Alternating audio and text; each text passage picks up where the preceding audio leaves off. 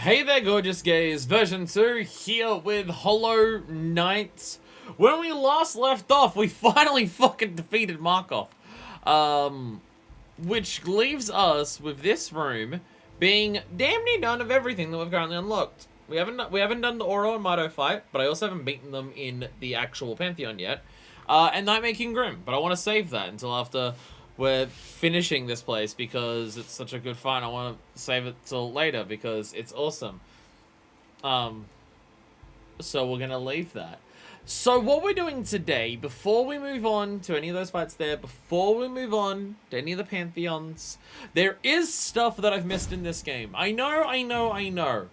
I'm perfect at video games and I've never once made a mistake doing anything. But these are not mistakes. These are things that I've intentionally missed to get everyone excited for when I go back and do them later on. So we've missed some things at some point. They're happy little accidents.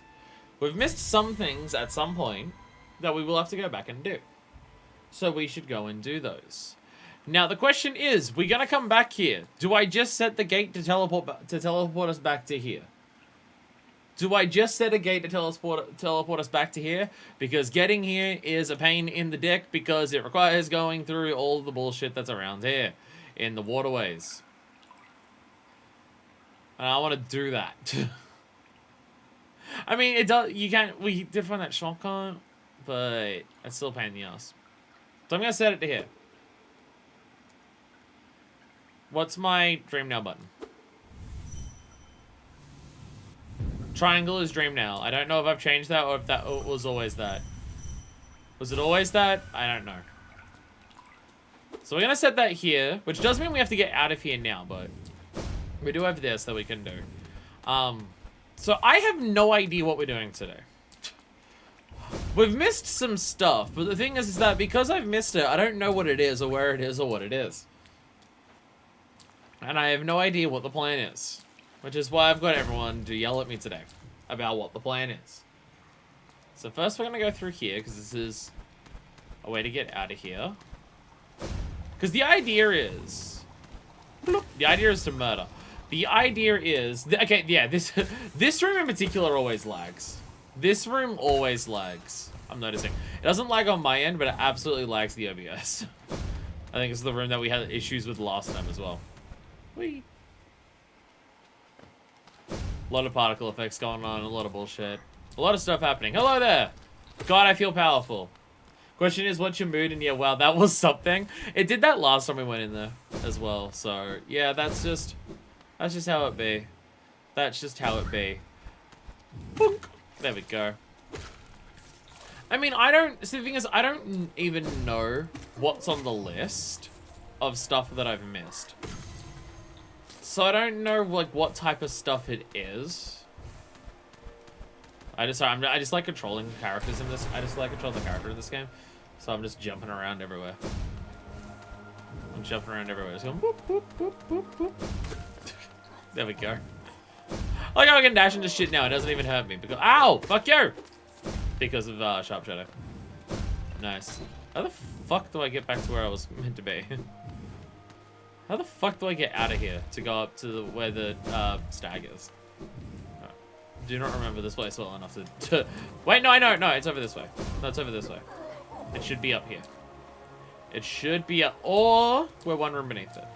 It's either over to the right here, or we're one... Or it's a room above us. It might be the room above us.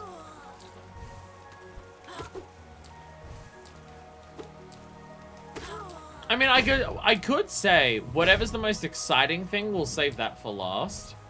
Also, not sure if back 6 was a required message is meant to be there. I was wondering if someone was going to notice that. I was wondering if someone was going to notice that. I don't even know if I'm going the right way to the... There it is. No, that's to something else. Where the fuck am I?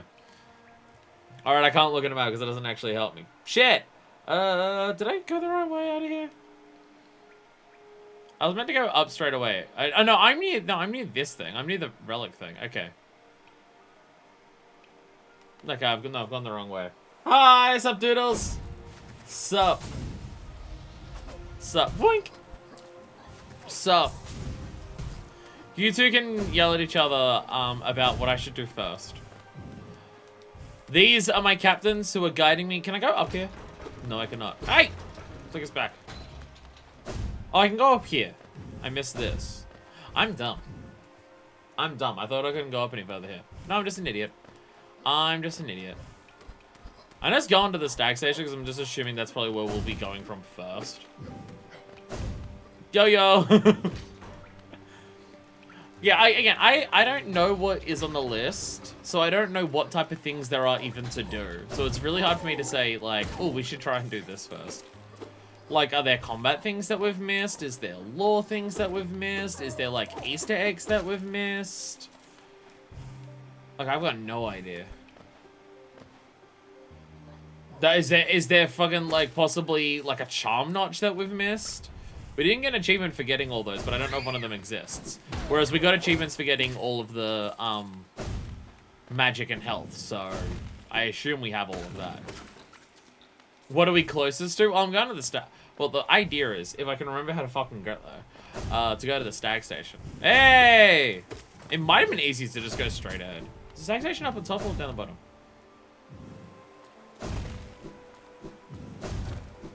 No, this is the bridge. This is the bridge. I have to go up further.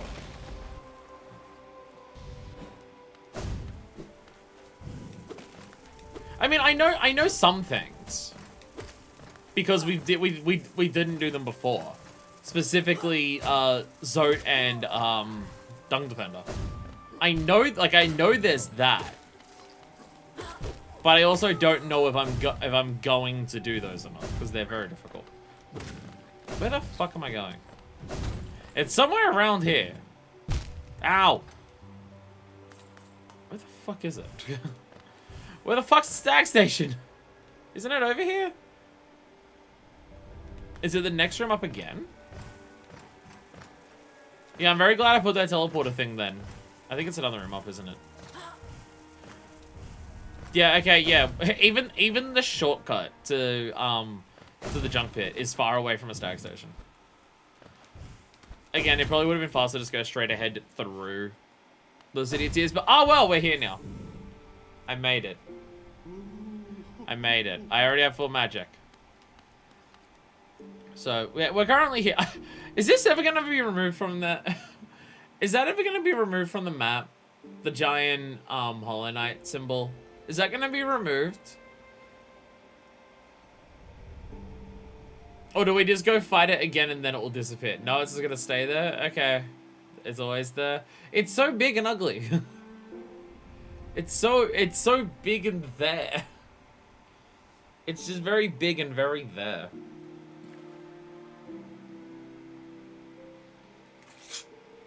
Like, I feel like there must be 2 or 3 things that I'm missing and that could, like, surely that's the limit, right? I have the Hunter's Mark. I have every charm. Again, maybe I'm missing a notch because we didn't get an achievement for that, so I don't actually know how many of those are in the game. All this is upgraded. These are full. We finished off this thing. We've finished this thing, which exists. We got all of those. There might be some key items that we missed that we just don't need, I guess.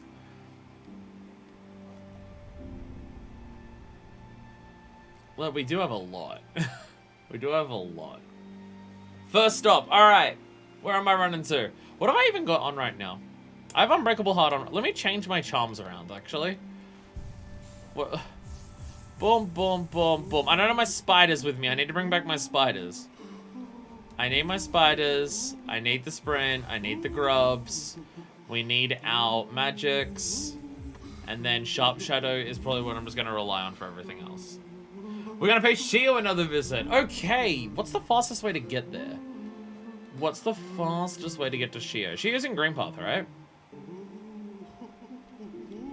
Shio's the one at the end of the Greenpath, right? Is that Shio? Yep, yep. Yeah, I remember. Yeah, we go through the big bramble room. So, okay. Oh, well, that's kind of not near. Actually, there's a stag station right there. Yeah. Sorry, I forgot that. I'm looking around just being like, is there a stag station in Greenpath? Nope, there's one right there. All right. All right, there is one literally right there. Alright, Toshio. See, stuff like this, again, we've gotten so far into the game that anything left to find at this point in the game is I would have to face fuck the entire world even more aggressively than I did before to find everything. I think now is a point where it's comfortable to just be like, yeah, I can be told. I can be told. Like, it's either I miss something entirely and we don't do it, or I'm told where it is. And I don't know, I like this game enough that I'm okay being told so people can see me find all the stuff. Kind of my thought process. Like, it's the type of thing where if I was playing the game on my own, I'd be I'd be okay. Like, I'm more okay missing things if I'm playing on my own because, you know, it's not intended that you find everything. It's not like you're not expected to find everything. Only the most dedicated of die-hard players are going to do that. But being a streamer, it's a bit different. Can I make that? Ow. Can I go back? Can I take the shortcut back this way? Yeah, I can. Nice. Nice. Can I do this without dying? Just watching out for spikes. Oh, there it is. I knew it. I knew it! I knew there was spikes at the end, and I'm just like, I have to watch out. Okay, when I see the bugs flying beneath me, stop. And then we'll just run the rest of the way. See? There we go. There we go. I'm honestly shocked that I remember as much of the map running around it as I do. Like, it's been a long-ass time since I've played this. Keep in mind, I think we've been playing this game for over a year at this point. Because I'm pretty sure it was around this time last year that we were playing it originally. And then we took like a fucking 7-month break before Godhome. So the fact that it's been so long since I've done all this stuff and I still remember as much as I do is kind of wild to me. Like, I'm someone with terrible memory, and I remember as much of the world map as I do in terms of just like getting around and where shit is. Which I think is just a sign of how well designed this map is. That you can go around and look at the map and just go, oh yeah, like all I'm looking at is colored, like, rectangles. Everything that I'm looking at is colored rectangles or curved lines. And I can look at so much of the map and just go, oh yeah, that's there. Oh, that's this room. Oh, that's room. That's this room that leads into this. And if you take this shortcut, it'll go over to here. This really speaks to how well designed this map is. As I said, favorite Metroidvania and favorite Souls game combined. August 7th was 1 year of Hollow Knight. Jesus Christ. Apologies to everyone who's been waiting for so long. I mean, to be fair, we did most of it beforehand. Someone actually made a map entirely out of screenshots. Fuck yeah. Fucking amazing. Hey, Shio.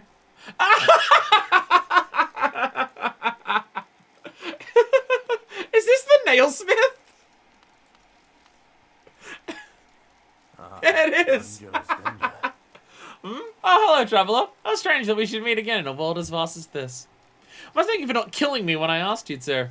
I was irritated at first, but I'd sometimes think up there, and I soon saw the wisdom in your decision. I wasn't just gonna murder you in cold blood after talking to you for 4 seconds to upgrade my weapon from literally the worst to literally the best in a single instant, my man. The world is made of more than metal and weapons. I started exploring and soon found my way here. She is a master of many arts and has promised to teach me what he can. I think I'll be quite happy here. Yo, happy couple! Allowed the nailsmith to find a new calling. We're getting shown achievements. I guess Steam has updated at some point that you can see that. And also it had a new sound effect. Yo, they're dating! They're dating now! Oh, look who's joined us. We have quite a merry crowd now, don't we? Especially with all of my kids joining me. This fellow came wandering into my heart, quite distraught and on his own quest for a new calling in life. We talked and found common love of creating and building and owning a craft. So now we make art together. It's good to have company. I didn't realize how lonely I was. Feels like being with my brothers again. Stay with us if you like. Aww. Look at the painting. Look at the painting of his face and his beard. I like how you can see all of that there. I swear brushes are plenty of playing. Once you tire of the nail, feel free to join me in my art. Try Dream now? Oh, I have to absolutely do that. Fred, I can't speak at length. My move to my cheer's master could be ruined, and I'd hate to see him upset. Though he may seem imposing, in truth he's a delicate sort. An age spent toiling alone. This is much nicer. My brother Oro. What drove you to hide away deep down at the very edge of that ash-swept grove? Was it pride or fear or shame? Perhaps you lay down your nail if it haunts you so, and find a new calling that eases your soul. Nah. Impressive, aimless wandering to end up this far. Nailsmith has Metroidvania protagonist blood. How do you get over here? There's all of these spikes that you got to get past. Also, I'm now realizing, because I went from the junk pit and I took the shortcut, I've literally taken the same journey that the nailsmith has. I just took the same journey that the nailsmith did to get here. Is this a room here? Is this a room? None of these are rooms, right? I'm gonna move my mouse over to this. You can't see it. If I click off here, no, it doesn't show my mouse there. Okay. The three little things in here that have the rounded roof, where it's just open at the top. There's not rooms above that, is there? I mean, like, this one goes over to Pleasure House, and I can see that. The other one goes up to a bridge.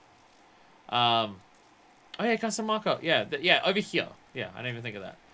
Because, like, this one, yeah, that goes to the bridge, so I can see there's nothing there. This goes up to the Pleasure House, there's nothing there. But there's a big empty space right here. And then there's this here that's open. And just feels like there should be something up there, but there may not be. But there may not be. Just feels like there could be, you know? I think so. It's just the high ceilings you haven't technically reached. Okay. By the way, it's taken me this long to just now notice. If you move across the map with the left stick, it moves slowly, and if you use the right stick, it moves fast. I'm just now noticing this. And that's a really neat feature that I think more games should have for their maps, and possibly do. I mean, to be fair, a lot of games have the right stick as zoom functions, for all rotating functions for their maps. But yeah, if this is my right stick where it goes, and then left stick is. I'm in a mood of making sounds today.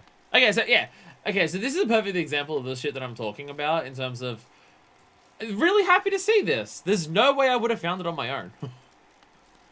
I mean, I could have found this on my own if I had to come back to this dude after I did this dude, but I also didn't get any nail upgrades until fucking the very end of the game because I'm so normal at video games. So, it's a, you know. There's that. There is that. Okay, that was super cute and adorable. I like the idea of going around to see a bunch of adorable Easter eggs. I'm happy with this. This makes me happy. Whee! Bonk. I swear that ledge just exists so you don't hit yourself on there and then have to go back. We're in a contemplative mood. How about we go pay our respects to the grave in the Queen's Garden? Okay. Okay, now when you say the grave, do you mean the Queen's grave, although she's alive? Or do you mean the grave that we delivered the flower to? Way back when. Nah, no. It's the one you got the flower to. Okay. I can get there and I can get hit this time. Let's go, Pog. Let's go, Pog. I'm gonna get hit so many times on the way there just deliberately. Just to embrace it. Am I going the right way?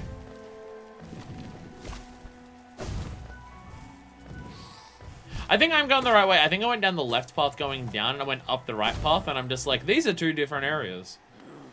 These are two entirely different areas. Alright, to the Queen's Gardens. Sorry, you're already here. Queen Station. But, no, Queen Station is...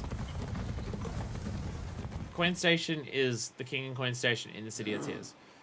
Does Queen's Garden have one? It does. It does.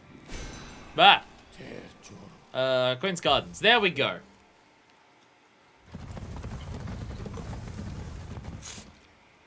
I know what I'm doing. I know what I'm doing. Don't worry about it. It's fine. Alright, just in case I die. Not that I should at this point. I feel like if I die just exploring the overworld at this point, that says something concerning about me, considering the everything. Okay. It's that middle area. Is it the middle area? Is it 1 up or 2 up? I don't remember. It's the one above. It's in this room.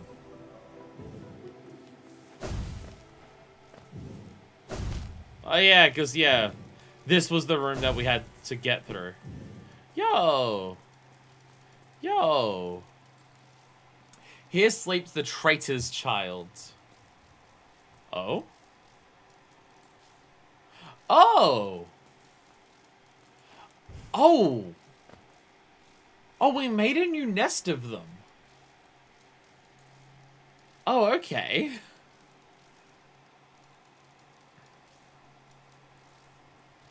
Huh.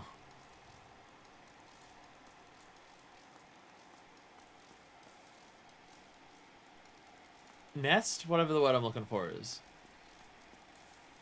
Okay.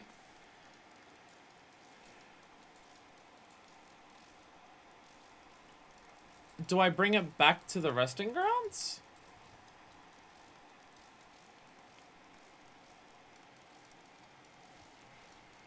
Do I bring it back to the lady in the nesting grounds? Resting grounds? Says with the word nest today, sorry. So one of those things on Twitter before the stream of those birds that build the like really complicated nest by like weaving sticks and twigs and leaves and stuff. So one of those. My brain's thinking of nests. Everyone talks about how their For You page on Twitter is filled with just the most hateful, awful things that you can possibly imagine. And that's just any ads that I get now, but I so seldomly interact with any of that in any capacity that my entire For You page now is just cute animal videos. Or Final Fantasy XIV spoilers that I have to dodge. It's one of the two. It's usually one of the two. God, isn't it frustrating as hell to get to take this anywhere? Didn't we try ages to take this flower somewhere, like in the first place?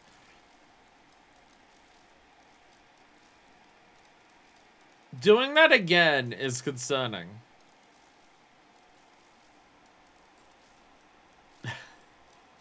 It took so much effort. You can actually give one to many NPCs, but I will say don't worry about it. Oh, God. And we start in this... Nice. We start in this room every time. Awesome. Awesome, you start here every time. Okay, do I have to reload the room to get it back? You know what? Sharp Shadow is actually making this harder because I'm dashing further. I'm dashing further. Sharp Shadow is actually making it harder. So multiple characters can get one of these. Deeply Fuck off. God damn it. It would have been much easier to do this somewhere else. God damn it. It would have been much easier to start this in not this room. If we had given it to other characters while it was still where it started, it would have been a lot simpler. Queen's Garden is one of the harder areas to navigate without getting hit. And now it's the starting point for all of them as opposed to the ending point of one of them. Okay, I got out of the room. There we go. I have succeeded. Fuck you. I got out of the room. And so it's time to leave the room, and not for 1 minute too soon.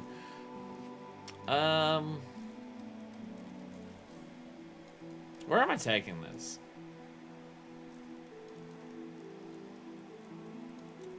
Who in particular should I give this to?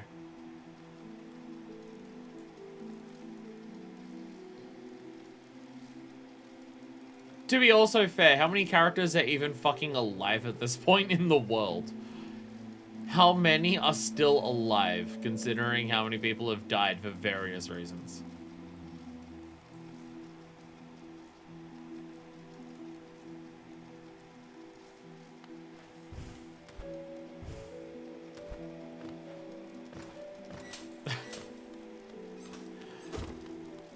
There are 4 people who interact, we can just give you some options if you like. That's concerning. Oh, see, I've made this so much harder for myself having Sharp Shadow. Am I going the right way?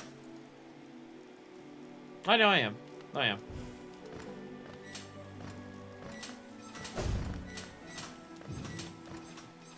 I'm pretty sure this is how we came through here before.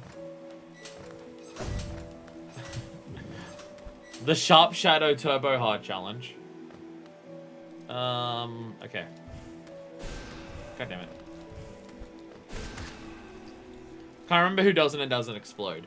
Okay, I'm just kind of working my way up top to get back to Green Path.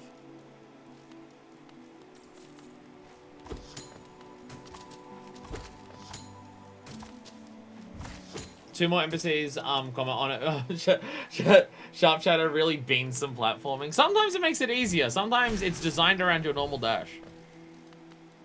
It's fair save. I water collect the money. I'm gonna get hit. I mean, one of the people who didn't take it was the Queen herself, right? We already tried that, right? Right? I believe that happens? Because I fucked up originally and I thought it... Oh, fuck you. You didn't die? Oh, you're an asshole. We did, indeed. I think, maybe. Why aren't you dead? Fucking die! Die! Jesus Christ. Alright, okay. This may be something where I...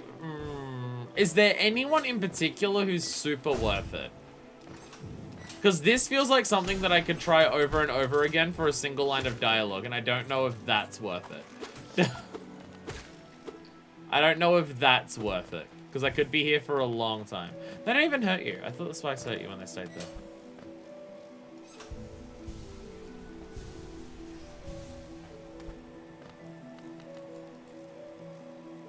Especially now that it's starting in the gardens.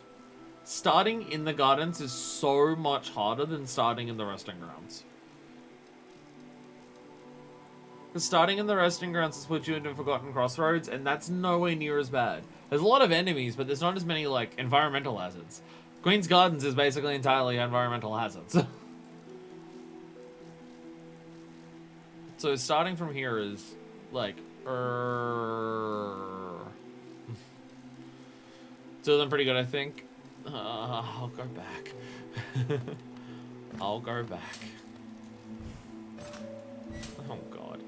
Alright, well, welcome everyone to what today's stream is going to be. Welcome to what today's stream is going to be. God damn it. Is there a bench nearby any of this that I can take off Sharp Shadow? Fuck. God damn it.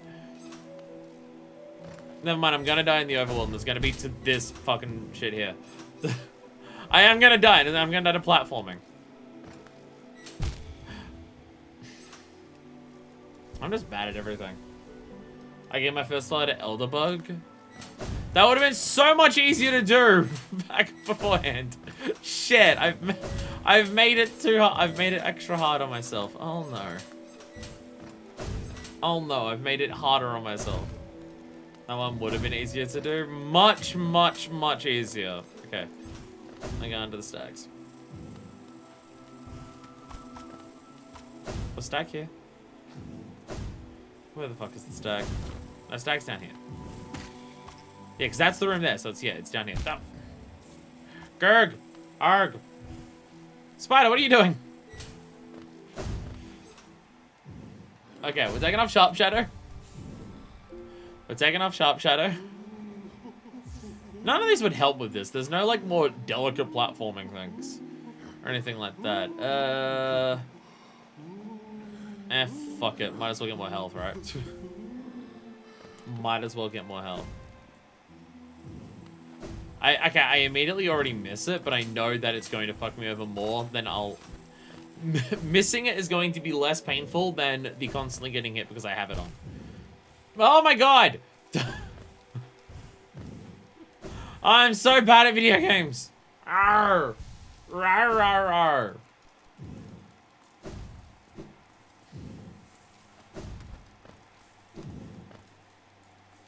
Elderbug deserves it. Elderbug does deserve it. Honestly, it's kind of thing you can just postpone. There's more fun stuff left. Elderbug deserves it. Well, it's more so, my big thing is more so I don't want to spend forever trying to do this and then we get to nothing else. It's more so that I'm willing to give it an attempt, but I don't want to just spend the whole Elderbug does deserve it. See, there is that. Oh, come on! It ain't my double jump. What the f-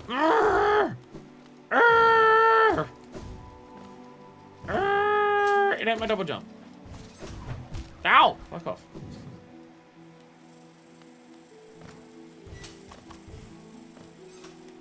I was off the platform by like a fucking pixel. This game doesn't have coyote time. This game does not have coyote time. I don't know how to properly pronounce that. Coyote? How do you pronounce that properly? I don't even know. I think it's coyote. Coyote. I don't know. It doesn't have that. I've been spoiled by Celeste. It's almost like Celeste is a dedicated platformer, and this game isn't. It's almost like that. I mean, I say that, and keep in mind, anytime that I shit talk this game's controls, keep in mind I'm only doing that because I started playing this right after playing Celeste.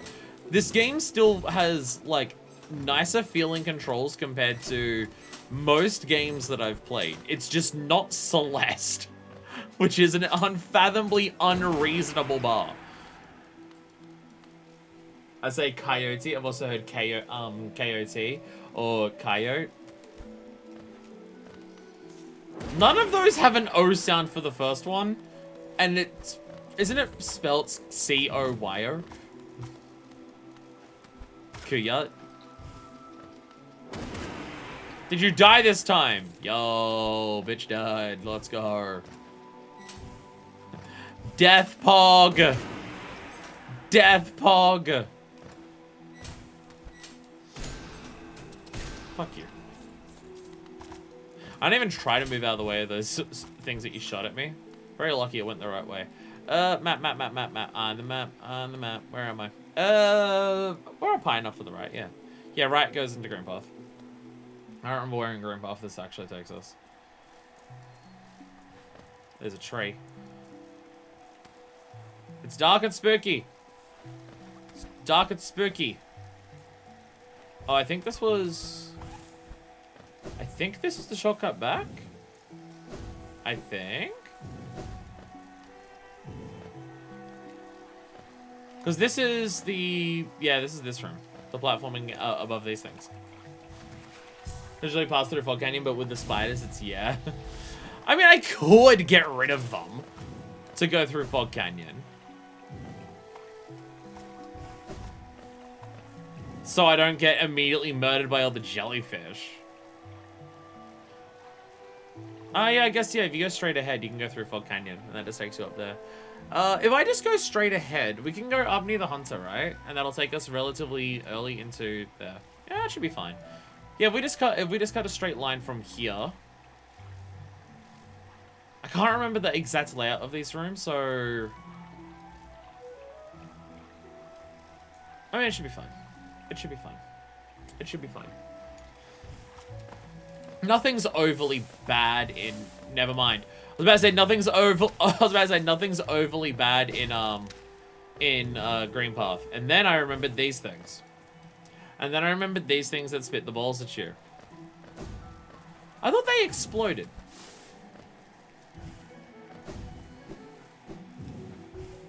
I thought they exploded. The little puffs that they shoot.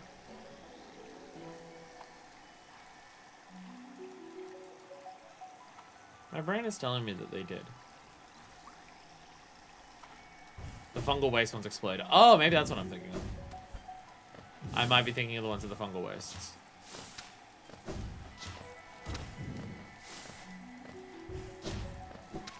I might be thinking of that. Ah, Jesus!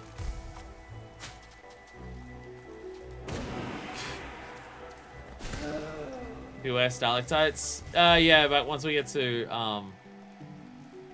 back to the, okay. So, okay. We go up in the next room, and then we're heading left. Okay. Crossroads are infected, which also... We're doing this at the point where it's the absolute hardest to do all of this, because we've advanced the world far enough that everything's harder.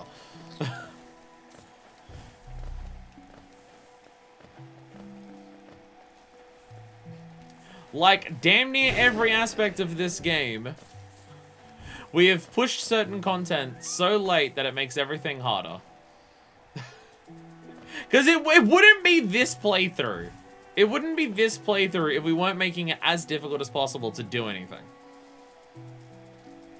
It just wouldn't be this playthrough. It just wouldn't be a certified V2 LP. Feeling files win. That way it's a little easier the weak you are up to a point. I mean, to be fair, some stuff with, that applies to some stuff with the nail as well. Kinda. Because people did say that, certain enemy, certain, like, boss health or enemy health scales with the nail damage, which seems counterintuitive. Someone made a 112% hitless. That's terrifying. That's terrifying. I thought Steel Soul or whatever it's called would be hit bad enough. That makes me want to piss and shit. Gotta be careful with these exploding motherfuckers. Yeah, people were saying that certain enemy health scales with nail damage. So as you upgrade the nail, they get slightly more health. It still overall means that you kill it faster, but it does mean that straight up getting like a certain amount of extra damage on the nail doesn't mean you kill it super quickly. But it doesn't scale with magic damage. So the way that I was playing it, not upgrading the nail, but upgrading my magic to high hell, actually made certain fights easier to kill with magic. So there is also that aspect. I don't know which fights, or whether it's all boss fights, or just very particular ones. But there was that.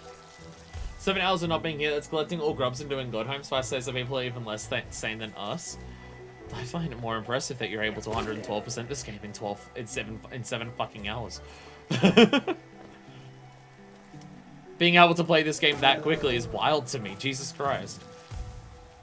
I've hit like 70. I've hit about 70 hours in this game. Like, fuck me. Okay, that little motherfucker almost walked into the back of me. Speedrunners can fly. And I guess what, yeah, once you know movement tech in this game to absolute ridiculous amounts, certain things would get hilarious. Gravity in this game is a suggestion. Oh, thank God I kill these things thank God I kill you in 2 hits. There's some whack tricks in Hollow Knight speedrunning. I mean, in some cases, I've already done some of it, right? Some of it I've already done. Okay, so this just goes out into this path. We go up to the shaft, and then we're at the well. Okay. We're actually not that far away. It's just, you know, there's nightmares like this that exist in this place now.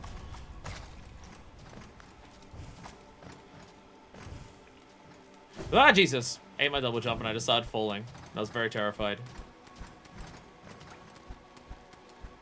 So we want to work our way up first so nothing's above us to put its droppings on us. Are we safe? Are we good? Have all fuckers fucked? You explode.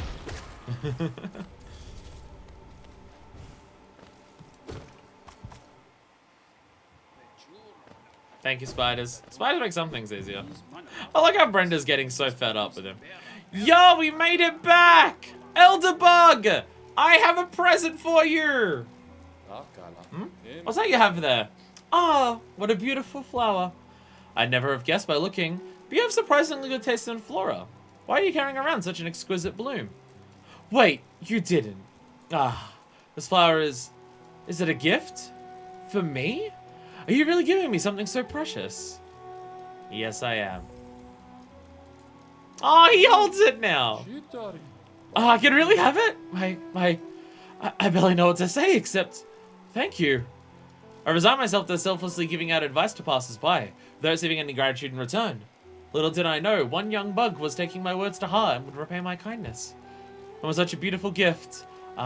Suddenly the world seems a little less faded. Thank you, my friends. I'll take care of this flower while you're gone, so we can enjoy it together when you return. Aww. Oh, that was worth it. That one was worth it. I didn't have it in my heart to say, no, it's for a gravestone. So you came back here and just like, okay, fine. A dream now is gonna change? These petals, so white. Can you see them too? Watching me from wherever you are. Perhaps dreams aren't such bad things after all! Ah! Ah! Ah, the line changed! The line changed! Yo! Oh, that's so good! Because he's been saying that the whole game, I'm pretty sure. I'm pretty sure he, like, started the game with this. And now that he has the flower, he's just like, aww. That one was worth it. That one was worth it. Elderbug closure. We finished off his character arc. That one was super worth it. That one was very good. Very good. Ah. So who else can take one? Because you can tell me who can take one. Backseating explicitly required. It's just a matter of whether I'll bother to do it or not. Like, something like this, that's super worth it, but it's a very difficult thing that's time-consuming, so... I mean, we can always come back and do more after we do something else. We could try Zote... Let's try Zote while we're here. We're here. We're next to Zote. You're gonna hate us, the Nail Master in Kingdom's Edge? So that one's not happening. So that one's not happening. That one's just no. That's really fucking far. That's really fucking far. I feel like a single attempt of this would be 20 plus minutes. If you got close and didn't make it. Also, just Kingdom's Edge is filled with those, like, bouncy boys. It's absolutely filled with them.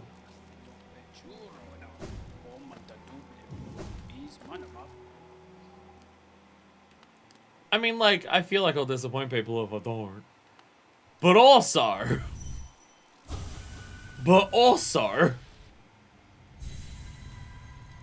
Anyway, we did this Ascended, so... See, the problem is that I know I, like, learned this fight and how to kind of almost properly do it. I've forgotten. Vigorous, diligent, overwhelming, gorgeous, passionate, terrifying, beautiful, powerful, great for its Zote. Then the rest of the class for later. I'm sure it's not the hugest deal. Oh, God. I don't have Sharp Shadow on. I need Sharp Shadow on.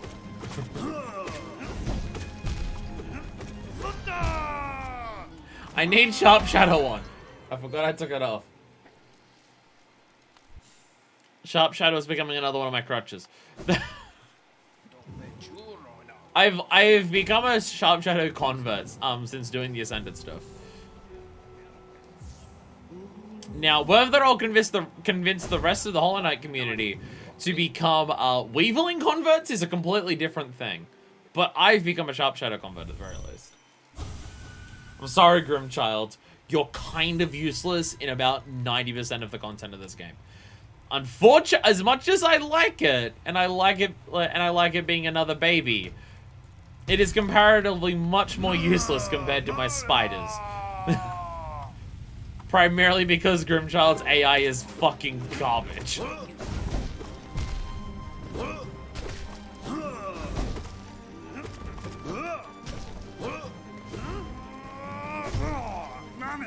Mamma! Wait, oh god. Oh god. I do not remember how I learned this fight. I do not remember, because we did this fight and we did it like super well. I just don't remember like what I was doing. Ow. That and Spider's Plus Grub Song is kind of goated. The full spider build is fantastic. It is really good. It's why I'm still using it this far into the game. And my homework, I mean Zoodle's homework that I rephrased into my own words. I appreciate that I have enough people of my viewers who are willing to put in homework for me to do stuff on stream. Does that mean I'm using my viewers to accomplish stuff and I'm not paying them for the work they put in? Yes. Does that mean I'm the bougie fuck here in this? Absolutely. But I'm a white leftist on the internet, so therefore I'm a massive fucking hypocrite. Oh god, okay. Mamma.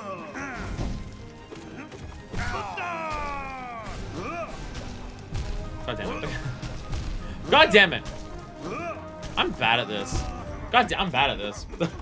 I got the download on this fight last time we did it. It's just unfortunate that was like a month ago.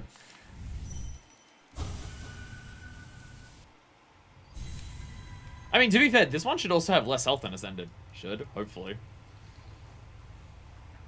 I mean, to be fair, we could also get to a point where this just does straight up do more damage and has more health than Ascended. And also, to be fair, I can find another excuse to say to be fair before saying a sentence.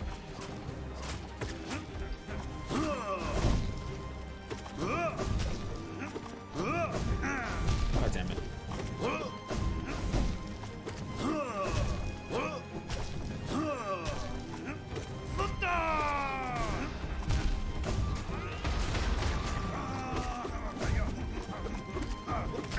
Die, Zard. How did you spawn though? Oh god. How did you spawn those at the same time that you got like knocked over?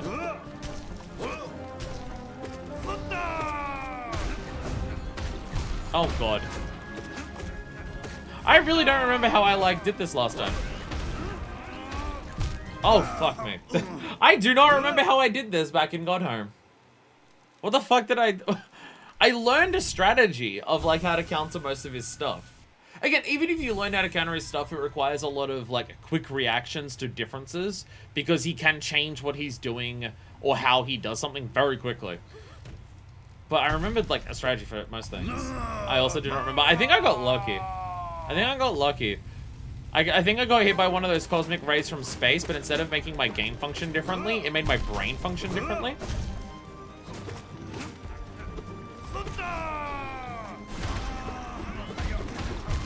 Oh god, fuck you.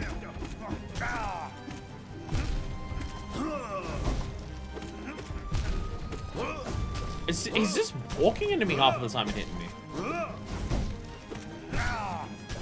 I'm healing. Spiders, don't fuck me! Spiders, don't fuck me! My spiders fucked me.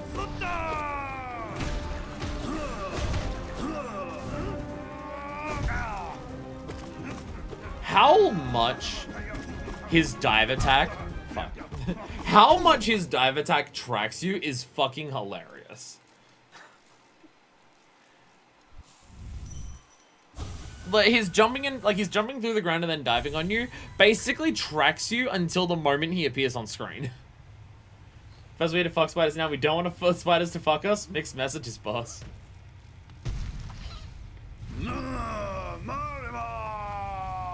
I can't remember which band it was, but seeing a bunch of American bands open up for an Australian bands, last week before, whenever the fuck I saw the bands, they did make a mention about being in Australia and how they were like busting out a lot of songs and how they weren't here to they weren't here to waste time and they weren't here to fuck spiders. Did also see a band who very frequently during their songs just started going into dog barks, which was a bit confusing. I don't quite know what was happening. I think most people weren't quite sure of what was happening, but you know, it was a nice time.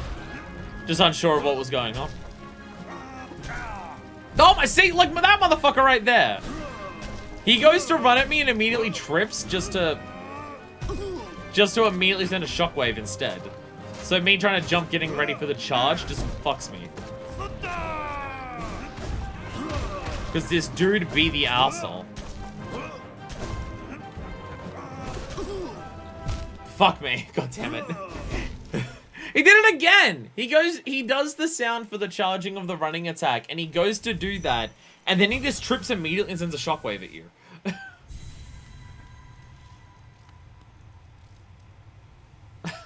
Motherfucker.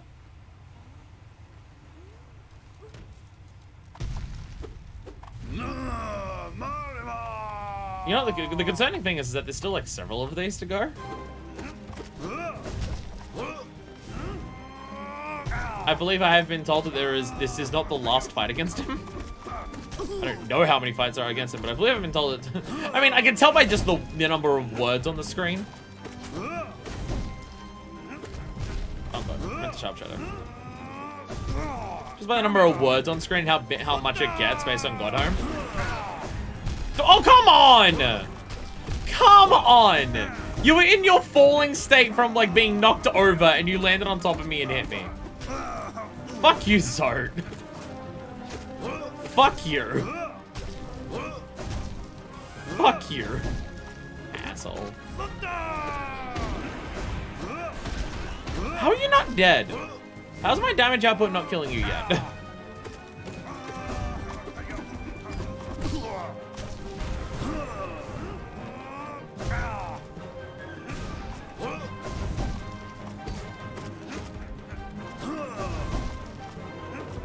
God damn it.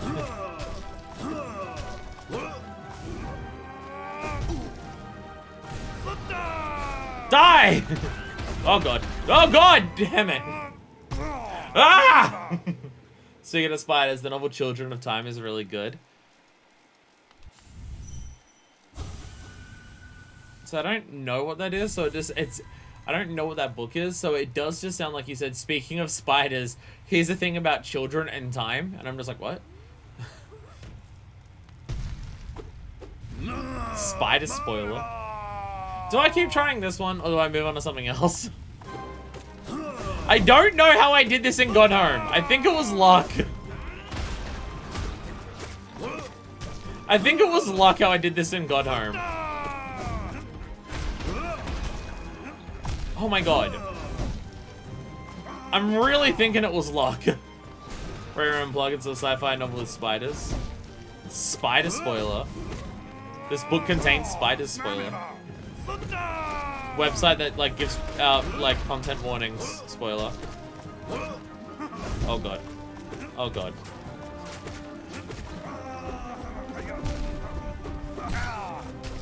I hope people are aware that I'm not as arsehole-y and obnoxious about spoilers when it comes to most stuff in my life.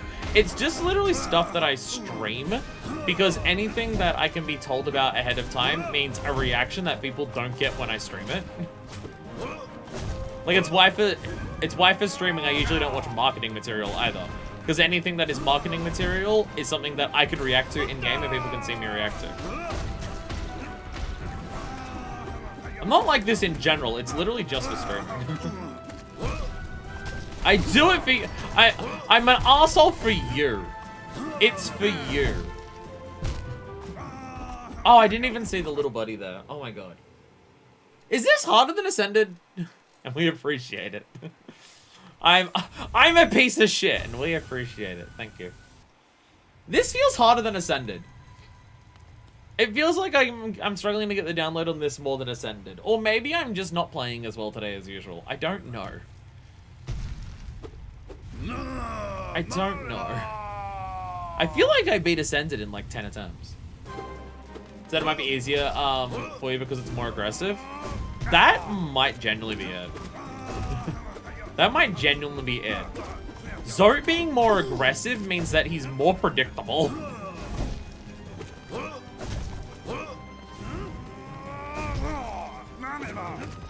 He doesn't just like fuck around as frequently because he's always trying to kill you.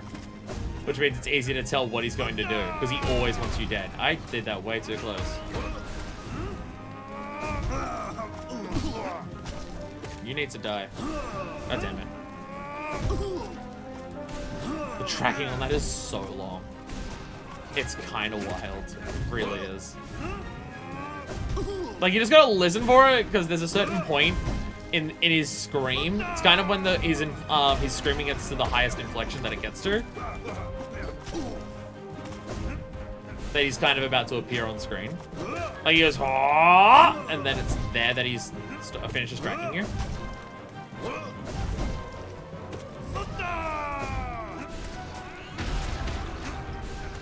I'm also wondering if this far into this version of So, he has more health. Because I feel like I've definitely hit him with a lot of DPS.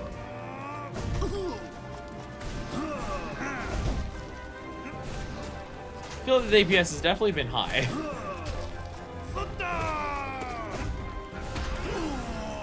There we go. There we go. Okay, I'm starting to get it again. I'm starting to get it again. The arena's stats smaller in Godhome and he has 10 more HP here. Otherwise, I don't think it's any different.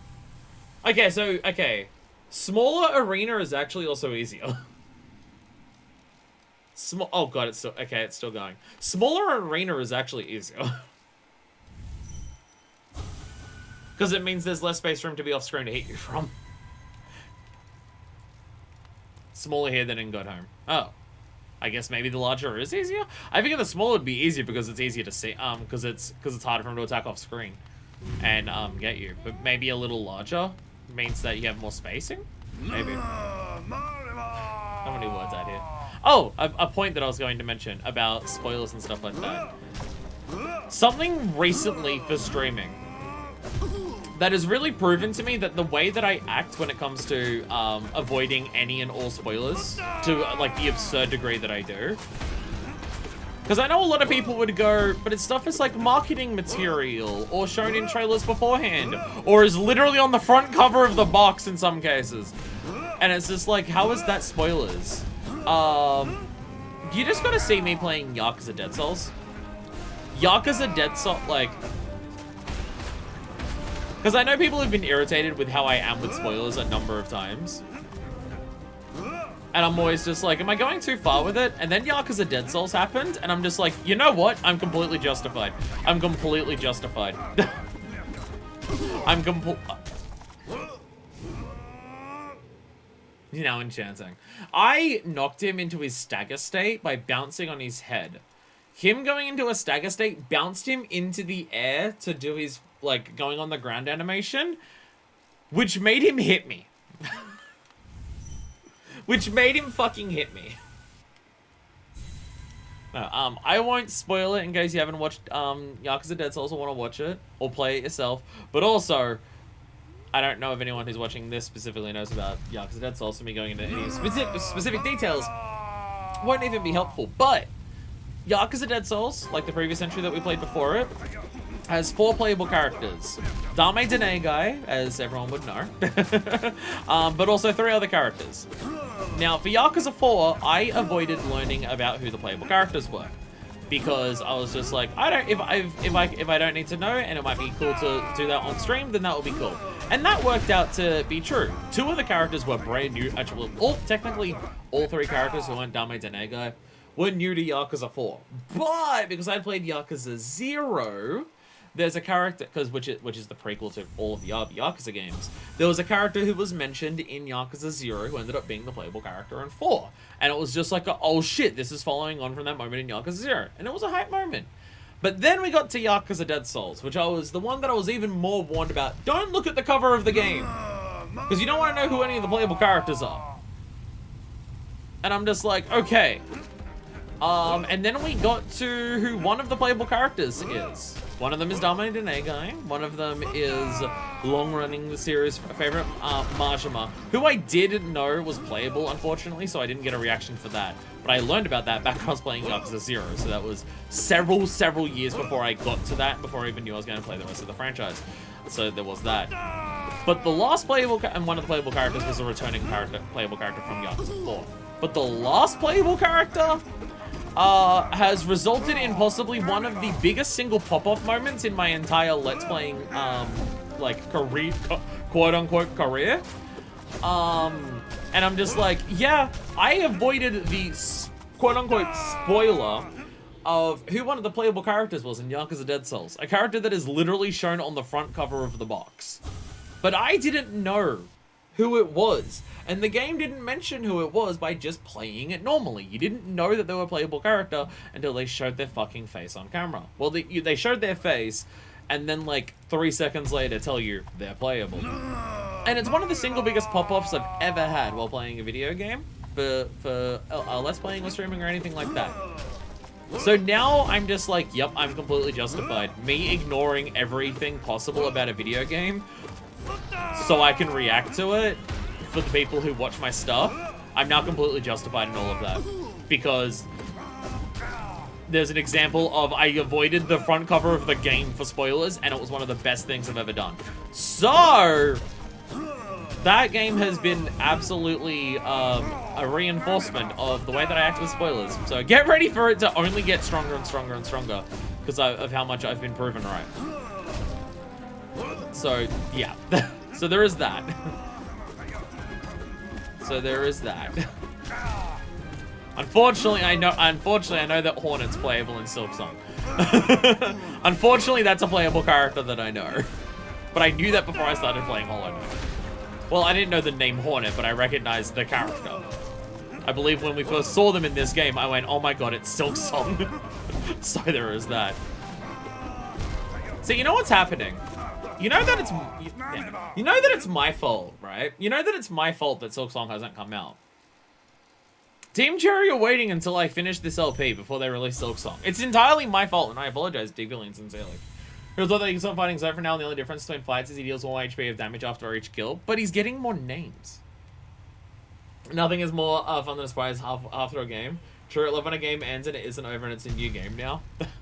I mean, sometimes that happens, and those are also Pog, and stuff like that, but, like, Yakuza Dead Souls having 4 playable characters, something that I knew about, and again, it's literally on the cover of the game, but then it's just like, by the way, for context of why, I mean, if I say this, if you know anything about Yakuza, you'll know who it is, you know who I'm talking about. But, like, just saying a character's name doesn't really tell you much. But the reason why the playable character in Yakuza Dead Souls was such a big pop-off is, 1, they're a returning antagonist from a previous game. 2, they were one of my favorite characters, and just in general for the fandom, one of the fandoms and one of my favorite characters in the entire franchise. And 3, they're dead. They died in the game they showed up in. And Yakuza Dead Souls just, no, alternate universe. They never actually died after that. Fuck you, they're alive now. They're a takoyaki chef.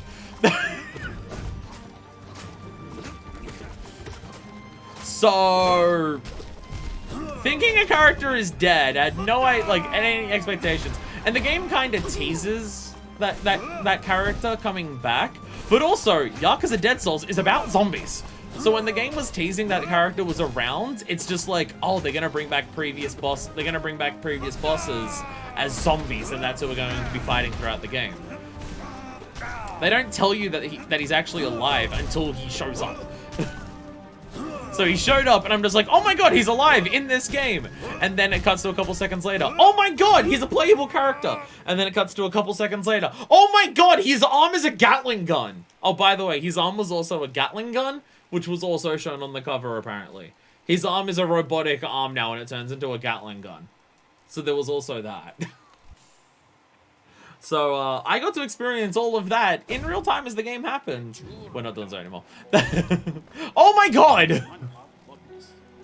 Oh shit! Oh shit! She fucking left! She actually fucking left!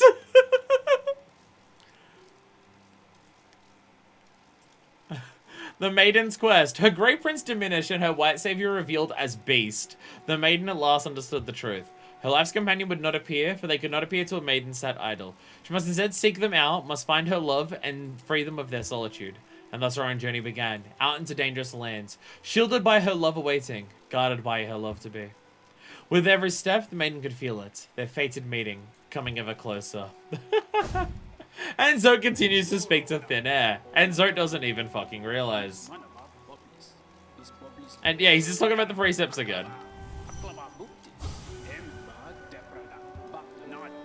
I promise myself, I promise the glory!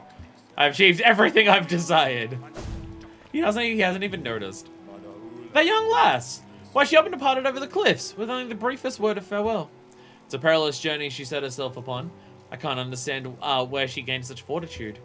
I thought I'm a timid sort, one after my own mind. How wrong I was! The goal of adventure lures all but me. Oh, he talks about the flower as well. The flower you gave me. When dark thoughts creep into my head, I gaze at it and think of you. Why not rest at the bench here for a while? Enjoy the flower together before you head off again. My spiders can sleep next to you as well. So does anything change if you keep fighting Zote then? If she's left...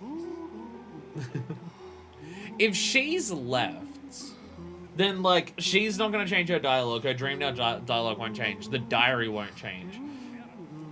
Because that's been progressing every time. Every time we defeat the dream. If you beat him 10 times, the statue turns gold. That's it. Fucking Christ.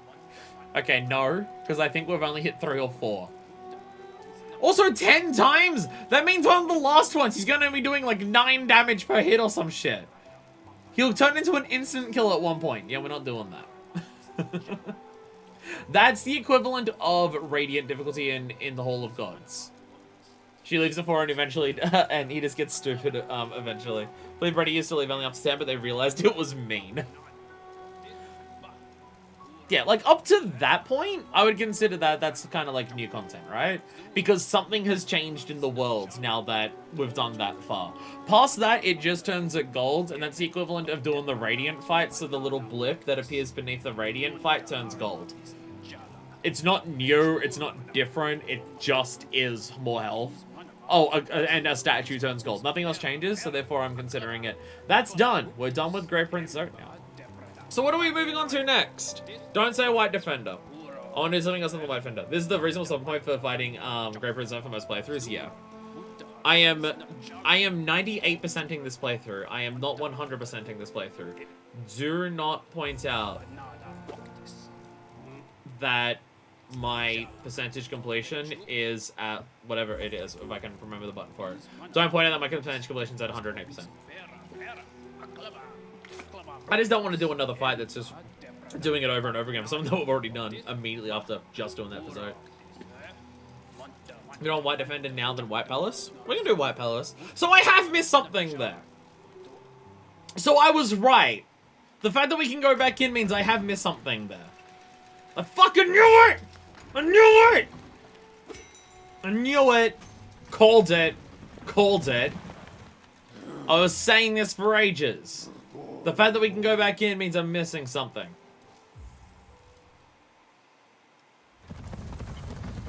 Can't escape me. I mean, you did escape me. You actually got away from me and I didn't find what you were. But I fucking knew you were there. But I fucking knew you were there, cunt. Where's the bench here? Is the bench on this side? I actually don't remember. Or was the bench back there and I missed it? And I'm just sitting there for absolutely no reason. There's a bench inside. There is a bench inside. There is a bench inside.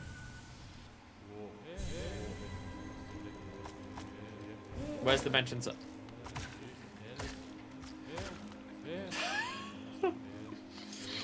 I've come in here with the spiders. I am now committing genocide. Let's fucking go. So we can't go back to the very start. We can't go back to where we literally entered. Because this stops us from going there. Is this why we're back here?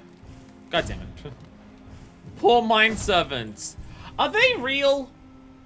Which I feel feels mean to ask. If they think they're real, then therefore... They think, therefore they are. Another drunken words. But if I kill them, do I feel guilty? I mean, I should, but do I? Is most of the question. Are any of the dream worlds real? Is Godhome real? It depends. If you want to grapple with the moral implications, yes. If you don't, then no. Who could say? It's even more fucked up now because they bow to me now. They now bow to me since I finished this place. Because we saw the king die. So they now bow to me. And I'm still just and I'm having my spiders just go and kill them all. Okay, so what are we doing here? Any Radiant 3.0 was it real? It can't hurt you. Jesus Christ.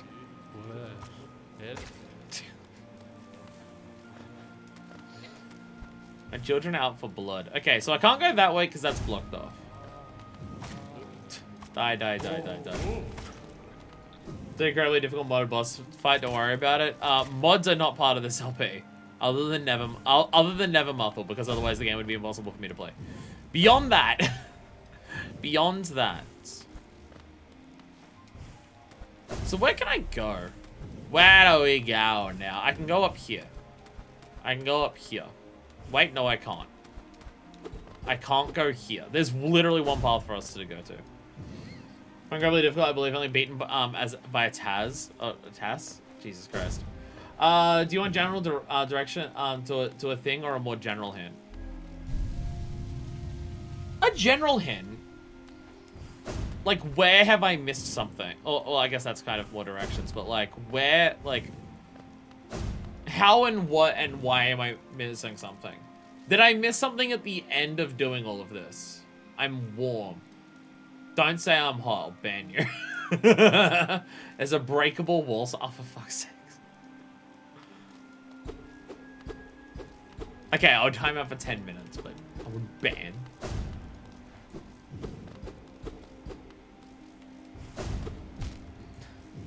There's a breakable wall in here? God damn it.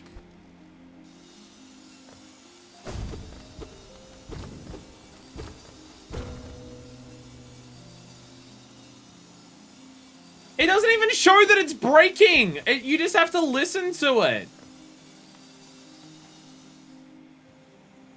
What the fuck?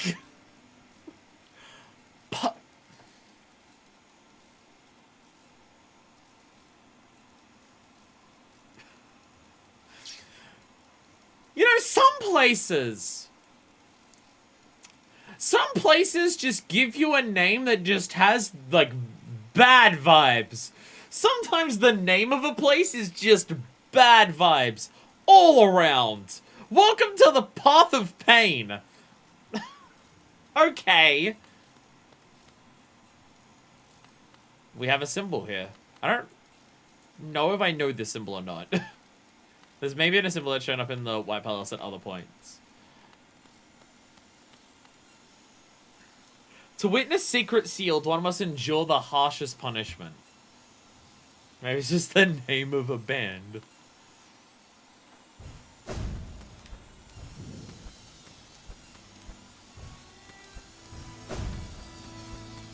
Okay.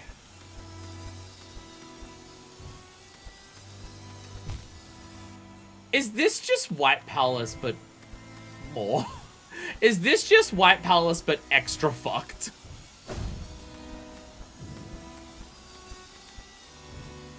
God damn it. Shorter, but harder. I mean, to be fair, the other one was pretty long.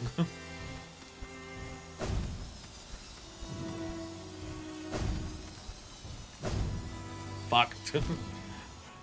Fucked. Will Sharp Shadow help or hinder here?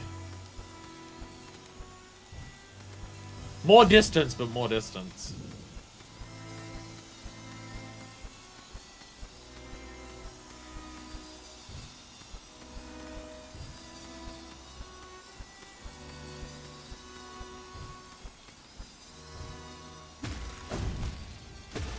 Fuck. We wish you utmost luck. I don't remember how those things actually work. It's been long enough since I've done White Palace that I don't actually remember how those bug things work.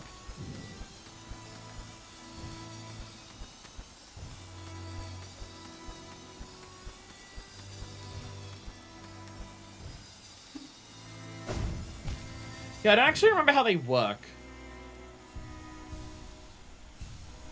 I think it's you hit them, and they go like... and they kind of explode out, but once they're exploded out, you can't actually hit them again. So you have, you can bounce on them once, yeah. I guess I do remember. This took a second to remember. I mean, to be fair, we should be fine with this. I've done Celeste Farewell. We did everything in Celeste that wasn't Golden Strawberries. We should be fine. Oh, I double jump. I saved it. Let me grab a pogo, I'm hungry. What about a yoga?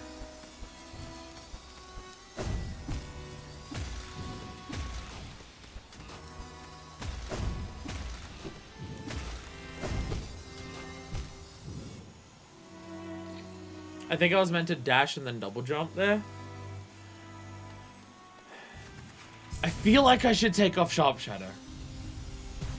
I feel like I should take off Sharp Shadow. I'm getting don't use Sharp Shadow vibes.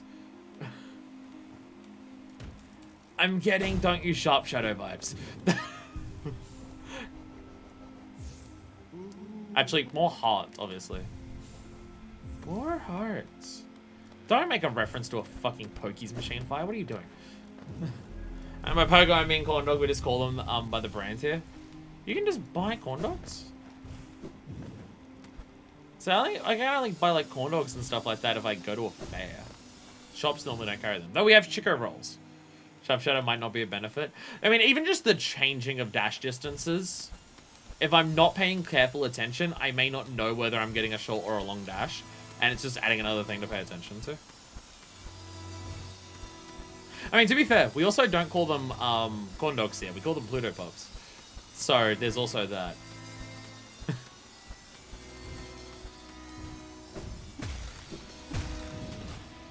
Fuck.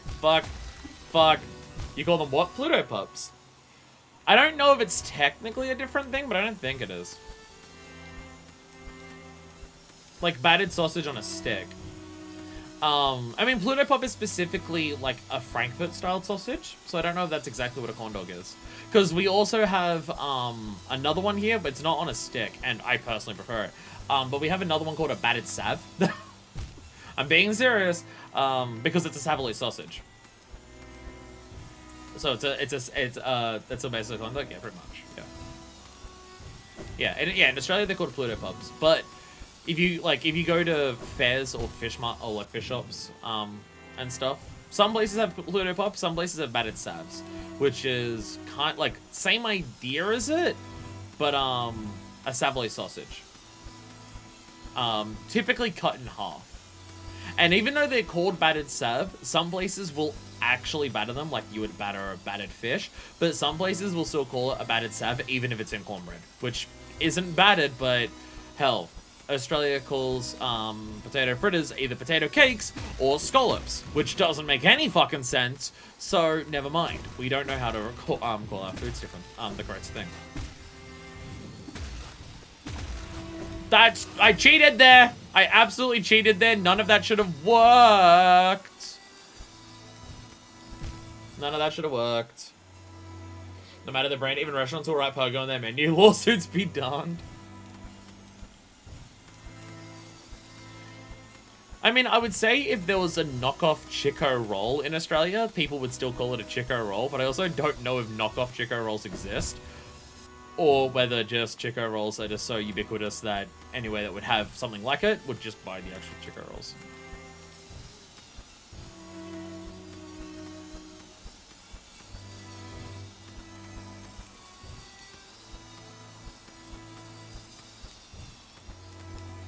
And if you don't know what Chico... Oh, god damn it. I keep forgetting to double jump at the end of the dash, because I can do that after I bounce. I forget after I bounce I can do another double jump. Or after wall jumping. So I'm going from one of these, just trying to, like, dash and then just immediately go for it. And I'm, sucking the big dick in the sky because of it. God, why can I not get the timing right on bouncing on those? Jesus. Somehow the pogo is the part that I'm having troubles with here? Normally pogoing is something that I mean, how many times have I used pogo in this playthrough to do shit that I shouldn't have been able to do yet? Pogo is normally where my skill lies in this. God, I'm rusty. I'm rusty as hell. You know, if you're wondering what a Chico roll is, I think it's cornbread on the outside. It's somewhere between cornbread and batter. I don't know exactly what it is, but imagine like a really thick, deep fried spring roll. That's like white person flavored innards of a spring roll instead of like Asian ones, and deep fried to hell. Ta-da, Chico roll. I know it doesn't sound good, but they're fucking delicious, and fuck you, fight me.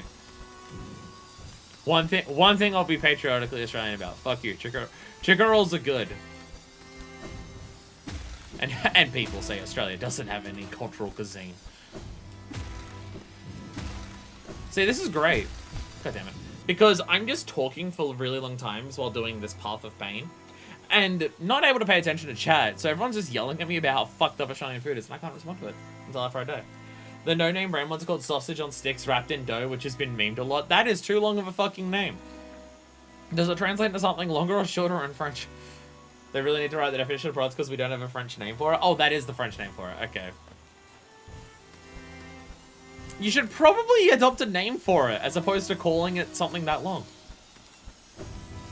That was... I didn't even pay attention to whether it was coming down or not. I just kind of went for it.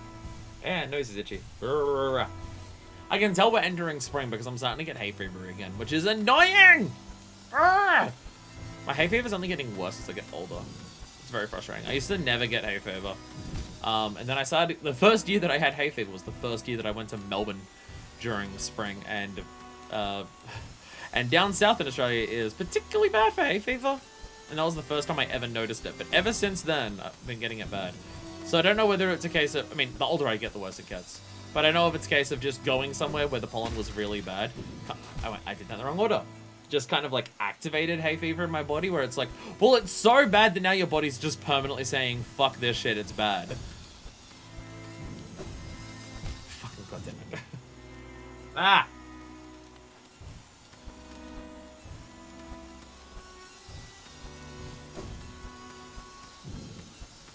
Because, like, you can develop allergies later on in life. So I don't know if it's a case of pollen was so bad one time that it's just, like, activated that as an allergy for me. My body's just like, oh, last time we had this, it was bad, so now it's permanently an allergy. I think that can happen. I just don't know if it happens exactly like that with hay fever. There we go. Okay. This one's tricky. It's almost like we're in something called the Path of Pain or something. Okay.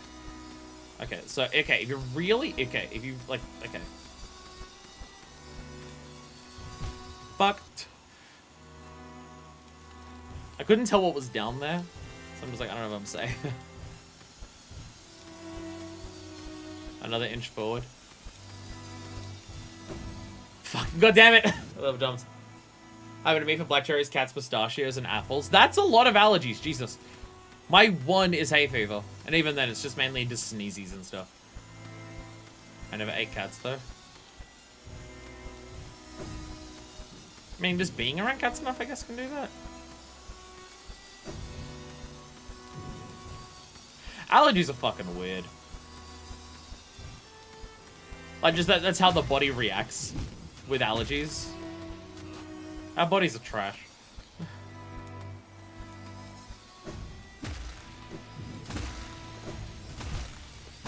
Fuck.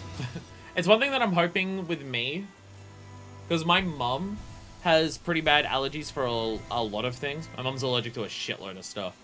But also, as my mum's getting older, she's getting psoriasis, and she's getting psoriasis worse and worse and worse.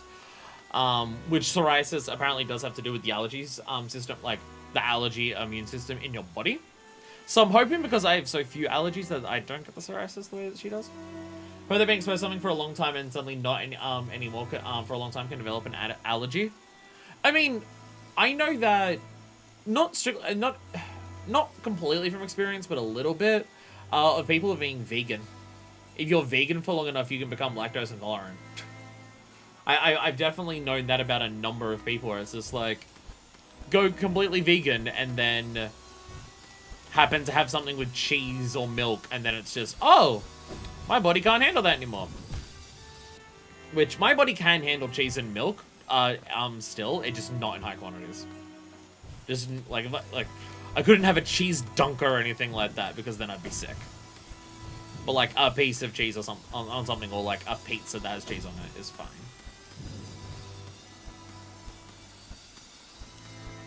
So I've definitely heard of that one. Man, my mom's just allergic to a lot of stuff.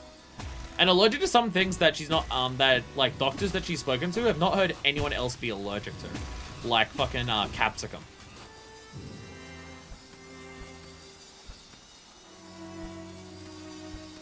Because the thing that sucks about being allergic to capsicum is that because basically so few people are allergic to capsicum, it's not typically listed as a allergy thing. So it's not highlighted in ingredients for allergies, and sometimes it won't even be listed even if it is in the ingredients. So buying any dips or sauces or even just like blended spices is a massive risk for my mum. Because she's also like aggressively allergic to capsicum. Oh, okay, so, I fall down there and then I just pogo on that stuff. Okay. But yeah, there's capsicum, celery, there's another one, cucumber. Like, all of those kind of, like, that entire branch of stuff she's allergic to. But there's also, there's clearly a particular part of it that she's allergic to. Because she's fine, because her body can handle paprika. Which comes from capsicum. So something about the drying process is apparently fine. Oh, and pickles. You get a cucumber, and her body will hate it.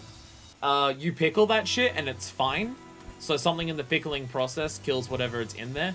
So there must be, like, a particular, like, enzyme or protein or something that's within these things that through different processes can get rid of whatever's in there that she's allergic to, but yeah.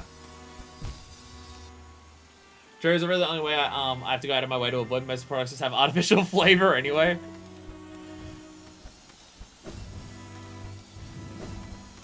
Baltic, not a massive fan of cherry flavor stuff. Not that I dislike it, it's just, I don't know, it's not a very potent flavor for me.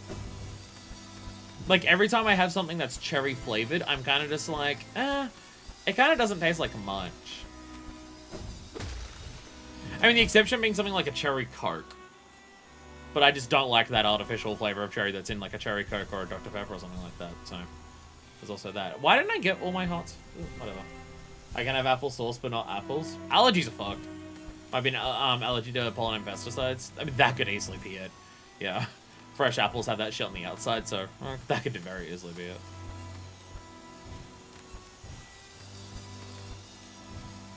But yeah, like, my mom's not allergic to most of those things super severely, but capsicum is an incredibly severe one. Like, she was the most extreme example, because she's usually very, very careful about it. She was at a wedding once, and she ordered some type of pasta thing, and the person next to her, her husband, I'm pretty sure, ordered like a, like an Italian, she ordered like a creamy pasta thing, and then, her husband, my dad, stepdad, whatever you want to say, ordered, like a tomato-based, pasta Italian thing, and she had one bite of it, didn't realize that it was, that it actually contained capsicum, and she was, like, put into the ER. So, like, it's super severe. She had one mouthful of, like, the sauce with the mince. Like, one spoon of it. And that was enough, and it was just like, alright, she needs to go to the hospital. Because, TMI, she's, going to dehydrate if she doesn't get on a drip. So there's that. So, yeah. But for whatever reason, paprika's fine. So, this shit's hard. More so just I'm bad at the pogoing, which I used to be good at, and I don't know what's going on here. Looking at things about cucumber pickle, like at least finding fascinating AI-written articles spouting nonsense. Oh, I love how so many people have just been like, oh yeah, we're gonna have AI. AI write these articles, and just like not giving any shit about whether it's accurate or anything like that. Especially when you get to stuff that's medical advice. It's so awesome the world that we live in. I tested my cherry allergies. I took a cherry, chewed on it, spit it out, spent 1 hour in the bathroom. At least it's not deadly, but very unpleasant. I think I don't have anything that I'm actually properly allergic to. I used to be allergic to paracetamol, or at the very least intolerant. Having paracetamol used to make me throw up very, very violently, whereas now paracetamol just doesn't have an effect on my body. It doesn't do anything. So it's a medication that just doesn't do anything for me. something like cheese, I just can't have, like, or dairy, I can't have in, like, massively high quantities. And there's also codeine, but that's not an allergy. That's something different. I can't have codeine, but that's not an allergy. That's for other reasons that I can't have codeine. There's other things that have happened that make that not a possible thing for me. If you're allergic to cucumbers, you'll find pickled food since the cucumber part is no longer there. So the thing, for my mum, that is true, but like...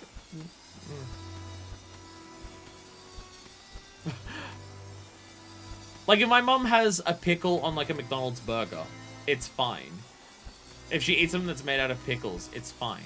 But, what's the fucking, yogurty creamy sauce that's made out of cucumber? I can't remember what it is. I think it's a Greek one. When you pickle a cucumber, it transmogrifies into an anti-cucumber, as we all know. I think, for my mum, she can have pickles. Why'd I jump there? But there's something... Tzatziki? Is that the one? I don't even know if it's made from cucumbers or whether it's just for tahini. I can't remember. Or it might be tzatziki, and just a lot of tzatziki has cucumber in it. Not that tzatziki's made from cucumber, but it has a lot of cucumber in it. But like, she can't have that. I think it might be tzatziki. Because a lot of tzatziki will have cucumber in it, and so she can't have that. I think. I don't know if she'd have ever tried tahini. She's not allergic to sesame seeds, but she fucking hates them, so she wouldn't have tahini. Yogurt, cucumber, and dill. Yeah. Yeah, so she can't have tzatziki. So whatever tzatziki does to the cucumber isn't enough to stop the allergies, but pickles are. Also, I do see a message about the review for Hollow Knight. I forgot to read it. I saw it and I'm just like, after the next death, which will happen in 2 seconds, I'll read it. And then I forgot because I read the words tzatziki. Welcome to my podcast. I apologies if people want me to just be like, screaming gamer rage at this while I'm doing it, but I'm older than that. I've moved past that. I now talk about random nonsense while I'm playing a really hard video game, and no one gets any exciting interactions about me struggling with this difficult stuff. Okay, don't bounce on that one because it actually bounces you too high. I saw a review of Hollow Knight that complained about the game being too hard, especially by palace being too hard because the blades insta-kill you, whereas you can at least adjust the difficulty. So yeah, written by an AI. It's so awesome, isn't it? So awesome that we just have, like, just so much flagrant... God damn it. So much flagrant just not giving a shit about stuff like that. It's awesome. It's awesome. Well, it's great. We may not get to Nightmare Kingdom today. We may not get to Nightmare Kingdom today. I didn't think something this hard would be part of this. I mean, I love that this is here. I love that this is here. Just maybe doing this after a 7-month gap was a bad idea. Maybe, wild idea. Maybe I shouldn't take a year to finish LPs. Maybe I should start LPing a game and then keep playing it until I finish it and not take breaks and make sure I play it at least once a week. Wild idea. Wild idea. Anyway, who's excited for me to go back to Undertale?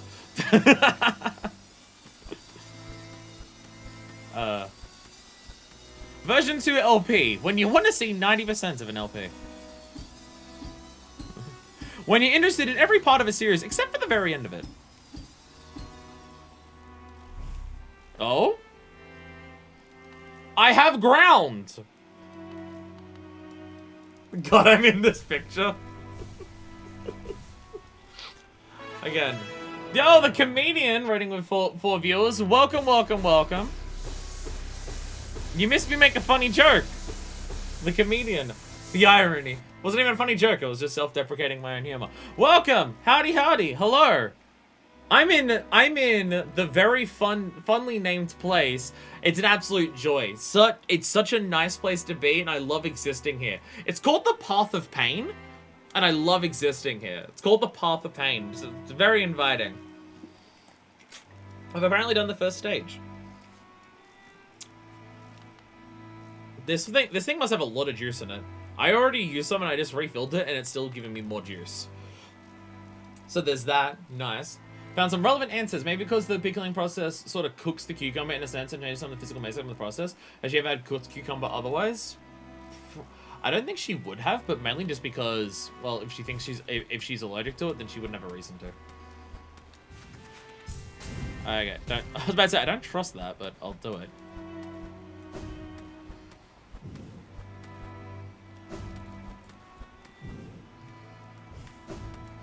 Okay. Damn it. Damn it. Alright. Hope stream has been good for you. Oh, we're playing Hollow Knight. I love this game. I love this game. Hope yours was also enjoyable. Sorry, I don't get rated very much, so I'm not good at rating etiquette. I hope your stream was also enjoyable. Sorry. Sorry. I normally... Damn it. Fuck shit balls. I also just scream expletives when people join. Not because people join. I'm just always screaming expletives. I'm normally streaming at a time when no one's awake, so I don't get rated very much. So I'm bad at the raid etiquette.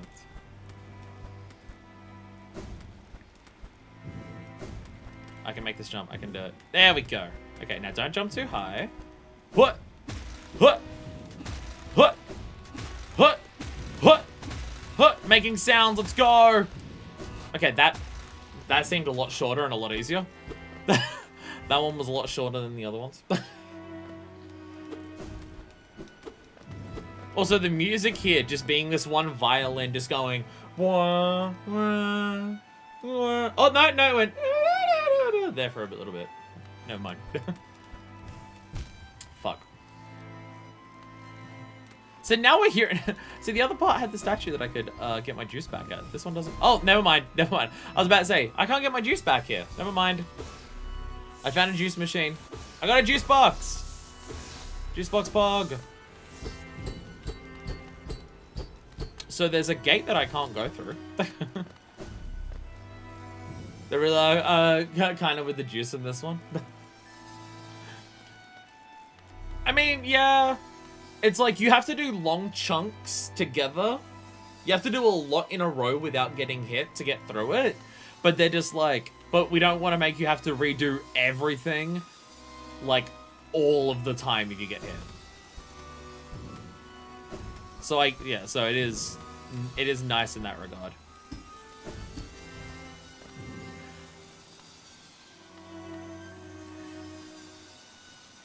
I don't know if it's just because that first stage was just the stuff that I was bad at, or whether it was just because it was really long. But it kind of seems like that was the easier part. Kind of feels like it was the easier part, or at least the longest part. Okay, I'm gonna have to dash like very soon after the drop here. So I'm supposed to do that. Okay. So now we have to fall into this with timing, and this is wild. So we have to jump over. Well, I guess we can fall from here.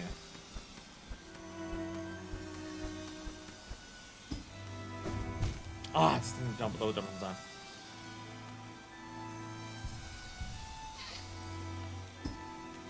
That was just bad. That was just bad and dumb, and I don't know.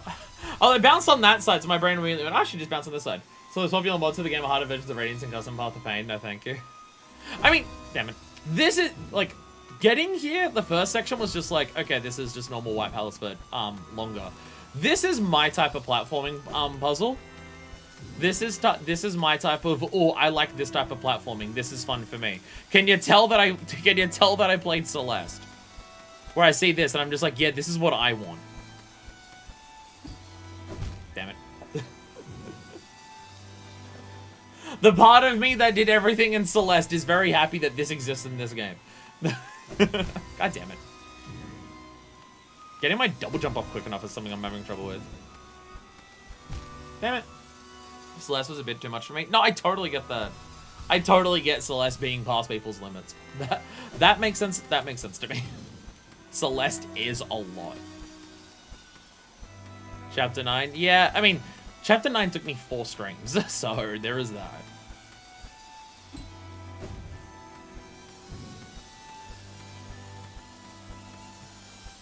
I just want to stand here without getting hit so I can checkpoint it.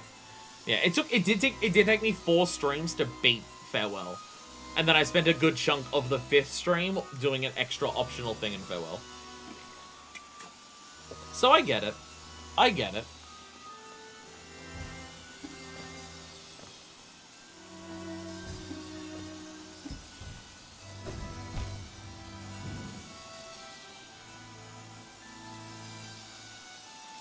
So much being fair on myself, got a little closer, but still. Shit's hard. Oh!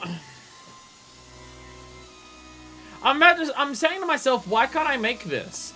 Those are spikes there, not brambles. I can bounce on those. I'm trying to clear the entire thing in one bounce. I don't have to do that.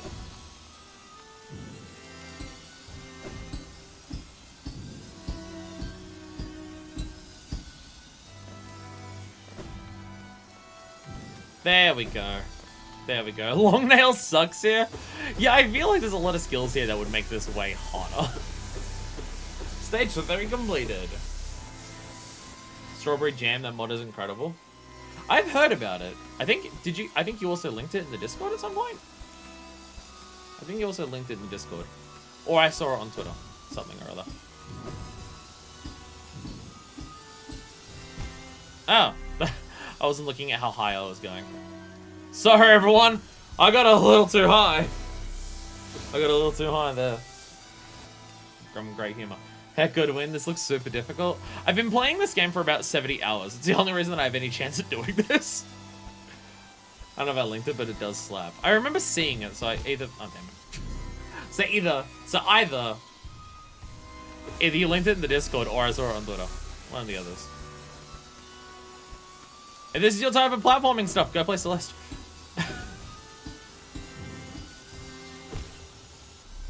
I just got a double jump over there.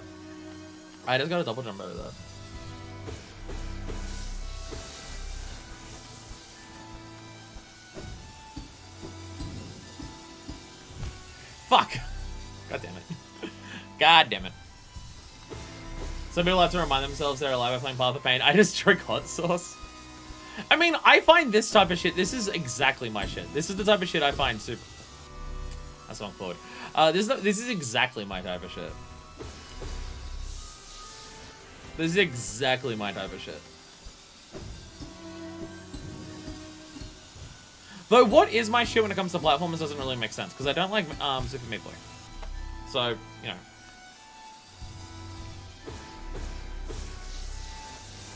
I think it's just primarily I don't like games with floaty controls. I like feeling a lot of weight when I do platforming. Which is why, like, my favorite platformers would be this, Celeste, Rayman Legends, and, like, Donkey Kong Country.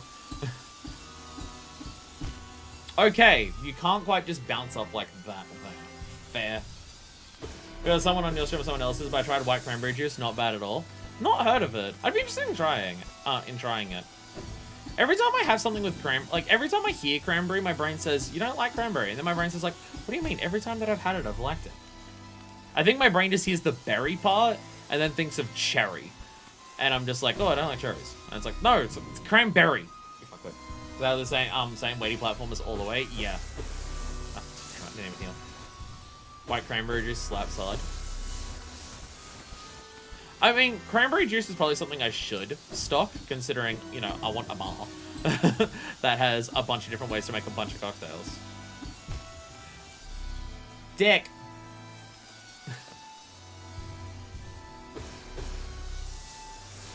Okay, I hit it twice and it refills me. I don't need to slap it a billion times. Whether it's infinite or whether it's just a lot, it's hard to say, so I don't want to slap it extra than I need to. Okay, is what I get for reading chat while I'm jumping on a wall. Tastes like cranberry juice with a bit of aftertaste diluted with green grape juice. Alright. This is where we were most recently discussing cranberries, because people were saying that cranberries are bitter. Right, I'm now remembering this conversation from Discord. That apparently cranberry's bitter. I'm now remembering this.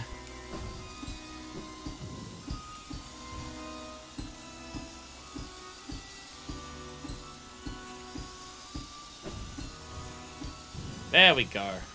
Just had to, like, mentally process, how should I do this? Don't. Please tell me they're at least synced, but... Okay, thank God. I was about to say, don't tell me these are actually just two completely asynchronous saws. No, they are synchronous, it's just one does 2 revolutions in the time the other takes to do 1. Okay. I was almost about to scream. Okay, the top one moves slower to go back. I guess the top one's just slower overall.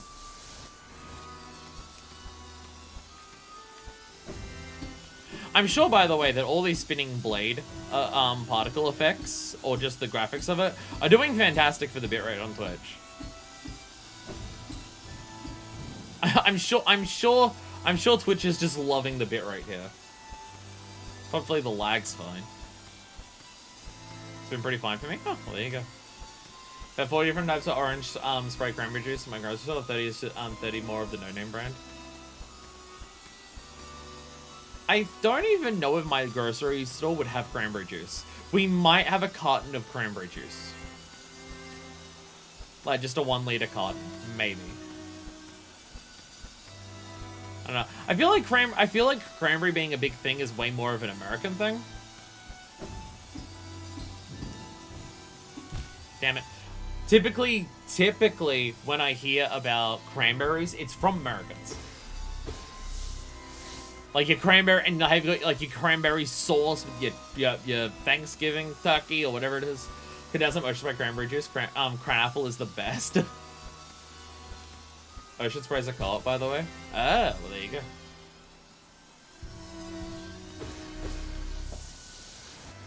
So cranberry and apple. Wait, when you say cranberry and apple, do we mean red or green apple? Because I fucking love green apple, but red apple is kind of meh for me. It's not that I dislike it, I just don't think its flavor is very potent. So it's not super interesting, because it's just kind of weak for me. A lot of flavors are just like that, where it's like, I don't dislike the flavor, it's just, for me, it's not very strong, so therefore it's not as interesting. Red apple's that for me. But I love green apple. That's both just the fruits themselves and the juice. Cranberry cocktail, cranberry flavored juice that doesn't have actual cranberries, diet cranberry juice, cranberry punch. Again, I think cranberries are way more of an American thing. Cranberries don't really come up that much in Australia. Oh, I swung forward! Dicks! Not sure what type of apple, it just tastes like apple juice mixed with cranberry. Oh, I think if it's apple juice, then it's probably red apple?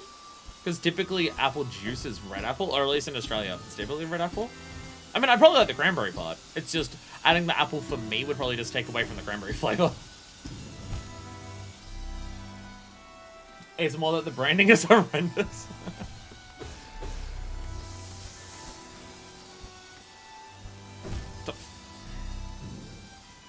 Sometimes I wonder how I've done any of the platforming in this game. Sometimes I just immediately faceplant into a buzzsaw that's just fucking stationary. And was like, how'd that happen?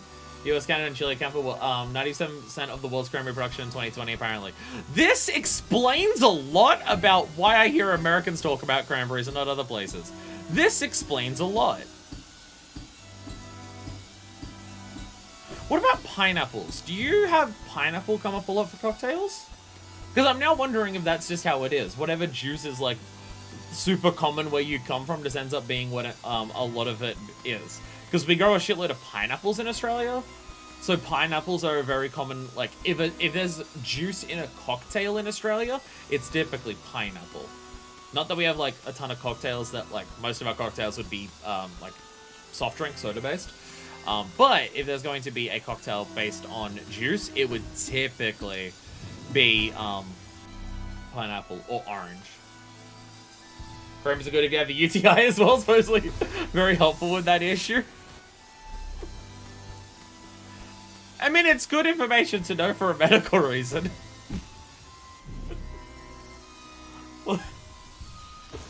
I hope you mean drinking and not just like splashing it on there. I give the best first impressions. I give the best first impressions.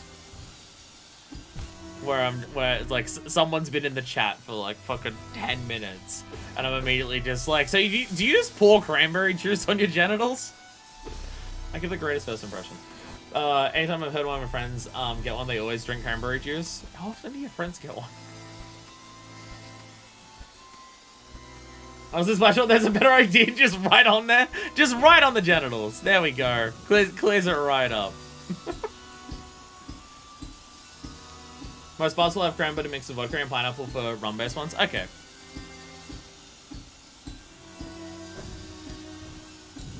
I mean, pineapple and rum is like just as a combination that I imagine would be pretty common, considering like the, I don't know a better word than tropical, but the tropical kind of cocktails. They're just two tropical flavors that make sense to go together.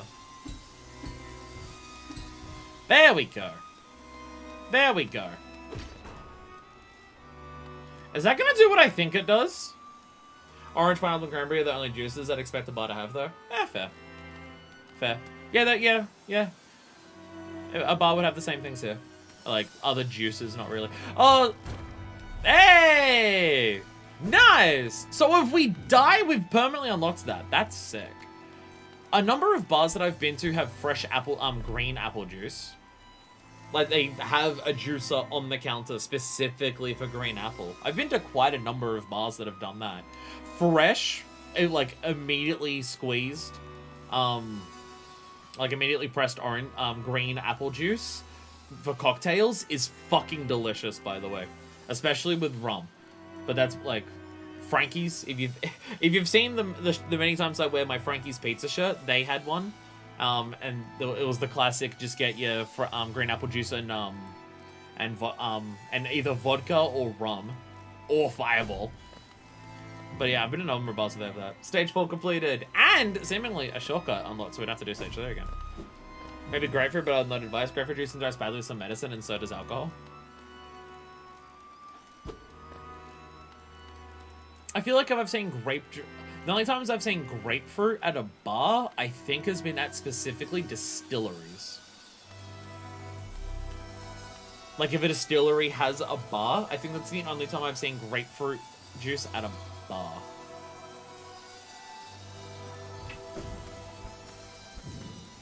I'm sure this game was kind enough to give me like a permanent checkpoint. Oh, okay. I was about to say, am I just bouncing on that thing? Oh no, there's a wall up there. Vodka and cran apple juice make a drink where you barely realize you're gonna get drunk until it's too late. Fuck yeah. See, for me in like early 20s, the drink for that was either fruit tingle cocktails or Long Island iced teas.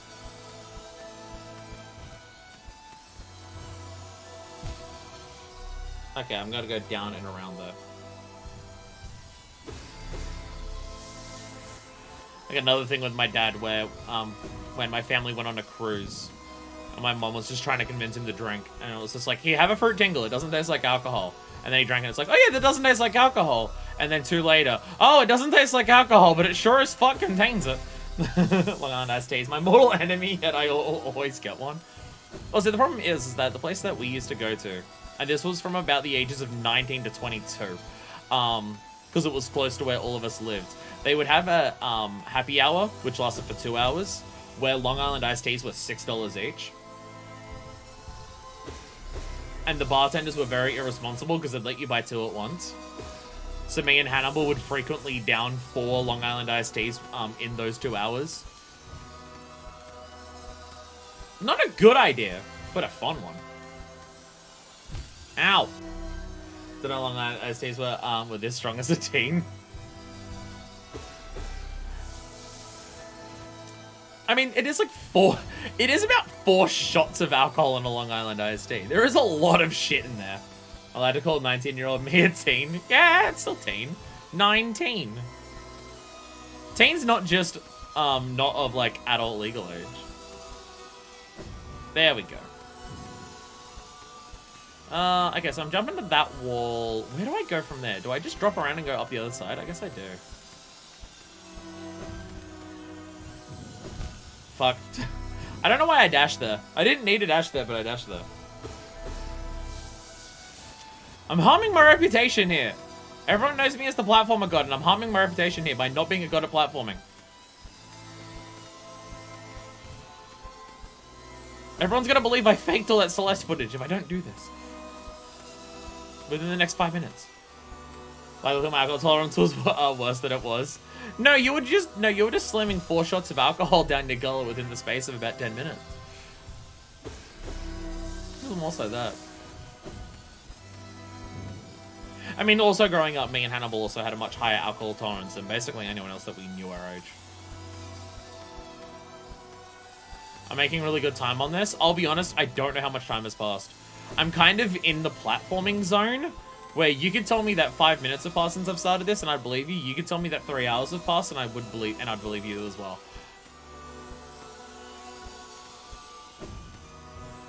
Damn it. I'm in the gamer space. I'm in the gamer space right now, where time is an immaterial concept. Beauty of having low tolerances, one shot up, and I'm already having fun. So the thing is that I usually don't drink to get drunk. I drink because I enjoy the taste of it more than anything. I mean, when I was younger, it was enjoying the taste and also enjoying being drunk. And it's not that I dislike being dislike being drunk right now. Hell, it's not even that I don't like it. I do, but it's never my primary goal for drinking. For me, it's always about just enjoying the flavor of the drinks. So, me having a high tolerance just means I can drink a bunch of them, and it's fine.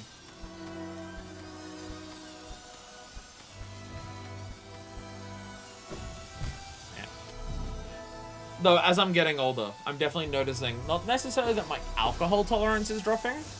I think I mean, it's definitely dropped a little bit, but I don't think my alcohol tolerance specifically has dropped that much. But what has dropped is my body's ability to handle what's normally mixed with it. I can tell that I'm getting old because I'm at the point where if I have an entire night drinking just spirits and mixers, the amount of mixer that the amount of soft drink that I'll be drinking over the course of the night is what will do me in first to feeling like absolute shit compared to anything else. Let's feel my feet, I feel my feet, I'm like, okay, no drinking. I don't know if I've ever been that drunk. The thing, I feel like me to be drunk enough where I'm just like not aware of my surroundings, I think I'd have to be enough to kill me. But yeah, I'm very much at the point where I'm just like, okay, I'm like 6 drinks deep. Alcohol-wise, I feel fine. But my stomach's had about 2 liters of soft drink, and it does not like having that much sugar in there. That's the part that does me in first for drinking now. Okay, so I'm having the issue here where I'm just not sure even how to do this. Like, it's not like I'm seeing something to execute and I'm failing at the execution. I'm failing at the working out to do part. Not that that's a bad thing, but like, normally how to do something isn't the issue so far in this. This is the first time where that is. I'm just trying to work out the timing of when do I go to get around.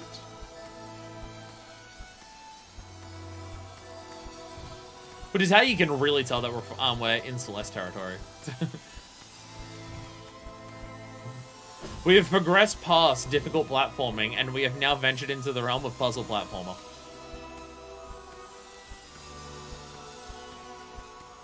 It has to be when this goes up, because there's...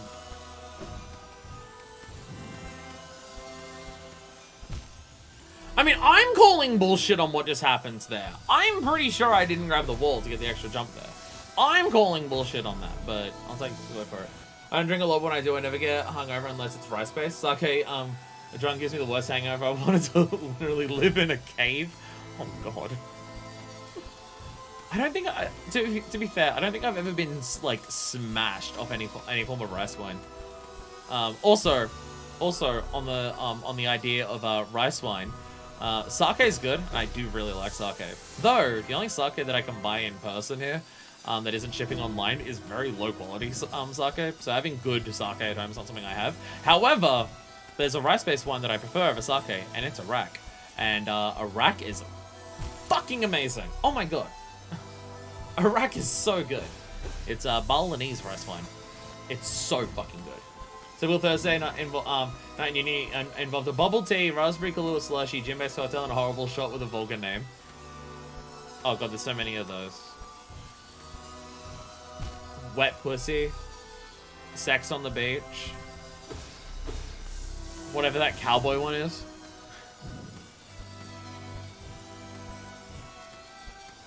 My one, the liquid apocalypse. Don't have that. Don't have that. Don't have the liquid apocalypse. It's a bad idea. There's a reason it's called that. It's combining absinthe with chili-infused tequila and a 5-hour energy shot. Don't have it. Don't do it. There's a reason that it has the name that it has. Don't do it. Damn it. I really don't know what to do there, is the issue. I guess at this point, backseating's not required because I do want to work this out on my own, but yeah. Got absolutely smashed at Psycho because I did not realize I was drinking much. Hit like a pile of bricks at the next I because my friend said I was dying. So that's also a thing. I usually try to not drink heavily when I know I've got something to do the next day. Cough, cough, all the people who got incredibly, massively wasted before going to an outdoor music festival all day. Idiots. I believe I ordered every Volga on the menu at least once. I can list them all, but I might get auto-modded. It was done from the absinthe engine drink with give you the speed of gods. Well, it wasn't. Well, I can't buy the absinthe in Australia that has the hallucinogens in it.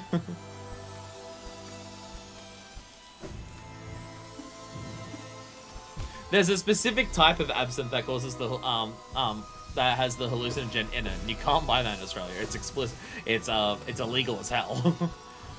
I think even importing it's illegal. So wait, there are some things that are like illegal to buy here, but not illegal to import.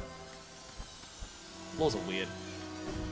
But I'm pretty sure I'm pretty sure importing that is illegal as well. Heal first. Fun absinthe to get the nice dark green one, and it's like time to go on a trip. The thing is, I like absinthe in of itself. I've just never had the hallucinogen most one. And all the ones that I buy are very light green.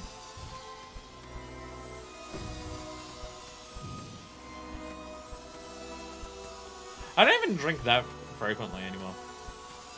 Like even when I go out somewhere and I am drinking, I'll have like 3 or 4. That's mainly just money reasons more than anything.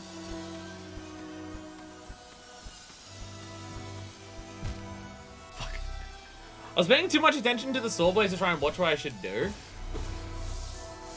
Not great for that. Did you ever try Everclear? It's just drinking hand sanitizer. I have been told to steer clear of Everclear. I've never tried it.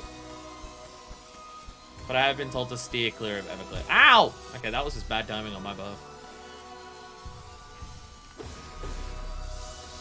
Yeah, we've gotten to the first one where how to do it is not the hard part, it's working out what to do. So I'll stay away from it. It's awful.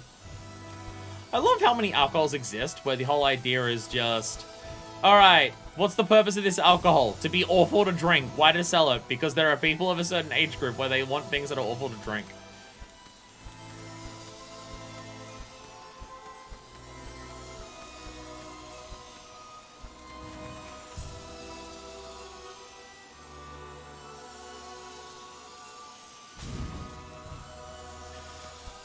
I mean, I had it.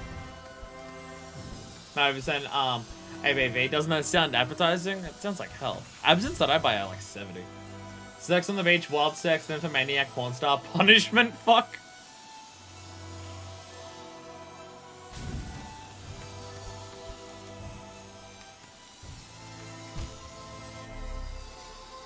I'm fumbling my buttons a lot here. A lot of times when my buttons are just being fumbled and I'm just getting inputs wrong. Thank God this is one that has the statue at it. Thank God the statue's at this one. We've slowed down to a crawl in this room. And it's just purely because it's just trying, like, the challenge is working out what to do, not actually executing it.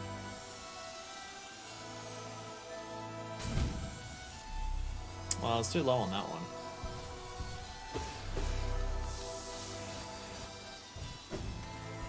Yeah, 95%. I mean, you were totally right. That is just fucking hand sanitizer at that point. Isn't hand sanitizer usually around that anyways? Fuck. So I think hand sanitizer might be lower.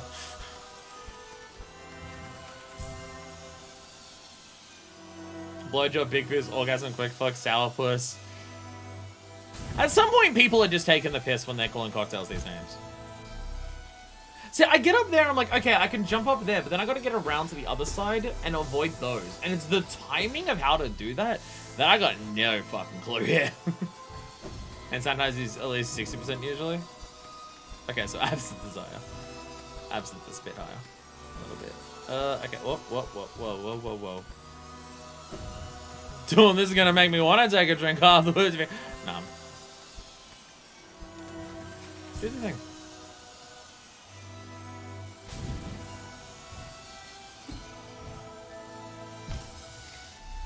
Gurg! Arg!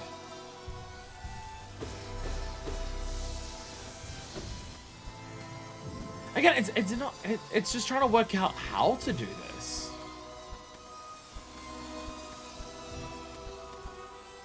Because I can make it up there, but then the timing to get past everything is still something that I'm not sure of.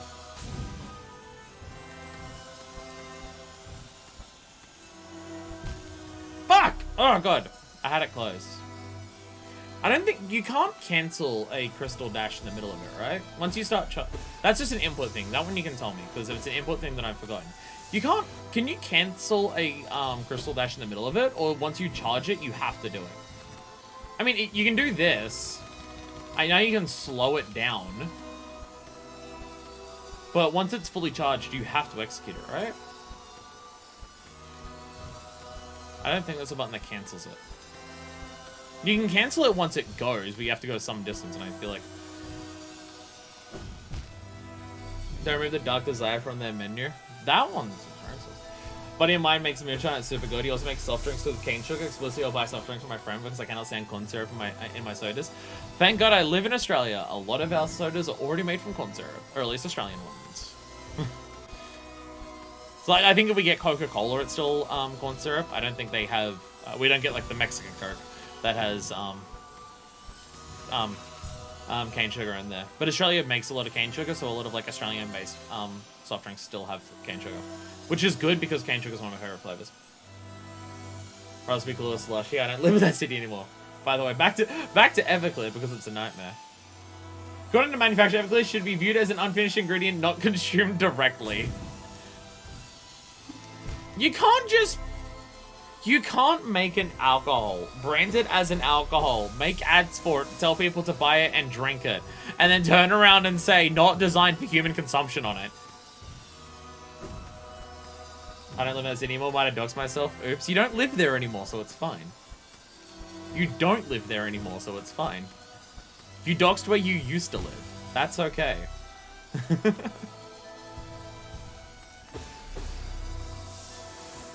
I mean, you live in Quebec. That's at max, what, 4 blocks? Could narrow you down enough.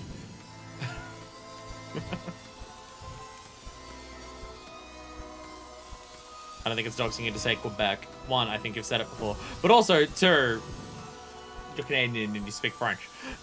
Kind of narrows it down. I know there's a lot more than just Quebec that speaks French in Canada, but... definitely where people... So, yeah. I should do this. That should just be the strat. There we go. I can do this. And we can be a pussy ass bitch. Fuck! Don't want to pivot the Dodgers throne shoes. To be fair, I said I lived in a big city in Quebec. That's like 1 of 4 cities. Okay, I didn't realize Quebec was big enough to have 4 cities inside Quebec. Oh, Quebec's the state, isn't it? I'm thinking Quebec's the city. Quebec's the state, not the city. Sorry. Montreal is a city in Quebec. Sorry, I'm getting myself confused. I'm thinking Quebec's the city. Sorry, 4 cities, not 4 blocks. Slightly different. Quebec is the name of a province and the name of the capital city. That's... You got a New York situation going on here and I don't like it. I mean, to be fair, Australia's still pretty bad when it comes to that shit. The capital of Australia is called Canberra. Canberra's in its own province. The name of that province? Australian Capital Territory. Like, I'm pretty sure Canberra's the entirety of the ACT. There might be slightly more to it than that, but I don't think so. But yeah, it's in its own state called the Australian Capital Territory. Because it's the one place that has the cap.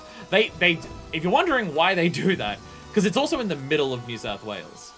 Like, it's not like it borders a bunch of other states or anything, and it just is a state in the middle of it all. No, the ACT is literally in the middle of New South, well, not the direct middle, but like it's entirely surrounded by New South Wales. It's wholly implanted within New South Wales. They just call it its own state so they can change, so they can have different laws there. They can have different state laws there, so certain things are legal there that aren't legal in other parts of this, the country. Like, for a really long time, fireworks. There was one place in the country where it was legal to buy fireworks, and it was the fucking capital.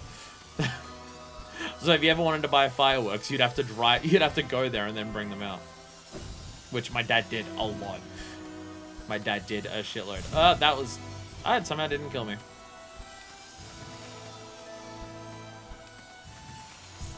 That one kills me. Capital isn't even a state, it's just our own city. Is in 3 states at once, or some shit like that. Shit's confusing. I mean, to be fair, I live in Sydney. Sydney is basically 10 cities combined into a single city. So there is also that.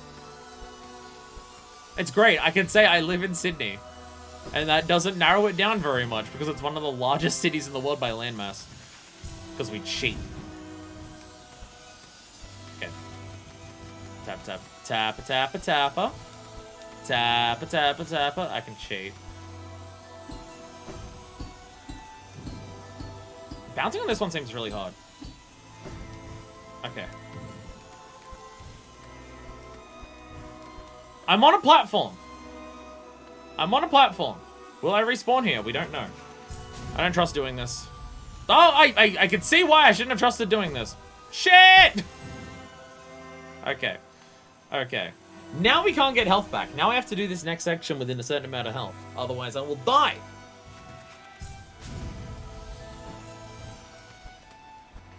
My thumb is getting sore from the amount of times I've pressed the X button and I'm digging my nail into my own skin because my nails are growing in a very odd way right now.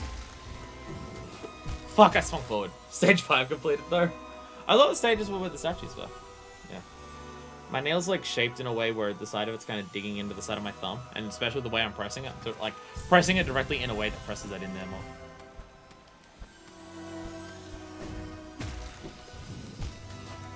Why are bouncing on these things the hardest thing for me out of all of this? Like, execution-wise, this is the thing I'm hardest at. Counting respawns of stages, there's no formal designation. Fair.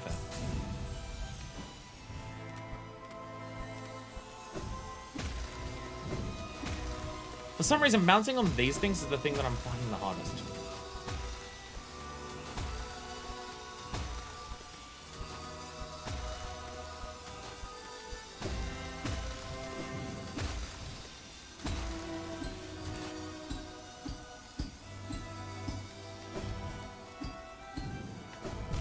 Fuck. My thumb slipped off the analog stick in the middle of that. Fuck. By the way, spiders coming in clutch. Did you notice? Did you notice that as I was bouncing on one of those things on the wall, my spiders were constantly falling down and hitting the bouncing the enemies that you bounce on and activating them and rebuilding my soul gauge? I've worked out the strat. Quebec is the biggest city is Montreal, then the capital. Then there's like one city known for its universities and one known for having tourist destinations. Now they know a few more cities, but I have no idea what is there.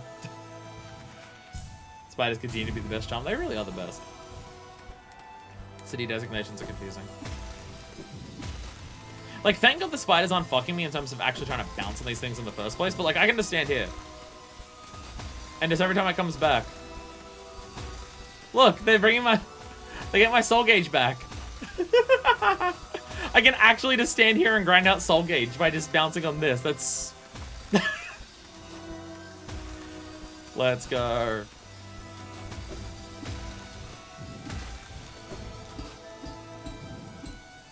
Okay. Too high. Too high. Okay, well, as long as I get to that wall, we still have infinite soul here. Someone could come from a city that's bigger than my own, and I'd be like, where is that?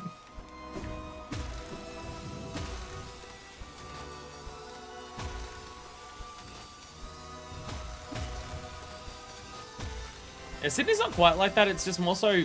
Sydney has so much urban sprawl that it gets very confusing when it's... Oh, goddammit. When it's like, what the fuck is happening with Sydney? Like, Sydney has one primary city center, but it's getting so big that it's having multiple other, basically, mini city centers popping up within the places that are still technically called Sydney.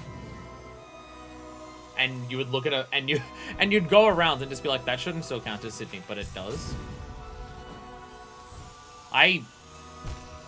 Okay. I thought I got the button pressed off there to jump. I apparently did. I think my thumb is starting to miss inputs on its own.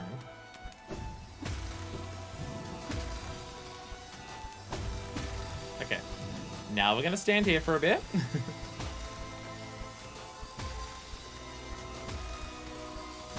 Okay, we might be here for a while to get that soul back. Might be here for a little bit. Might be a little bit of time. Am I still making good time? I feel like I've fallen behind good time on this a little bit. I feel like I've fallen slightly behind good time on this.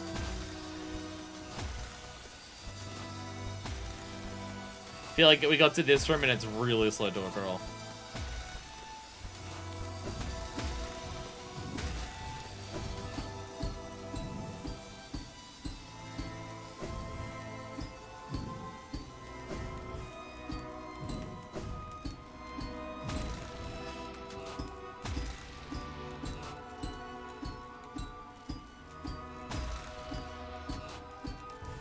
Skip it! Skip it! Okay, spiders, you're coming in clutch sometimes, you're causing me to fucking panic at some other times.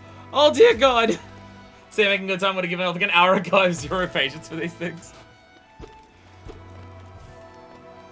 This is exactly my shit. As much as I'm struggling with it, it's exactly my shit, unfortunately. I thought you said this was shorter.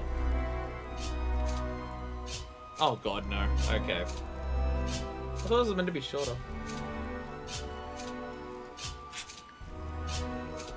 Fucking spiders on that one terrifying me.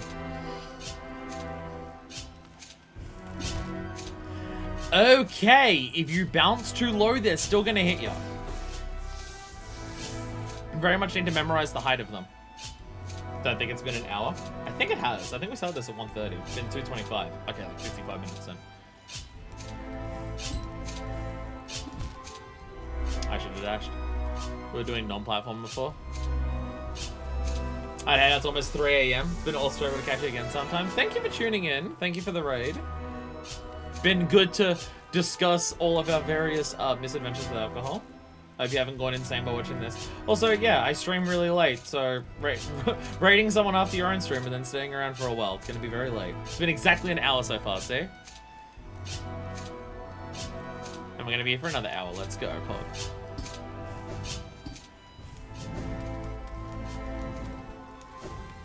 Okay. Ah! Oh no! God damn it. It's a curse to know how frequently I fuck up inputs in these platforming things. I mean, that happened a lot in Celeste too. A lot of Celeste was also just fucking up inputs, especially dash directions. And sometimes that's happening here too, where I'm just flopping basic inputs. That's also happening as well here.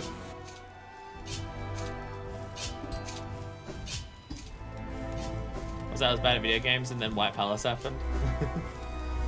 Fucking goddamn it! Why that one? Why is it on that one that I'm fucking up the wall jump? What the hell? The path Palace and the path paying back to back to be a week. Oh god, go faster.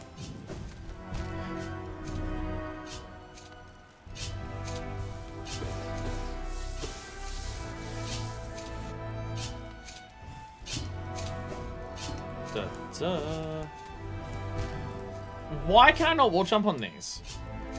Is my thumb falling apart that much? Like, part of my thumb is going... You can't see it on the camera, but... you might be able to see it there if it's, like, full screen. Part of my thumb is going flat from pressing the button so much. Definitely way ahead of me on this one.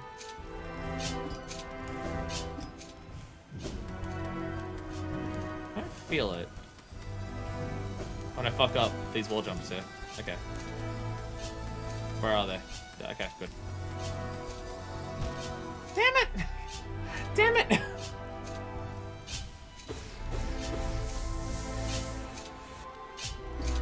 Bad rush. I got that like as it was despawning. I'll take it. Did I accidentally double jump there or did I just not press it in time?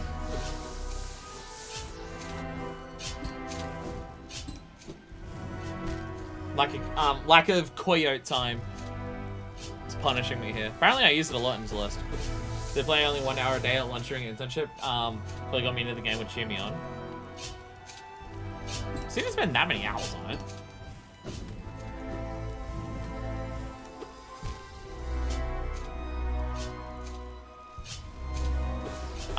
This section I am making the dumbest mistakes. We got here and suddenly I'm making the dumbest mistakes possible.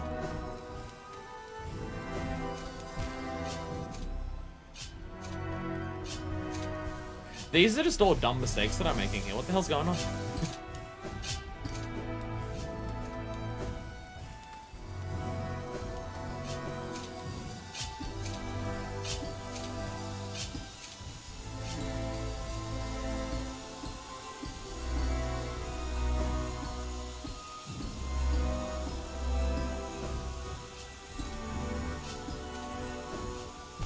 Oh, I thought there was a fucking platform.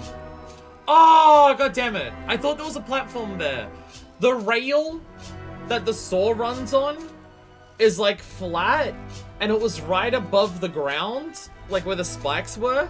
So I thought it was ground that you could stand on and I didn't see until I hit it that it was the saw blade rail. Ah, shit. God damn it.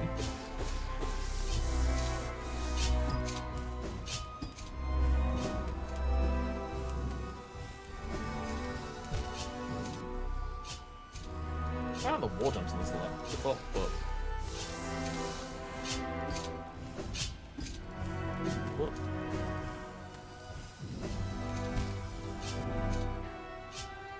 I don't know why the wall jumps is something I'm struggling with here.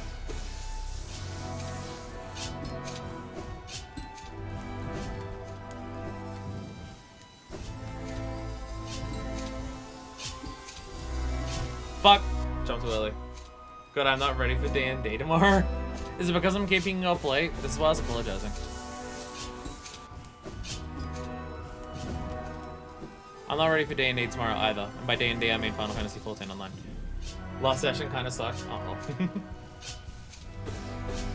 I have no context for that. I've never done the Opera.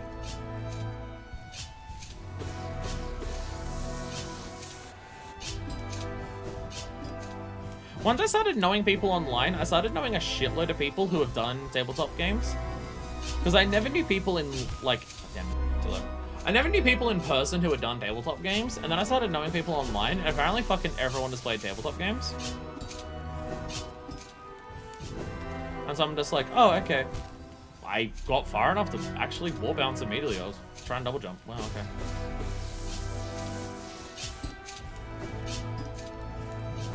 So I've got like no experience with it.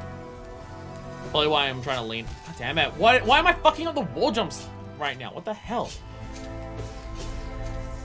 I don't even know why I'm fucking on the wall jumps. It's just something I'm doing.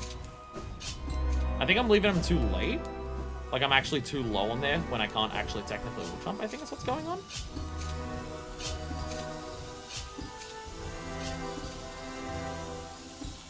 Yeah, I have no experience with them. And then I'm leaning into role-playing in Final Fantasy XIV.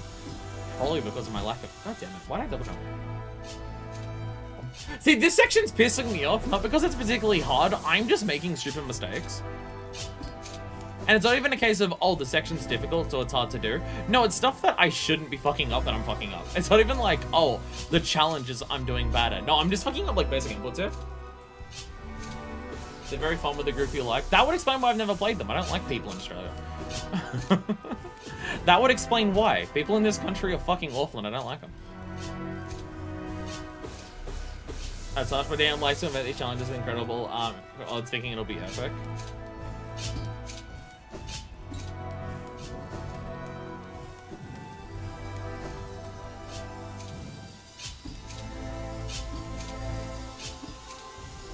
I did see the message. I read it out, but just... Sorry.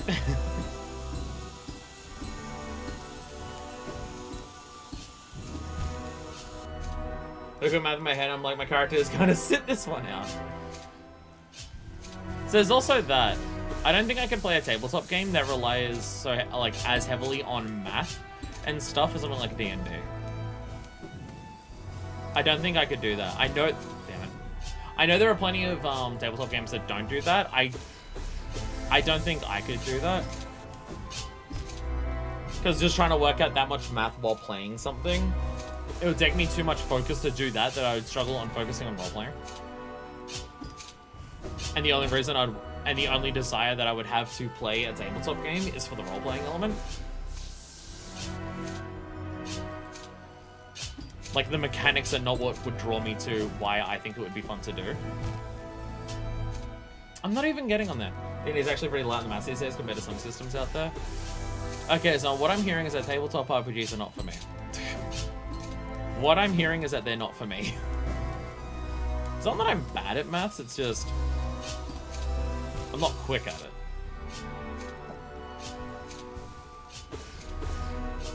In temporary characters struggle and may become close to dying to physical combat something, but it's really hard for me to come up with a reason for my characters to throw themselves at nearly certain death. Simple. They're so confident they won't die that they don't care. Some systems that are way lighter than D&D, it's just that D&D is lighter than most people think. Oh yeah, but I've seen what D&D entails. And no. That's still too much for me. Okay, I am making the dumbest mistakes here, and it's really irritating me. It's not even the challenge being hard. I'm just fucking up simple shit. Like, I'm holding jump too long on something. I'm making the dumbest mistakes here. Like, the last room was me trying to work out and solve a way to do it. So every attempt was just, like, experimenting with methods and stuff like that. So it's like, okay, a bunch of deaths. I'm like, okay, I'm taking a while, but I'm learning, you know? With this, I'm just fucking up basic shit all the time.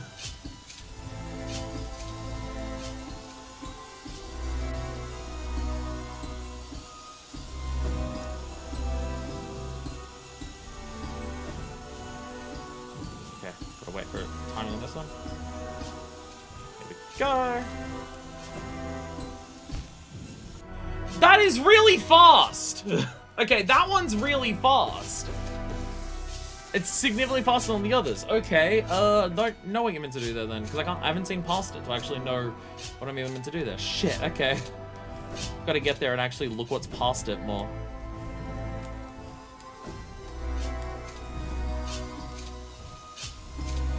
Bit slow. Okay. Good here.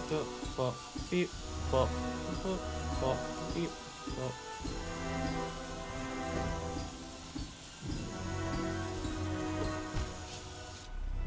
Attack sideways. Attack sideways. No, I won't use a D-pad. No, I will not use a D-pad for this. Why would I do that?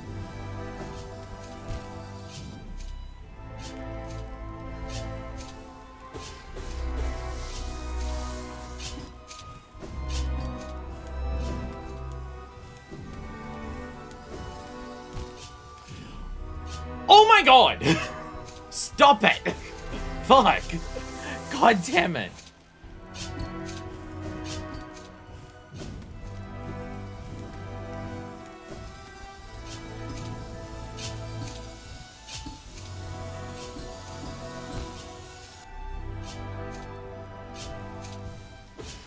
I think I just swung way too late there, because I didn't even, like...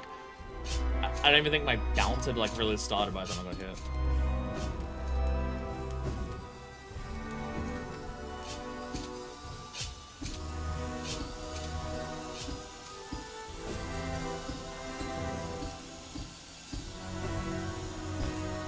Damn it!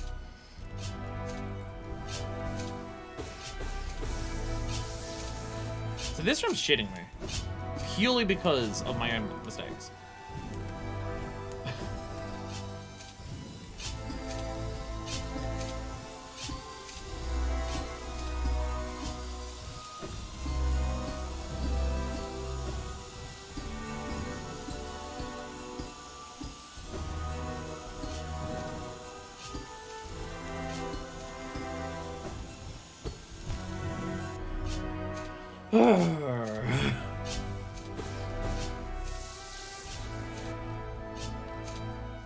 Damn.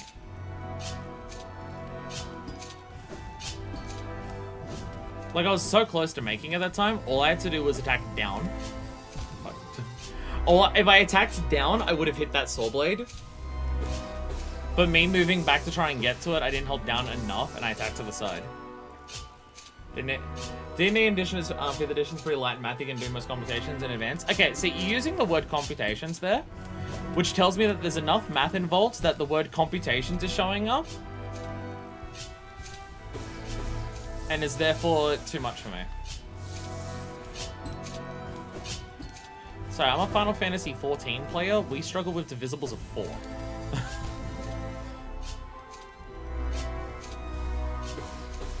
I play Final Fantasy 14. One of the hardest mechanics in the game for us is to find a number that's divisible by 4 into a whole number. That's kind of the level of maths that we're at.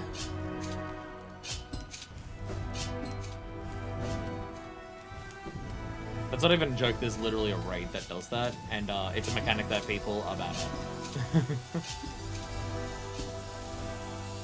Straight up a mechanic that people are bad at is just like working out divisibles of 1, 2, 3, 4, and 5. And what prime numbers are.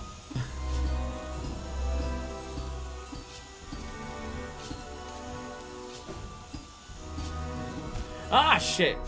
So, always fate where you basically just need to know how to count to 8. What am I, a drummer?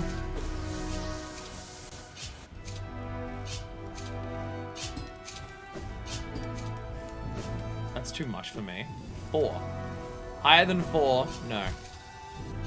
You'd think I'd fucking learn to not hold jump when I go over that.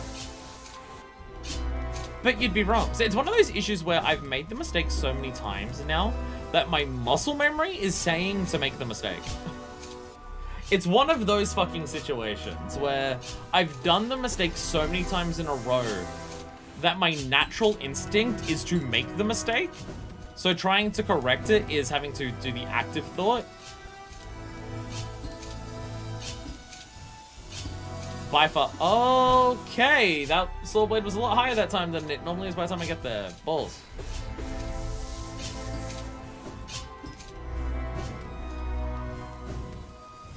We've really slowed down now.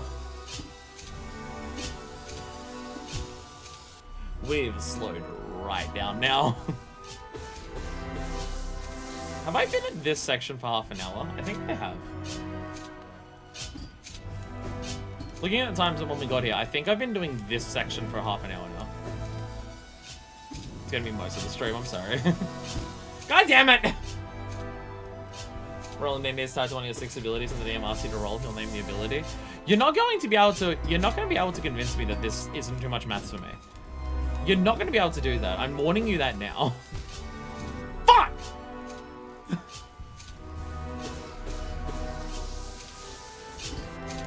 There's nothing you can do to convince me that D&D isn't too much maths while I'm playing. Because it's maths while I'm playing, so therefore it's too much.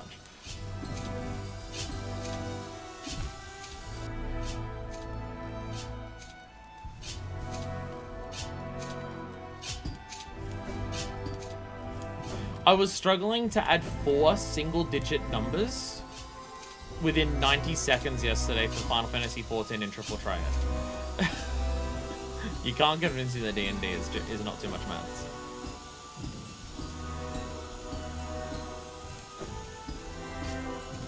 See, give me Baldur's Gate. Give me Baldur's Gate. Baldur's Gate does the maths for you, I believe. That I'll play. Comes down to looking up 1-digit number on your sheet and adding it to a dice roll. Still too much for me. As I said, you're not going to convince me that it's not too much maths. Because it's too much.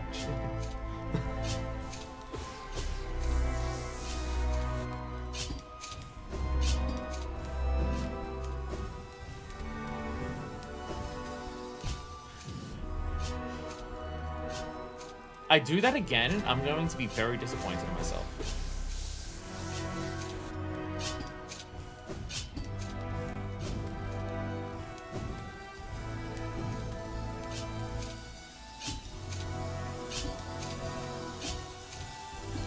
See, this room's pissing me off. Not because of the challenge of it, just because of me. Like, all of the others were just like, okay, I just gotta get better at the thing, and then eventually I'll do it. But this one's pissing me off because I'm just fucking it up.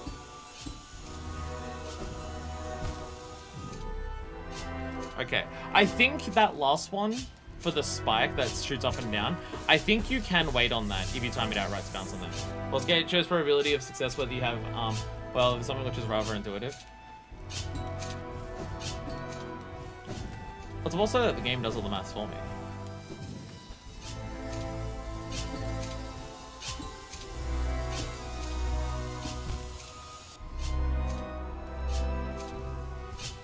There are some times in this where I feel like the timing and positioning of other obstacles means that I can't succeed on those attempts.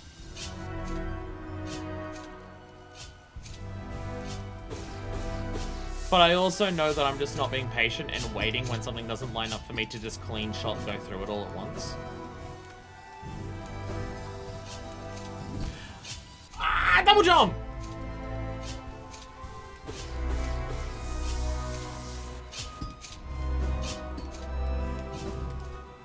Again, I'm just fucking up basic inputs shit here, and this is frustrating me.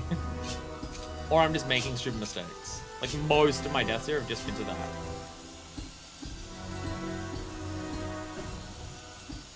Like, going past the big zoomy thing here and trying to work out what to do there, like, that doesn't piss me off, because I'm trying to work out what to do.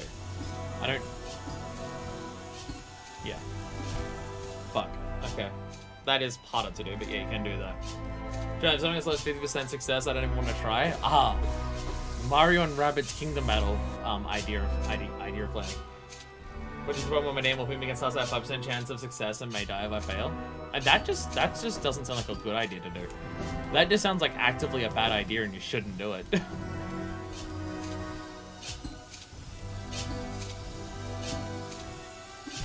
Fuck. Okay. I can time out these jumps of like when to jump, when to double jump, and when to nail bounce if I'm moving forward across them, and like that makes sense to me. But if I'm having to stand in a spot and do it, even if all the timing is the same, that I'm struggling with. Like standing in the same spot and doing the same timing is way harder by standing still rather than moving forward while doing it. And I don't know why. Probably just because I'm so used to doing the moving forward one.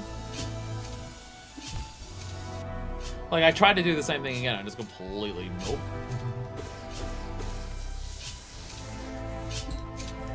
Like, I'm so used to doing it going forward that trying to do it standing still is not working, even though it's the same timing.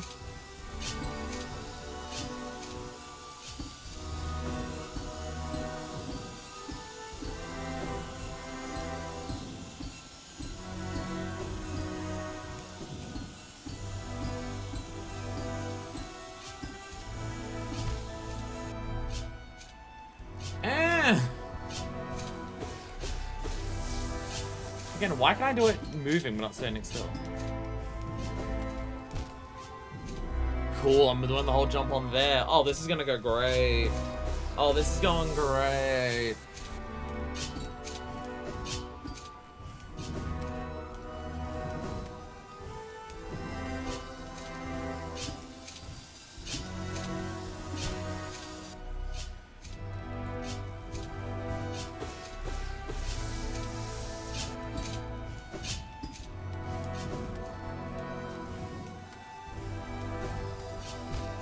Is it fatigue because I've been doing this for too long? Or is it rust because I haven't done this type of thing in the game for a long time? Which one is it? Which one's causing the issues here?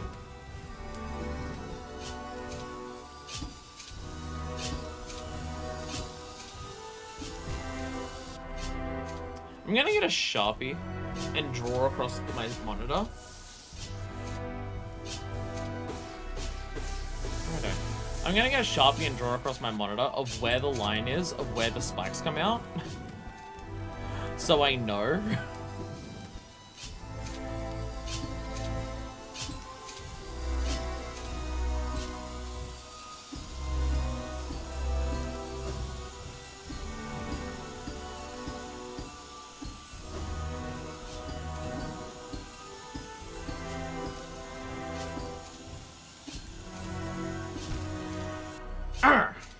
Again, standing still, it's so much harder to do that.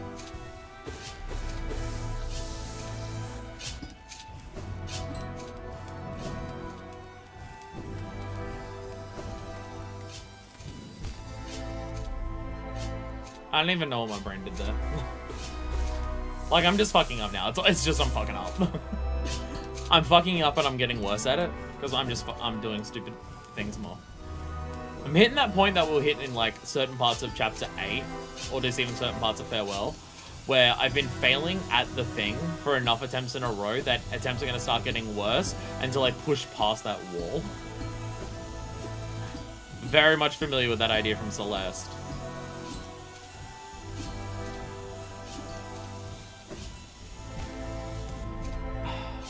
That thing comes at you so fast that I cannot get the mental idea of, like, when it's coming at me. Because by the time I see it, because I have to be in the, because I have to be in the middle of an action beforehand of either jumping or pogoing or something like that. I have to, like, know to go over to it before I do any of those things. Because if I try to go from any of those things, from any of those things into trying to catch up with it, it's too late. It's moved away too far. But I cannot get a mental read on when it's showing up. So I'm basing it purely on visuals as opposed to timing or sound.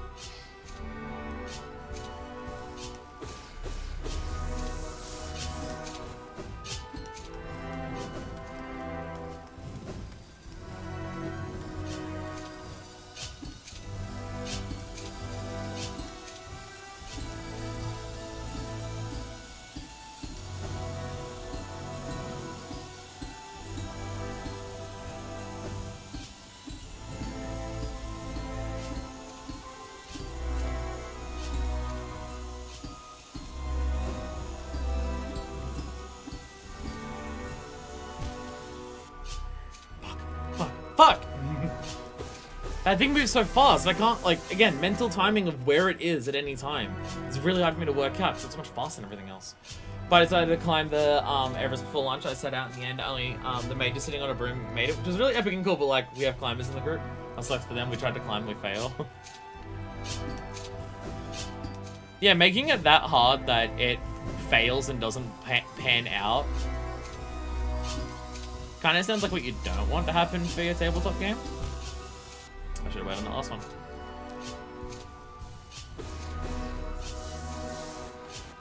Thing is, I can't tell with this. Is the timing of everything in this room already determined and it all happens at the same time?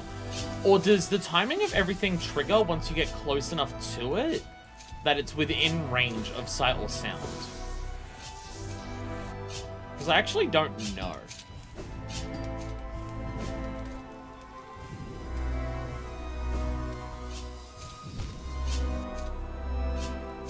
Because sometimes the timing feels different between attempts, but I know that I'm doing things at a different speed going through each attempt, so I can't actually tell.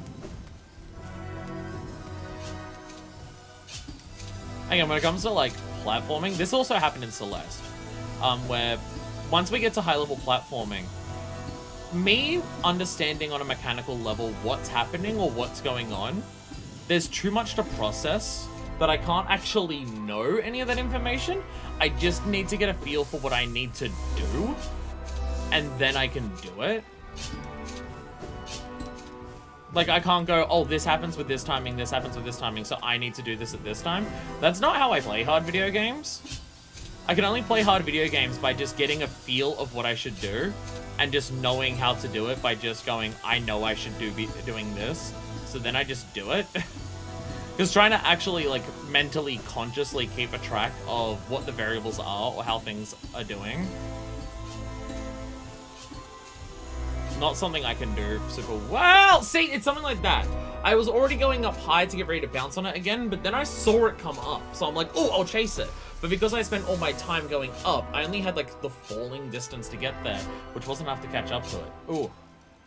So, like, it does feel great with something you didn't get almost kills you, and doesn't feel earned when you get reward for a task your character didn't care about. Also that. I believe the entire room remains loaded once for timing. Okay. I mean, to be fair, there's not that many timing variables here that, like, a lot of it operates on similar time spans. It's just something like this, where do I have to bounce on that last one once or twice to get over to it, kind of thing. But like, I also can't keep a mental track of like the timing of different areas of going, oh, this is doing this at this time, so therefore that's doing that at this time.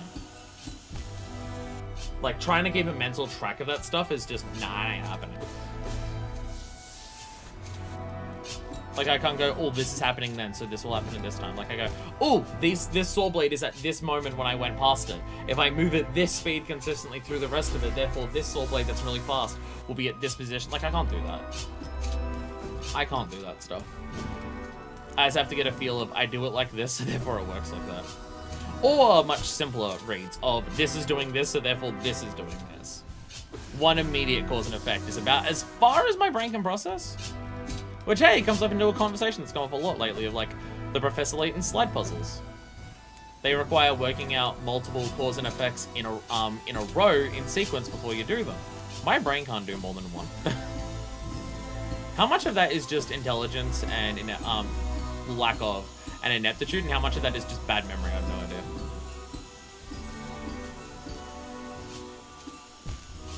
I don't even know what happened there. Improvising and satisfying challenges rough. DMs are rough. Also, at this room, timing challenges the bane of my existence. The timing is not the part that's fucking me up here, it's inputs. Well, okay, timing's fucking... Timing's fucking me up on the fast saw blade. Because I don't know what to do there, because I don't know the timing. All of this stuff's timing is okay. It's like making some mistakes. Like, I would say 9/10 of my deaths here are based on just me fucking up basic shit, as opposed to me, like, trying to do the challenge and just not executing it well enough. Fuck! God damn it! Oh, fuck! I need to know the timing of it. So I go, okay, after this bouncing on these spikes, I go for it. I need to know that before I go for it. Because if I base it purely on visuals, it's always too late. It moves too fast. It moves too fast to just go visually see it. Because by the time I visually see it, if I'm not moving towards it, I don't have the speed to reach it. Shit. So like that blade is me going, here's the challenge and I'm trying to accomplish it, and I'm not executing or knowing how to do it well enough.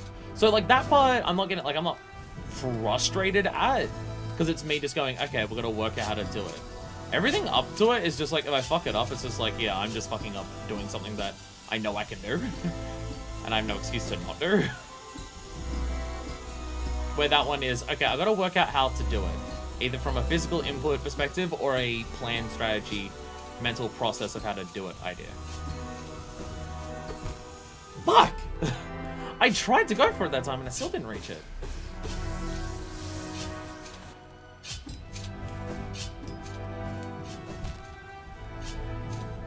And then there's stuff like that where I'm just like, yeah, basic inputs, I'm fucking up.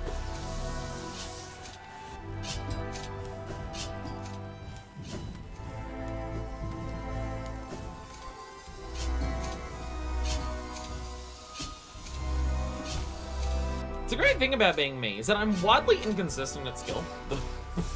I can't just do something repeatedly and perform the same at it repeatedly.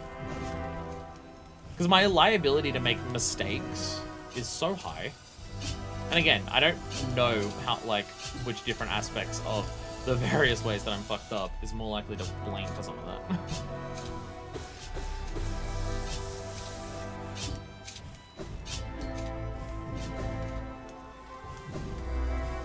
Because, like, this is when a game will frustrate me. When I know it's my fault. Well, like, when I know, like, obviously, like a lot of games, it can be your fault that you failed something. But it won't be frustrating if I'm just like, okay, I'm learning, and I'm trying to learn what to do. Frustrating is when it's like, I should be better than this, and I know that, and I'm just not being that.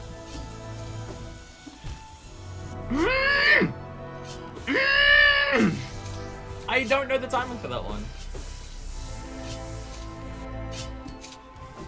Because it's not even a case of, oh, I'll bounce on the spikes until I get good timing. No, because by the time I see it, it's too late.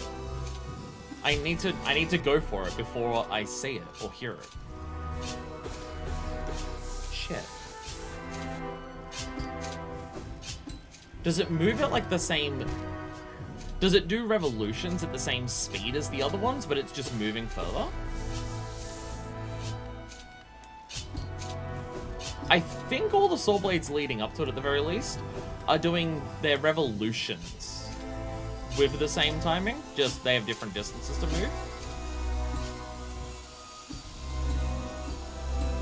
So it might be that. It might actually have the... It might be doing revolutions at the same timing as the other ones. So the blade that's on the other side of those spikes, I can base it on those ones. Yeah, that's probably it. Because all the other ones are. So it makes sense if that one is. The reps are the same, it's just... It has to do a lot more per one, so it just moves a lot faster.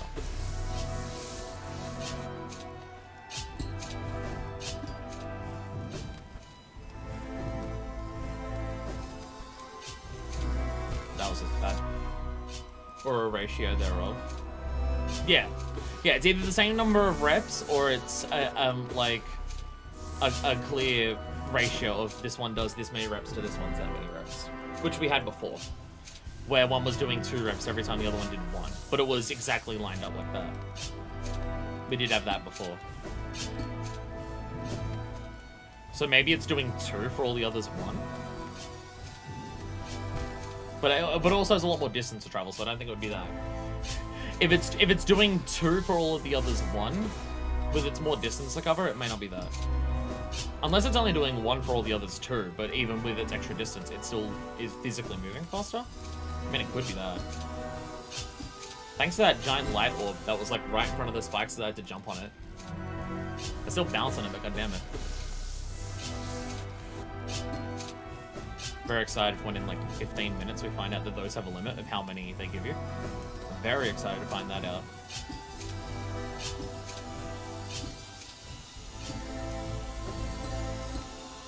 Out of curiosity, how many other Godhome, like not Godhome things do we have left? Because I'm gonna guess that this is taking me a lot longer than people were expecting. Wild guess. I think people thought my platforming skills mean I'd crush this in half an hour or less. Which, if we were moving at the speed of the earlier rooms, would be at that. But then we got to 2 rooms where I started really slowing down. That was... I'm honestly shocked I didn't get hit there because of how high up it was, but I'll take it.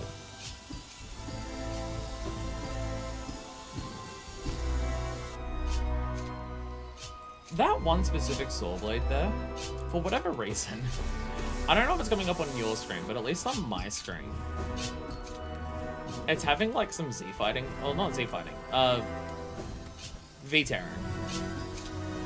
That one specific saw blade looks like it has V-tearing, because all the others look like their sprite is spinning in a circle, but that one, for whatever reason, there's one specific blade there that every time I look at it, it looks like it has horizontal lines in the middle of it.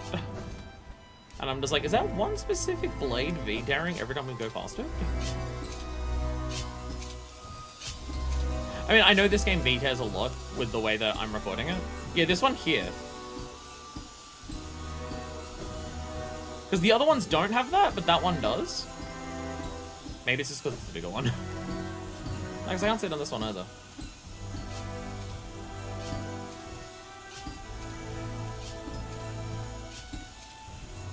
Yes, it does.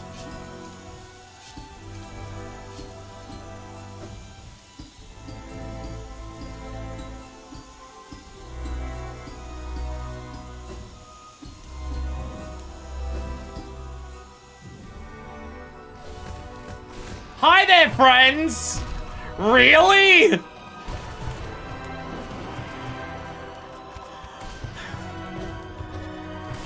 There's a fucking fight after this, are you serious? Eat dicks! Get out of here. Are they dead? My friend died here? Assholes! Fucking assholes! Oh, this game's a bitch sometimes. Sometimes this game just wants to spite you, and I love it for it, but goddamn. The hindsight takes you back to the start since there aren't any actual benches. Oh, yeah, because you wouldn't be dying to spikes. Yeah, you wouldn't be dying to spikes. If you get to 2 health, it's better to dive into one of these. If you get to 2 health left, dive into the wall. There's that one checkpoint with the door you opens? Yeah. Yeah, if you get to 2 health, fuck it. Hit one of the walls so you spawn back there and you can get full health. Oh, yeah. Yeah, because there's no benches, you would actually go all the way back to the... That is so... I mean, it's called the Path of Pain. It is, in fact, painful. Wow. Wow. Oh? Oh. Oh. Look who it is. It's the Hollow Knight. And the King. And my spiders.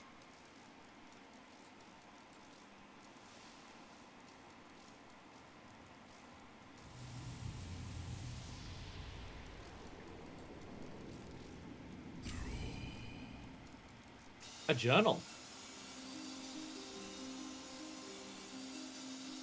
He got mad and then made it back in 30 minutes. Well, there we go. We got a journal entry for that. Seal of Binding. Intricate seal of ancient design. Used to contain a powerful force or to preserve something of great importance. Oh. That's the symbol that we saw in the Path of Pain.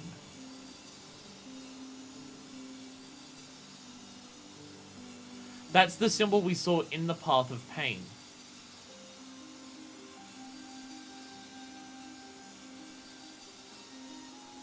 So that symbol is what's been implanted into the Hollow Knight to keep the radiance in it.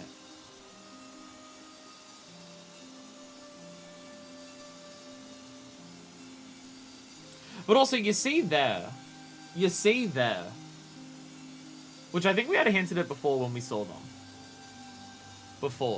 But, you see the way the Hollow Knight and the King look at each other there?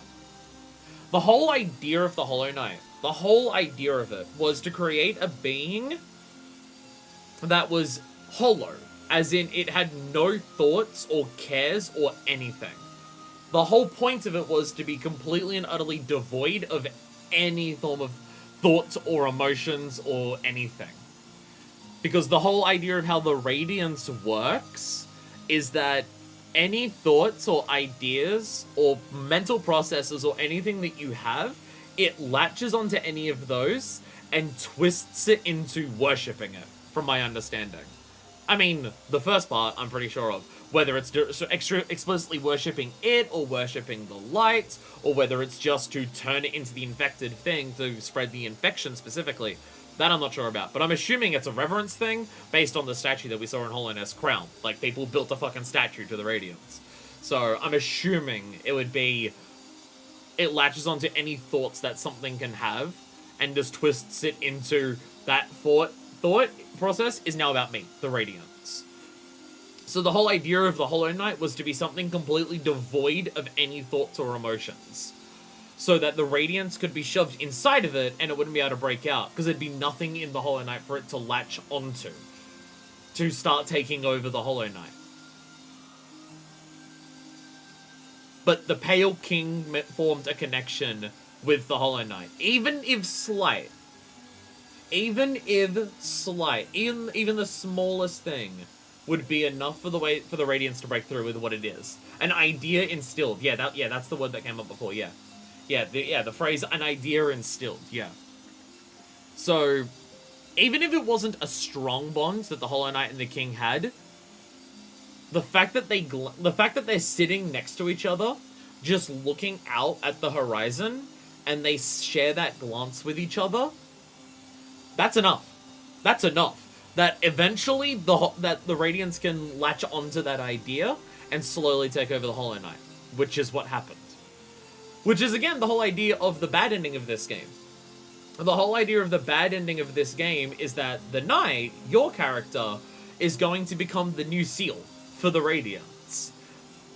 If you don't use the Void to banish the Radiance, you just seal the Radiance inside yourself. But we know for certain that that the Knight has an idea instilled. Like, even if you go through the game being not looking at things or anything like that as much as you can, there are still little things that your character does that clearly go beyond just self-preservation, or trying to succeed at a mission, or just being beckoned by whatever it is. You can give a flower to the Elderbug. No rewards come from that. You give a flower, your character, the knight can give a flower to the Elderbug purely to make the Elderbug feel better. Which means that the knight has empathy towards Elderbug. After you do the Monomon, you can go to the lake and you can sit down with Quirrell as he lays down his nail. And you can just share a moment with him. That means that the knight cares about Quirrell to want to spend a moment with him, just in silent reflection. You go for the bad ending of this game and it wouldn't work. It's pretty explicit that all the bad ending of this game would do would just stave it off for a little bit longer.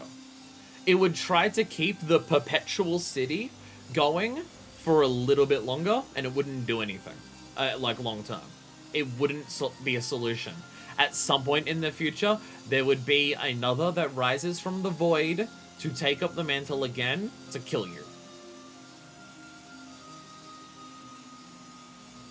So you have to use the void to banish the radiance.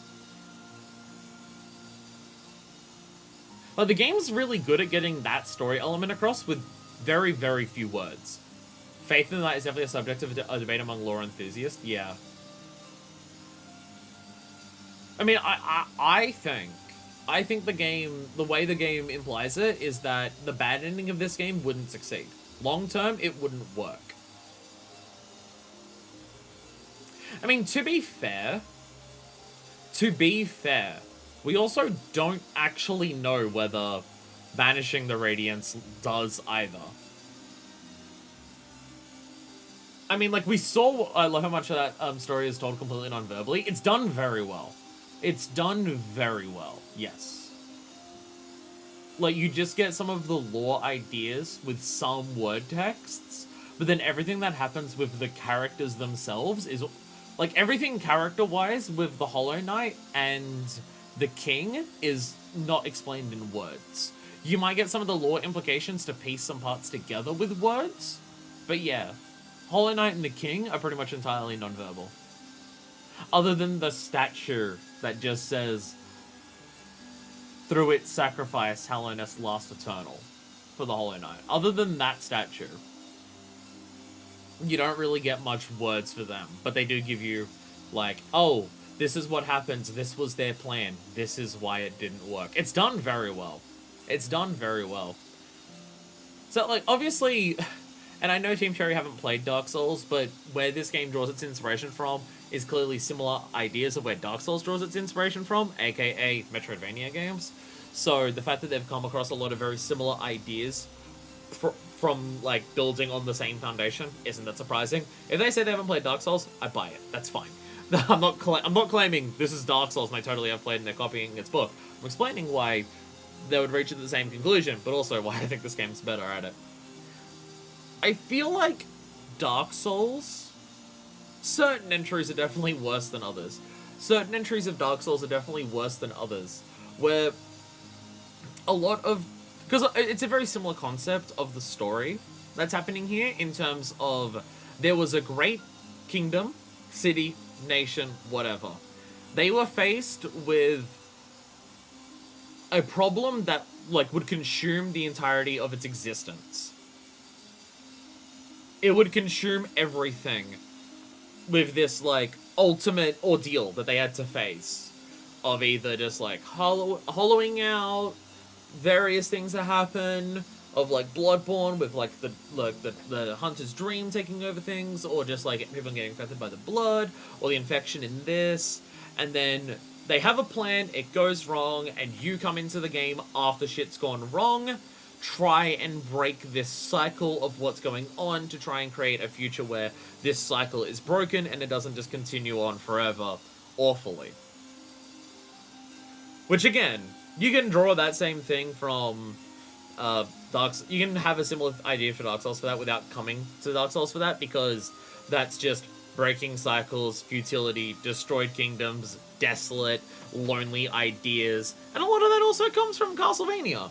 Castlevania is a series about cycles of killing Dracula over and over again. Those games are usually pretty isolated. You're very frequently the only character in the castle who isn't actively trying to kill you, and stuff like that. Or even just fucking the amount of times that Samus in Metroid games is, like, half of the Metroid games are based on tranquil isolation, or like hostile isolation in some games and stuff like that. So again, getting those ideas, I mean, half of the Metroid games also have a very similar idea of, shit went wrong here, shit's fucked, go there and make sure it doesn't happen again. Also, Metroid also does that a number of times as well, and stuff like that. But I feel like for that deep lore, I feel like Dark Souls focuses so much on being cryptic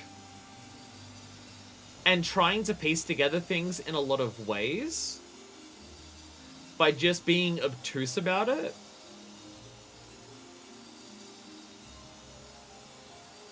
Whereas I feel like this game does a lot more visual storytelling. Like, because so much of that lore in Dark Souls comes from reading item descriptions or getting certain questline endings of getting information revealed. So it's all these things that you can piece together after the fact, after reading all the descriptions. Whereas I feel like for this game, way more of it is visual storytelling, which I think is just personally gets you more emotionally invested in that.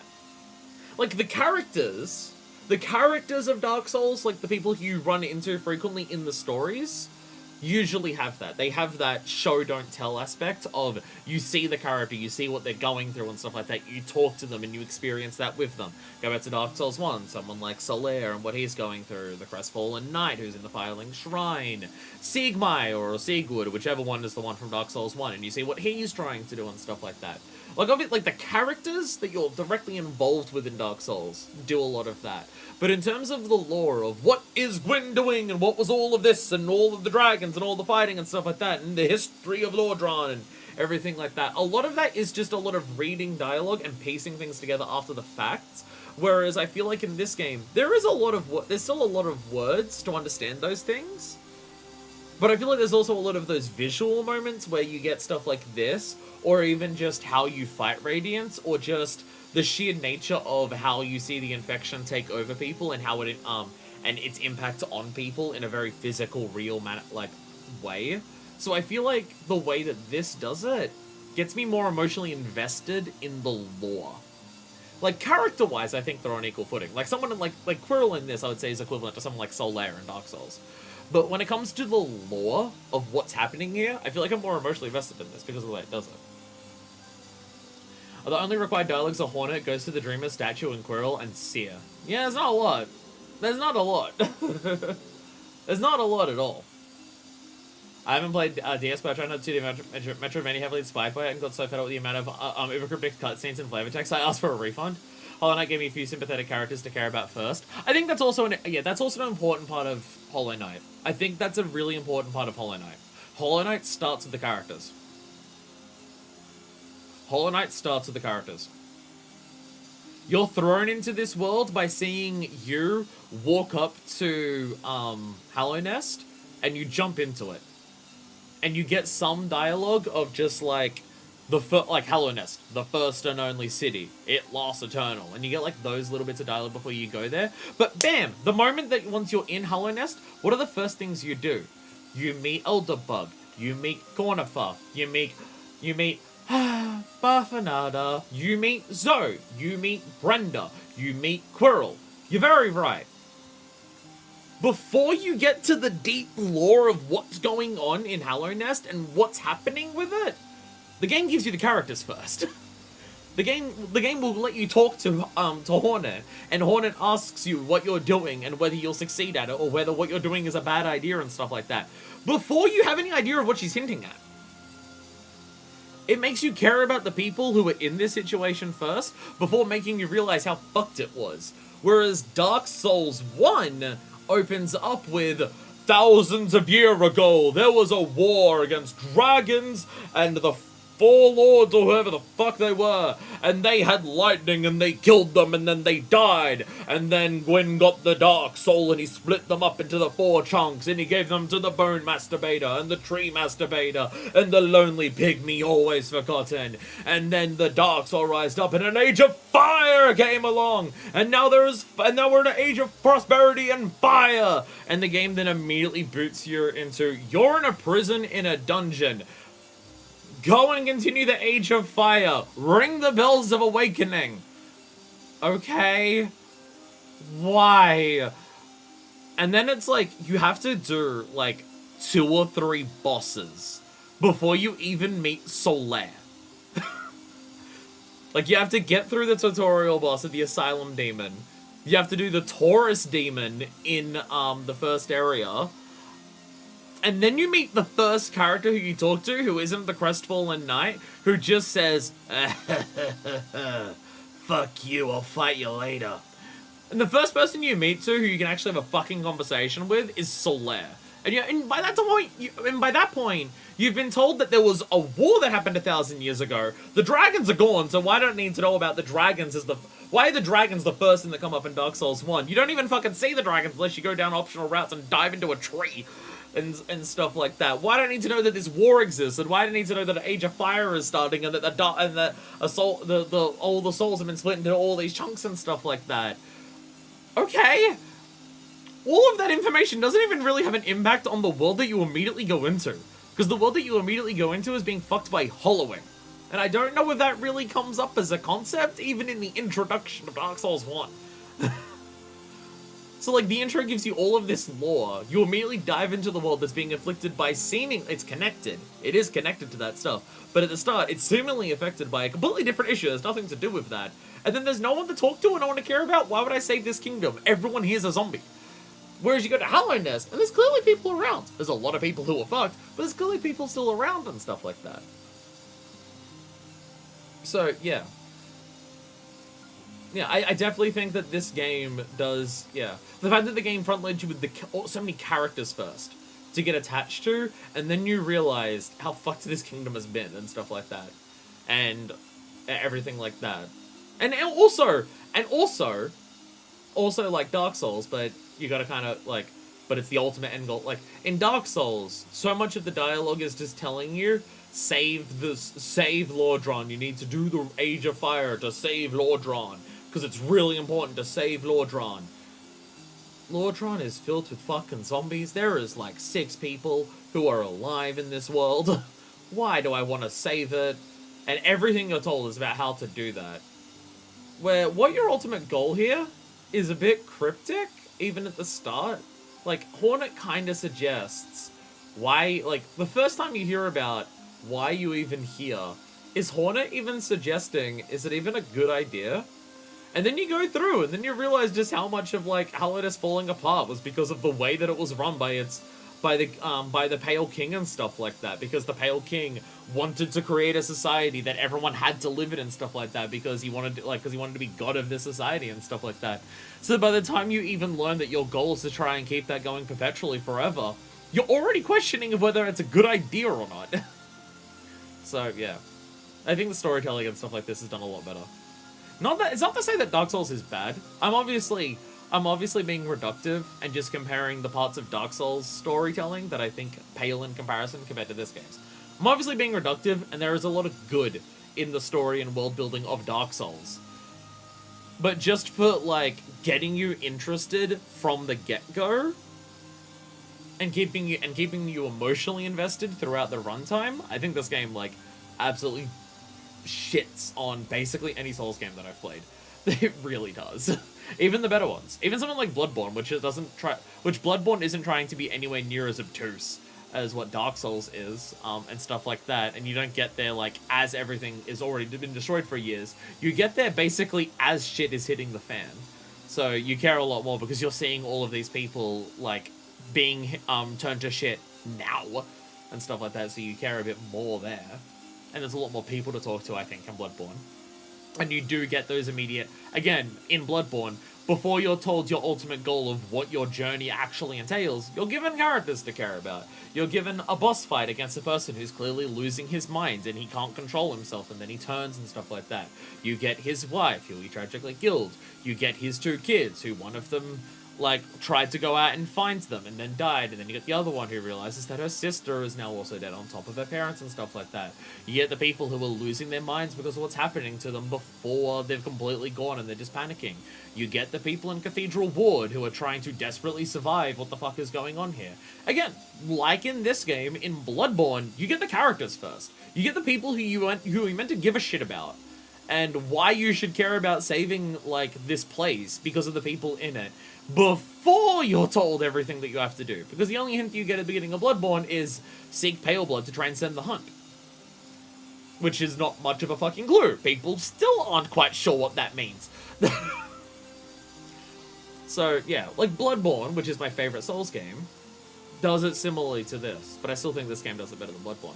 I mean, I think almost every aspect of this game, every aspect of this game that you can directly compare to Bloodborne, I still think Hollow Knight does it better. This game fucking rules. This game is really good. This game is really fucking good. I don't know if I mentioned that, but, Hollow Knight whips and fucks. Hollow Knight absolutely whips and fucks. This game is very good. Did they kill my dog? Cool, that's enough for me. Like, it's not to say that you can't care about grandiose things in games, and you can't, or like, caring about the fate of the world, like, is mediocre, because who cares about the world when the game should give you individual people and stuff like that? But there's definitely lines to be, like, there's definitely areas where, like, saving the fate of a world can be a big important thing for a lot of games, and it can give you that pretty early, but it's just comparing something like this, which makes you care about the people, and then realize that the world's fucked, and realize that, like, all the nature's about that, is a lot more emotionally engrossing than some of the Dark Souls one. I'm sure we can watch a Hollow Knight lore video and talk for hours once we're done with the game.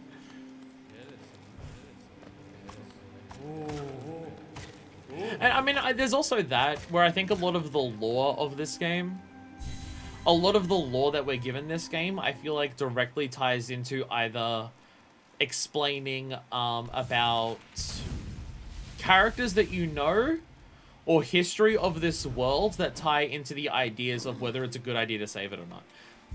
There's the bench here. Anyways, Path of Pain, difficult. My thumb hurts. But we did it. Poggies. We can definitely watch Moss Bag on stream once we're done. I don't know, people are already complaining about just, like, watching an entire video on stream and then just being like, streamer reacts to this video, and then gets more views than the original and stuff like that. Though I feel like me with my 300 followers on Twitch is probably not as guilty of that, comparatively. Congrats on beating Path of Pain. I did it! I did it! I did it! It took me like an hour and a half, but I did it. Yay. Osbag's video's been reacted to by hundreds of people by now. I don't know. It's a justification that a lot of other people have done it mean that it's morally okay to do it. I don't know how that plays. Is there anything left to do outside of Godhome? Other than White Defender, which also, I'd say average like 4 hours, so you did in fact make good time. Damn. Again, playing Celeste is probably training. Me playing Celeste is training. I have definitely spent longer in Celeste on a single room in Farewell than I did on the entirety of Path of Pain here. So, yeah, like, you compare Path of Pain to Celeste, and yeah, Path of Pain's a lot easier. Path of Pain's a hell of a lot easier. Outside of Godhome, I believe White Defender and Delicate Flowers is all that's left, unless I'm having a memory lapse. Okay. Well, yeah, White Flowers... Like, I mean, sorry, the Delicate Flowers. Delicate Flowers do have lore or character stuff. It's just a lot of time. There are things in Godhome other than the raid fights and pantheons we could guide to. Oh. Yeah, I guess I haven't really explored Godhome, have I? I didn't even think about I didn't even consider the idea that it would be secrets in Godhome. I didn't even think about that. I don't even think about that as a possibility. Something particular was in our list for to bring up for today's stream. Okay. In Godhome? Yeah, shit, I didn't even think about that. Yeah, I would like.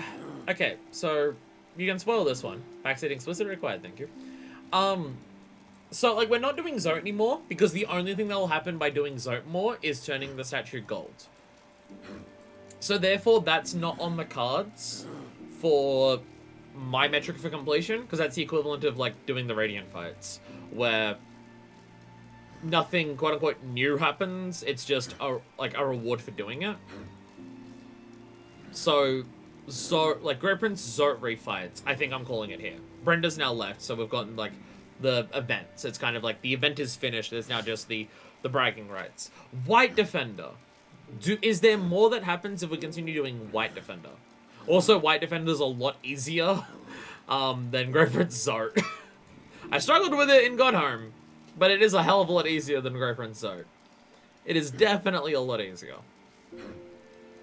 Because if White Defender still has like more of the event to it, then I'll consider that. Once the event finishes White Defender, I'd consider that finished.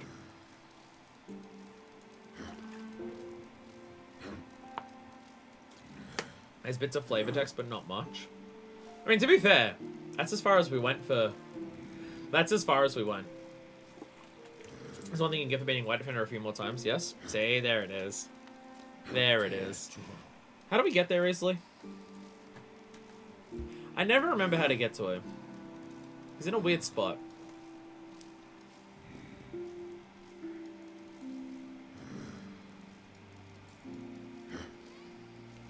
He's in a weird spot. I don't think we can get to him from the tunnel here, because I think that was a one-way path for that one, I think. So I think going from the top of the Royal Waterways and going around is probably the easiest.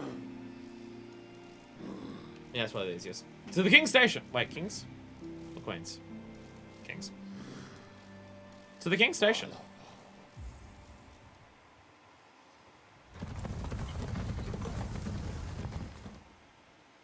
We could try to do White Defender and see if we can finish that today. If something's still in Godhome to do, we could do that next time because we're still got to do Nightmare King Grim.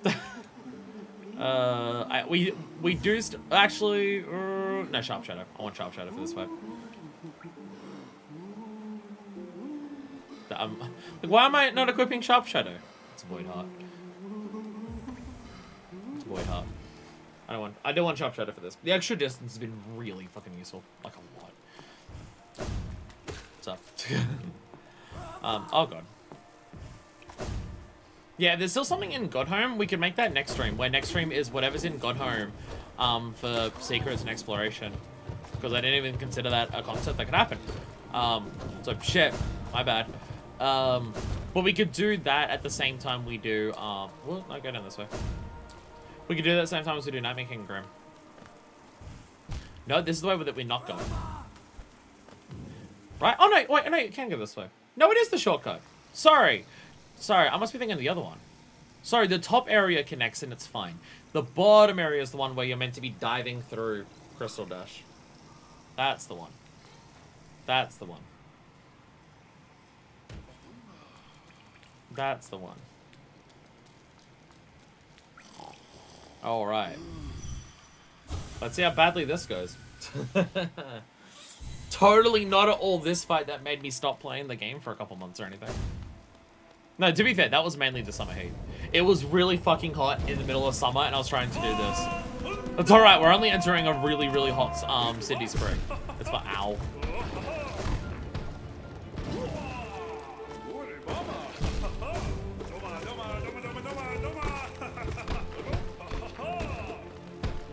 So now he does this. Oh god. I don't even remember this fucking fight. Ow, nose itches. Doma. Final Fantasy 14 reference. Sorry, my nose got really itchy there. High fever. Yeah. It's like right here. It's like the bridge of my nose is like under here. It's getting really itchy. The weather here is like perfect. Like I'm on windows closed all week.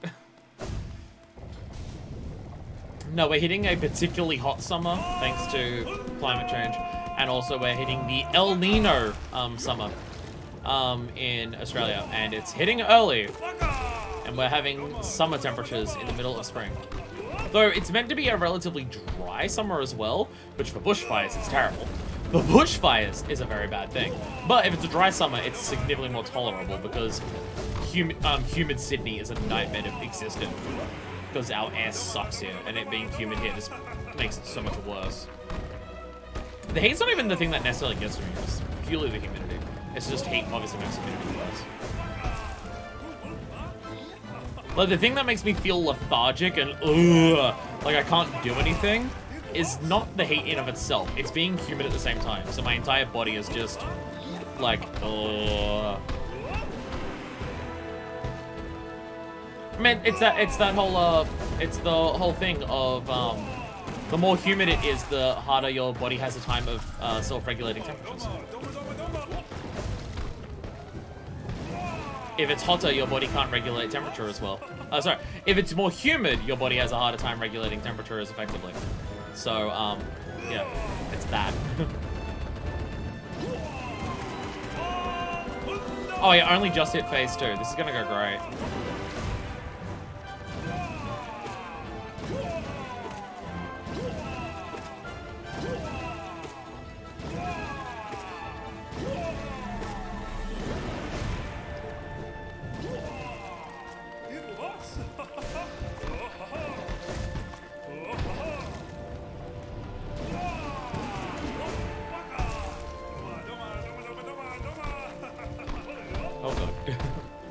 Oh god, my man's going crazy! My man's going crazy! Hey, there we go! And I couldn't do that before! I don't think I had the nail upgrade at the time. Or did I? And I couldn't do that before. To be fair, for this fight, there's one thing that hits me consistently. Oh, my king. I believe in you. I believe in Hallow Nest. My devotion will never falter. So we're getting dialogue. Oh, I don't have a bench here. Oh, this sucks. Wait, no, if I die, I'll spawn outside of the dream. Third white defender win technically. Are you including Godhome, or are you including against this fight? Like, Godhome included? Or do you mean this one? I've lost track. I've lost track. I thought that was the second against this one. But you might be including that, because you're saying technically. Yeah, there's one part of this fight that hits me consistently. And it's when he dives. When he does the swimming attack, because I never know when he's going to come up. But the idea is just, if he's doing that, if he's swimming, if I see him come near me, sharp shadow past him. So I'm safe. Like if he's dive swimming, if he's butterflying that shit like that. It's specifically that. That's the thing that hits me consistently. Other things I'll get hit on sometimes, but that's the one that hits me the most frequently. Is the dive swim. Ow. Second time winning here, plus one from Godhome. Okay.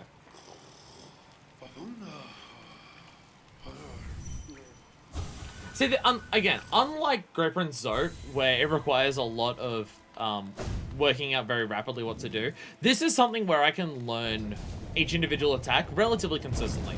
I just got to do it enough to learn each attack consistently.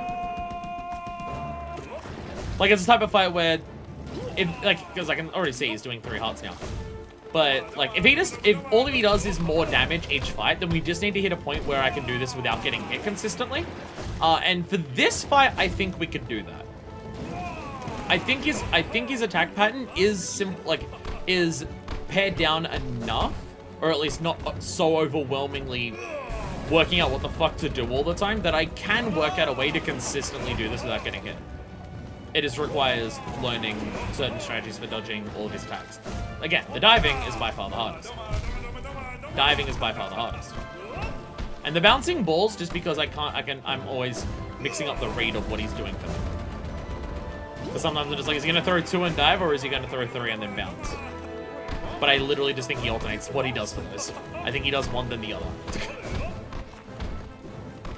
And I just got to remember that. Also, he gives me this phase where I can scream at him. So now he'll... Oh, no. Okay, no. He went into... Ow. White event becomes nonchalant and attacks. I still don't like fighting Zote. The thing is, I have a bit more of a download on Zote now, where I can see what he's doing and know if I do this, this is how I should avoid it. It's just, there's so many variables that can change in a very short amount of time for Zote that I have to react to those variables. I understand what to do for each of those variables, but I can't just see something and know, I know he's doing this. I see something and I'm just like, okay, which one of the many ways that this can go is it going to go, and how should I counteract it? My reflexes are being bad here. I think multiple times where I should be sharp shadowing through something, and I'm just not getting there in time. Okay, no, okay, sometimes you'll do it too.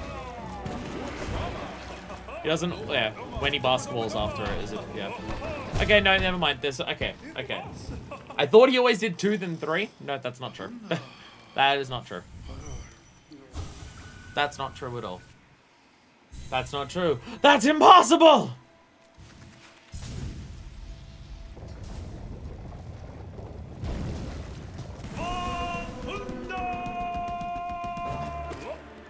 Still one of the best characters in the fucking game. Still one of the best characters in the fucking game. I love how heroic his music is. And how fucking loud he is in the middle of his own boss fight is also amazing. Oh god.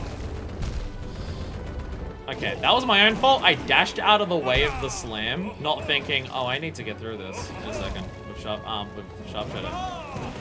Oh, my own fault.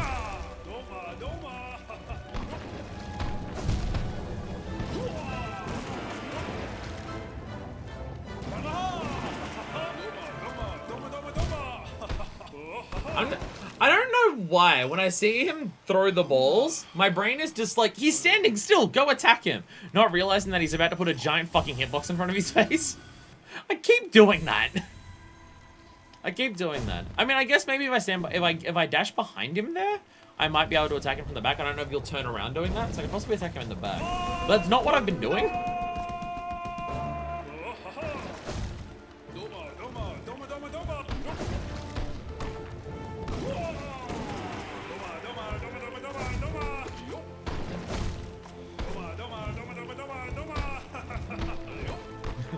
There he goes, bouncing. Whee! No, he totally turns around. He totally does turn around there. Never mind. I think you can double jump over that. It's just harder because it's very tall. Why? I went to stand in front of him to hit him again. Why? Fire, don't do that. Don't stand in front of the funny poop man.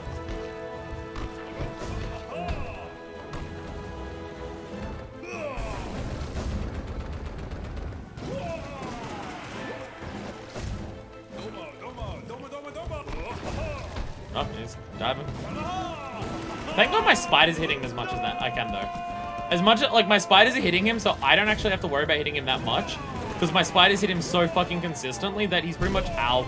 I'm always gonna have enough magic to fucking zam him. Oh, god damn it. Okay, he moved very fast there. Give Poop Boy his space. Don't go next to the man with the poop everywhere. Yeah, I think I was gonna play it safe. Don't try to just attack him whenever he's up. Ever since I got the I swear to God, getting the nail upgrade for me was like getting the double jump. I'm now just like, I have so much more power for either platforming or for attacking that I can just kill shit before it kills me. And I just focus on, oh, I should attack because I'm doing a lot of damage now with my nail. Forgetting to only attack when it's safe. Okay, just kill me. This one went terribly. That one went terribly. Like, for the double jump, my brain just goes, I don't need to worry about being good at platforming. I have a double jump, so I'm now worse at platforming than I have the double jump, because I don't have to actually execute things properly. And I swear having the nail upgrade is the same thing. My brain just now says, I can smack shit for a lot of damage, so I should smack shit as much as I can, as opposed to playing it consistently in a way that allows me to be safe. Okay, the poop balls are getting me. The poop balls are getting me. Oh my god, what the fuck? Why am I not seeing them? Like, I'm straight up not seeing them. They hit me and I'm just like, oh fuck, there was one there. Like, I'm actually just not even, like, seeing them when they come past. Shit.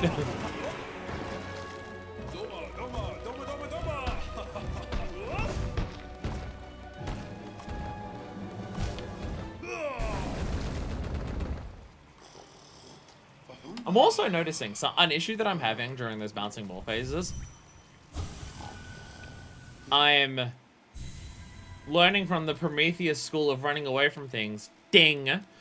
You're allowed to kill me for that one. That's fine. I won't blame you. That'll hold up in court. That one's allowed. That's justifiable homicide right there. But the thing is chasing me, and I'm running away from it, despite the fact that we move at roughly similar speeds.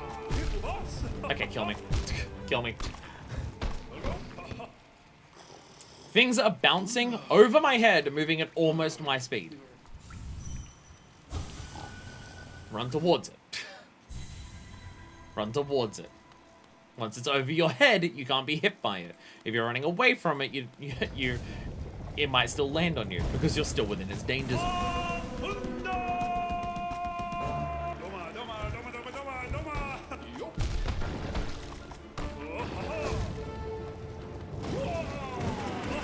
Is it just me being exhausted, or have I always been this bad at dodging these balls? Have I always been this bad at dodging the bouncies? Is this normally something I've been this terrible at? I actually, if it has been, I haven't noticed. I thought it was mainly the dive attack that was getting me, but these bouncies are the ones that are fucking me up right now. I should sharp shadow! Where's my iframes? Yeah, the bouncy balls are getting me now, and that's concerning. They should not be the part that's getting me.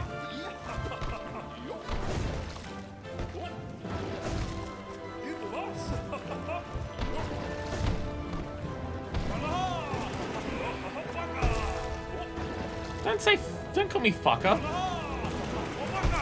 Don't call me a fucker. Fuck are you? I also think I'm having the issue of, in terms of my own personal strats, of dodging stuff. I'm focusing too much on where my character is. I dodge stuff better by looking at where the other things are. I have enough experience in the game to know where my character is without having to directly look at my character all the time. But if I look at where the objects are moving, I can move my character out of the way, knowing where my character will be. So I've played the game enough. Also, the camera follows your character and you're usually in the center of the screen. Also that part helps.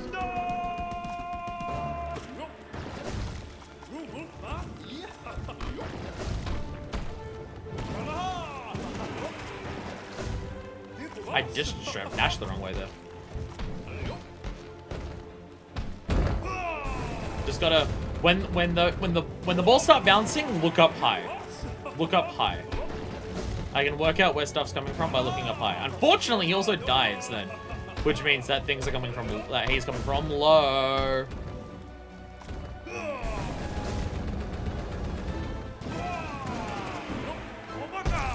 Don't call me a fucker!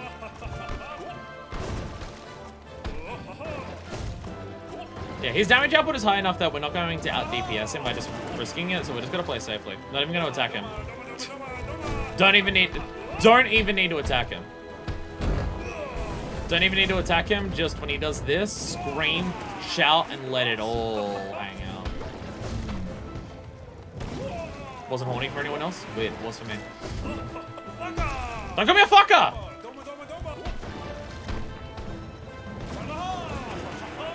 Why are you driving a Yamaha? I don't have a Yamaha. I don't even have a bike. I also don't know if I'd ever go on like a motorbike. It sounds terrifying. Okay, my spiders are now no longer doing enough damage to actually get my magic.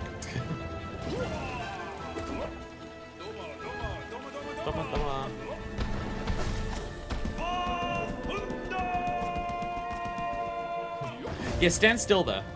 It lets my boys hit you. Are you're barely moving. It's really fast. Okay. Okay. That phase where he's going up and he does multiple of those in a row, I think the actual strat is to just sharp shadow with the right timing. Regardless of where he is, he won't hit me. Unless I'm far enough away that I'm sharp shadowing into him. Because he moves very quick there. That if he's moving towards me and will dive up underneath me, I have very little time to actually get away if I'm just walking. That's very fast. I don't know if he's gotten faster. Don't know if he's gotten faster in that phase for this. Like, now that he's on the next fight. Why are these fights against, like, this dude and Grey Prince Zoe? Why is it these specifically that have several of these refights? Is it because the characters aren't dead?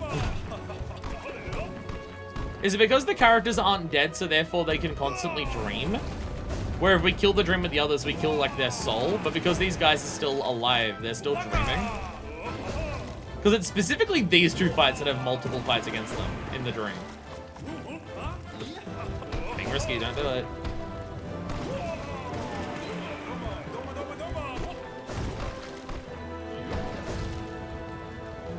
There is a sound difference between whether he's swimming or diving. Like, it's a much, like, there's a lot more of a rubble sound to when he's diving. Like, there's a lot more of it.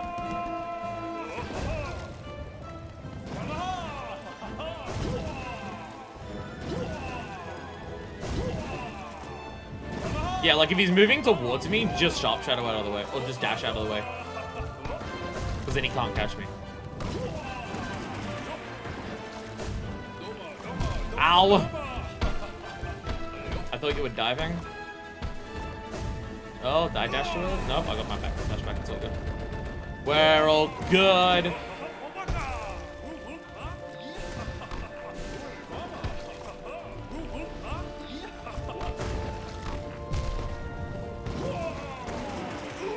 Hey, there we go. There we go. Nice. All right, round 3 down.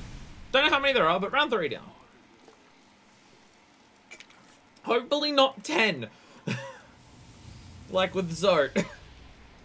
Hopefully not 10. My king, Hallinus will be reborn, glorious and bright, just as it always was. Well, he's definitely loyal. He's definitely loyal. Again, I don't know if the fight's actually getting harder or whether he's just doing more damage. Like, he feels faster, but that could just be the fatigue setting. Hard to say. Hard to say.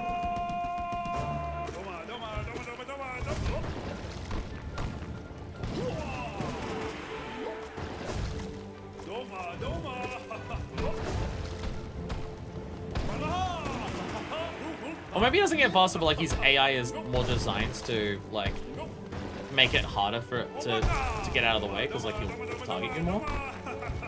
It could be that.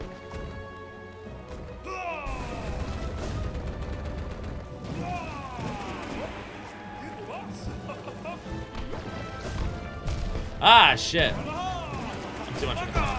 Too much in the corner makes I dodge things. Ow! That was just me failing at walking. Fortunately, the amount of health that I have, taking 4 damage per hit and 3 damage per hit, functionally identical. If there's another one after this and it's 5, it means we can get hit once, which is a little scary, but it's fine. Just learned they made a public apology for the PR disaster that was the Unity policy change. So they have done that. They're still doing the runtime fee. They're still charging a runtime fee. It's just for the newest licenses of Unity. It's just the newest licenses of Unity, and something like certain personal things will like not count up to a certain amount and stuff like that. They're still absolutely doing it. They're still absolutely doing it, just not to the ridiculous extent they were before. It's still not good. It's just not. It's just not as evil. It's still absolutely like a revenue sharing thing. As I've seen people say, like so many other industries would absolutely not let the shit run that they want to do. Like so many other industries would not say you're using our tool, so therefore you owe us some of your revenue all the time, even after paying all the licensing fees and stuff like that. Industries outside of video games don't do that shit. People who sell you a power drill don't charge you per house that you build for using the power drill to build the house. Update policy will charge you either per install flat fee or 2% of your revenue, whichever is smaller. Yeah, again, it's still like you're already paying the licensing fees. It still absolutely shouldn't be a thing. We won't have the edge cases of people install the game so much that it bankrupts people or anything like that, but it's still absolutely ridiculous. For comparison, Unreal charges 5%. And it's still ridiculous that Unreal charges 5%.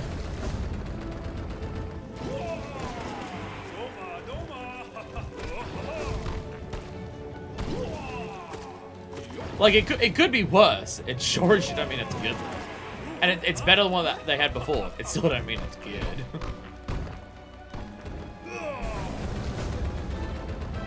I think it's fair to call that's all people use. It's literally part of the product.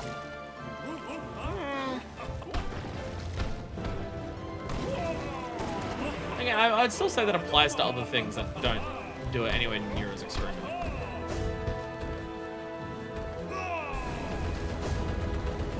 Whole idea is the licensing fees. Ow.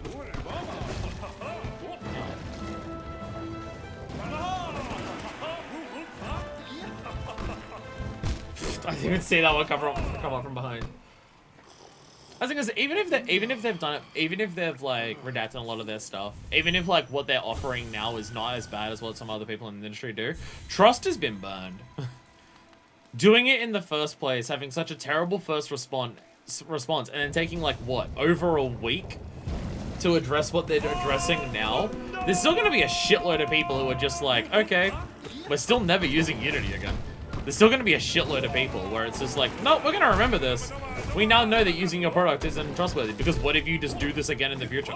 It's pretty unreasonable all around you are already paying for the software and code base and having a license. Yeah. That's kind of the idea. That's kind of the idea.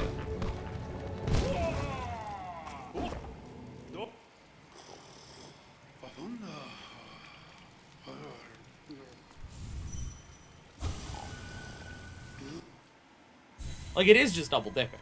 It is. Like, either charge people revenue sharing or charge people a license fee. Like, it is definitely double dipping. To be profitable, they have to charge an incredible flat fee. Maybe our economy's broken. Maybe the way that we've designed our entire economy is fundamentally broken at its core. Maybe there's also that. No, he's been learning how to develop games in Godot. Totally unrelated. See, the thing is, like, I know that it's, like, not always the wisest idea for everyone to just be like, X is doing a bad thing. Everyone, start using Y. It's like every time Twitch and or YouTube do something stupid, and everyone says, we're immediately abandoning Twitch or YouTube. Let's go use the other one, forgetting all the other times that the other platform has screwed people over, and people forget that all the time. So I know it's not a good idea for everyone to, like, immediately jump ship, and everyone's just like, let's learn Godot and stuff like that. At the very least, Godot is open source. So if the people who make Godot in the future do something awful, I imagine you can still use the open source stuff, and it would be like, okay. From my understanding, that's how, like, even if the people who are making Godot turn out to be dickheads in the future, because of the open source nature of it now, it would be fine. Unless they can change some other stuff later. I don't know. I don't know.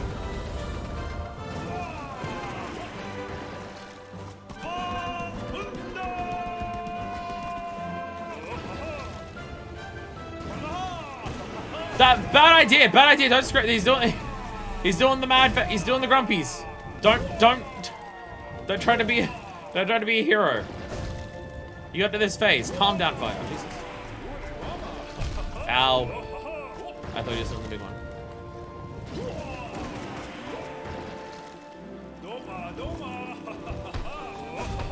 Oh, god damn it! He dived away from me! No! No! No! Oh, god. At least even if I'm losing in this fight, it's fun as hell. Partially just because of the mechanics, partially because of... Doma! Incredible juke on the part of the white defender. Well, I saw him diving, so I thought he was gonna dive towards me. Then I realized he was diving away from me, and I kind of just iframed directly into his face.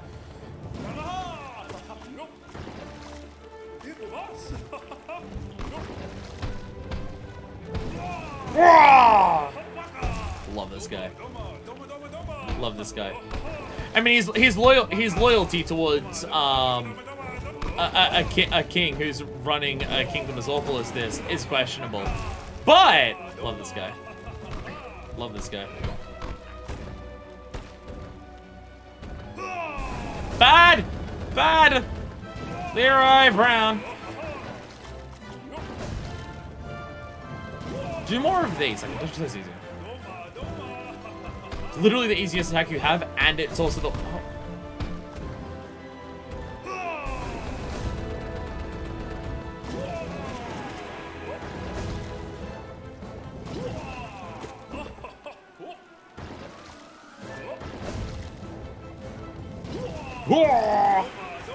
Love this guy.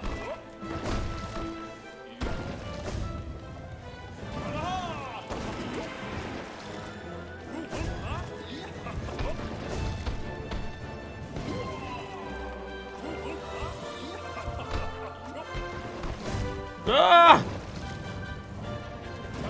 Panic! Everyone stop! Everyone fucking panic! I have a talent for being late to the stream, dang it. Madden, welcome to the stream. I don't know if that's necessarily a talent or whether it's just living in a time zone that is awful for my streams, which is everywhere that isn't Australia. And honestly, even here, it's terrible. Also, Doma! Welcome, welcome. I mean, you say late to the stream. I could fail at this enough that you could get to see the last 2 hours of the stream. It's possible. It's possible. What day is it? Oh, it's Saturday! I don't even work tomorrow! Although I do stream tomorrow. Which is honestly a more exhausting day than work, but it's fine. I was about to say, do I have to, like, go to bed early tonight? And yes, but not for work, so I feel more okay staying up late to do a shitload of this. I'd like to finish... Just kill me. Kill me. I would like to finish at least White Defender today. I mean, we've been going for 4 hours. I'm not doing anything after this. But if we do this today, that means that we've done everything outside of Godhome. We only have Godhome left. Well, the flowers, but I think the flowers are okay if people tell me what they say. If I get dialogue for it, because it's just a... I know it's something new, and I'm just like, new lore or dialogue or new events is where I draw the line. Like, once we don't stop getting those, I draw the line. But the flower will take so long. But the flower will take so long. I'm just gonna draw the line on that one, because it just sounds exhausting. So there is that. I mean, past this, we should be done literally everything that isn't Godhome left, which is, I mean, I'm impressed by. I meant to dash. I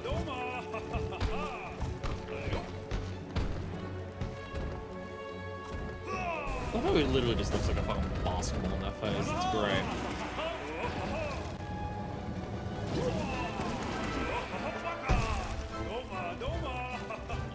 Shout out to Team Cherry for having a dung beetle enemy where the fact that it uses poop, you're very thorough on your wall face fucking. If there's something that I'm good, it's face fucking. I say as the person who is usually giving oral. I appreciate that they have Dung Defender be a dung beetle who uses poop for his attacks, and like they don't make it out as a joke or anything. Like they literally have him be the honorable, like heroic knight who gets this triumphant fucking theme. It's so cool. I love the subversion. Like he's not a joke because he uses poop, or he's shitty because he throws poop everywhere and he sucks. No, he's the brave and honorable Dung Defender.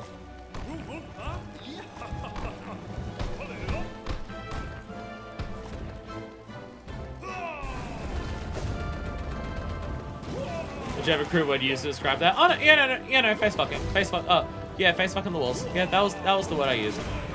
That was the word I used. Sometimes I'm like, do I actually swear that much? Do I actually use like crude language a lot? Because my brain always says that I definitely do because I'm Australian. But then I think back to the words that I say and I'm just like, do I actually do it that much? And then I watch literally any of my content for more than 5 minutes and I'm just like, oh no, very much. I'm an incredibly crude person actually. Oh dear God. Oh dear God. I hope no one under the age of fucking 9 is watching my videos. Yeah, apparently face fucking is a fine, like, 10-year-olds use the word face fucking at school all the time, right? Oh, yo, I totally face fucked that maths test yesterday. Oh, let's go. I love being in the 5th grade. Pretty sure it's how Gen Z talks. Pretty sure it's how Gen Z talks.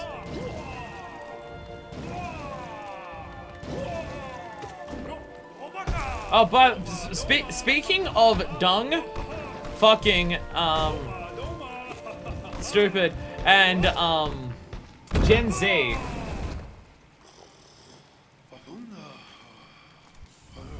If you think that Skibbity Toilet is a sign that Gen Z is worse than millennials, I have news for you. You're a fucking boomer.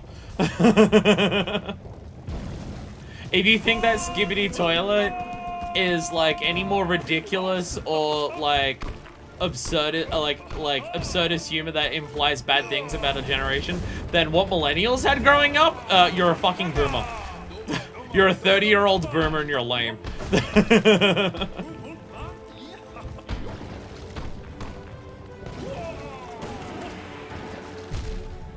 I gotta say, I swear to God, for as much as millennials, like, so many millennials were hating on boomers for the way that boomers would, like, act and talk about millennials themselves and stuff like that, I gotta say, I feel like the boomification of millennials is happening faster than any other generation.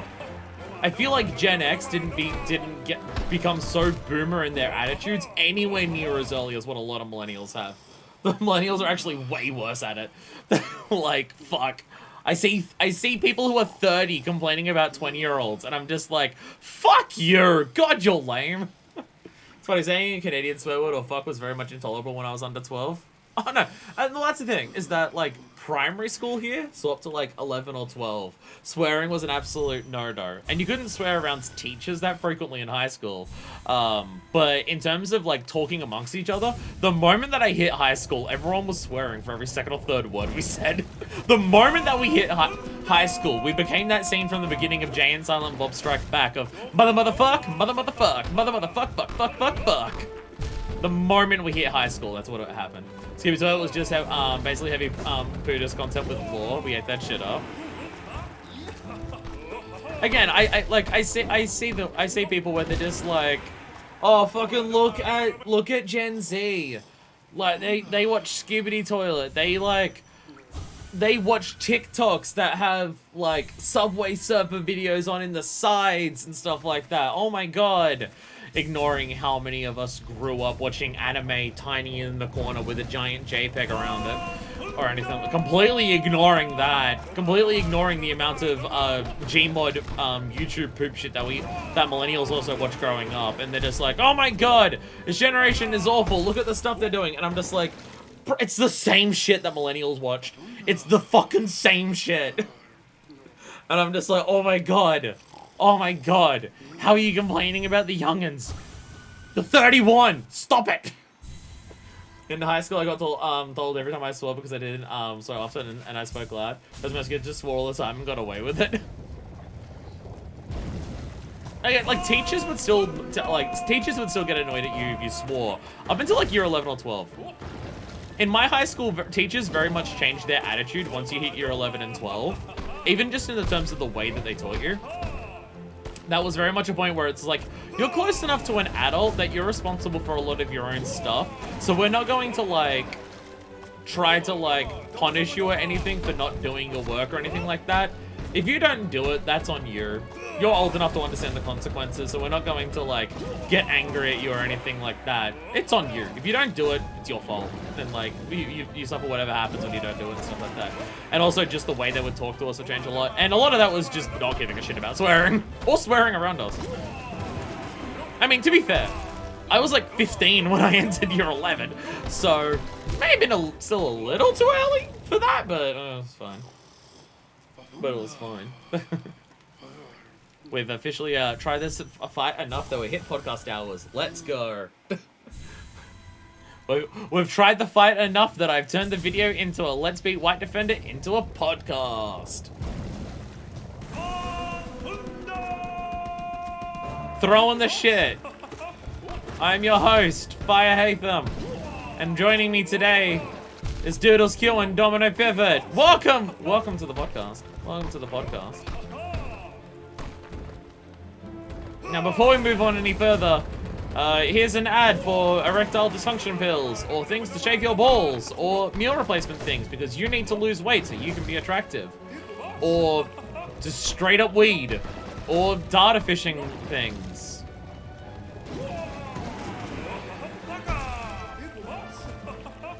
I'm just kidding, it's probably audible. It's a podcast, it's probably audible.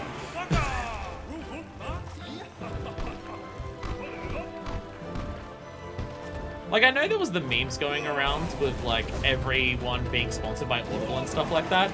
I'll take the era of everyone being sponsored, like, of content creators on, like, YouTube and podcasts and stuff being sponsored by Audible over the era that we've hit of more and more people being sponsored by incredibly shady or just outright awful stuff. Like, the amount of people that I see sponsored by, like, meal replacement stuff because you gotta lose weight makes me deeply uncomfortable. I mean, like, it's a difference between, like, home-cooked meal prep stuff, which still has its own issues. Ow, you dive backwards. Or rolled, I guess. I'm so tired of weed ads. You're making weed boring. It's sponsoring True Crime Podcast. You've made weed boring now. God damn it.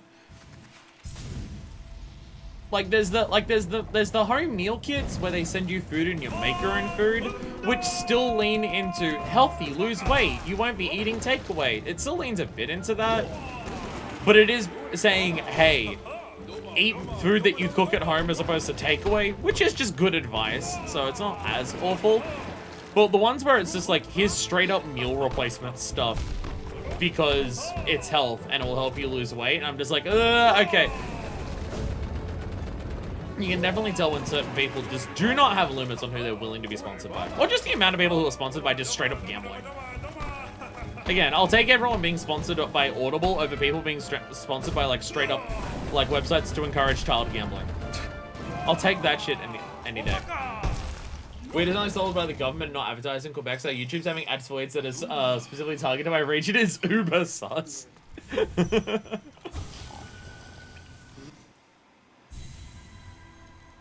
I like the idea of just, like, your local dealer getting YouTube sponsorships. Like, do you want the dankest shit in the Tri-Country area? Come to the corner of these two streets on a Thursday or a Saturday between 10 p.m. and 12 a.m. See, that is small business. That is a small business getting out their sponsorships to their local community. That shit I can get behind. That shit's I can encourage. That one's fine. That one's okay.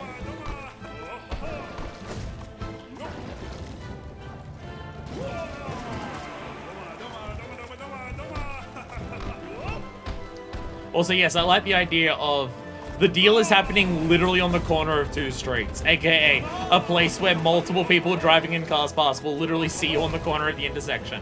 Don't worry about it. That's where all the weed deals take place. Me, person who has bought several drugs from various people of various levels of scrupulousness on the streets. Definitely me who knows all about that, with the deals being on the literal corners of intersections. I know all about the marijuana and the black market and the dank kush. I mean, to be fair, most weed dealers this day you find through fucking Instagram. Weed dealers these days advertise on Instagram, which I find incredibly hilarious. Like, you can't show a titty, but you can absolutely advertise illegal drugs. Not that I'm saying that either of those are wrong to do. I just find that they're fine with the illegal one, but they're not okay with the one that's a titty.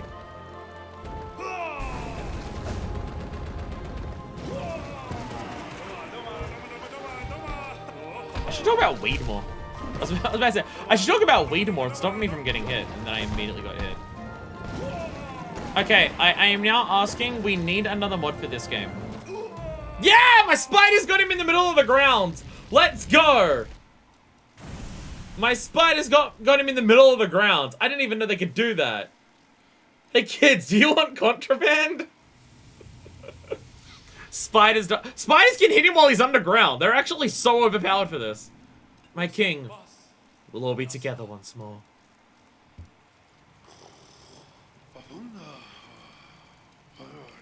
I forgot what I was saying about weed. Oh no, I need a mod.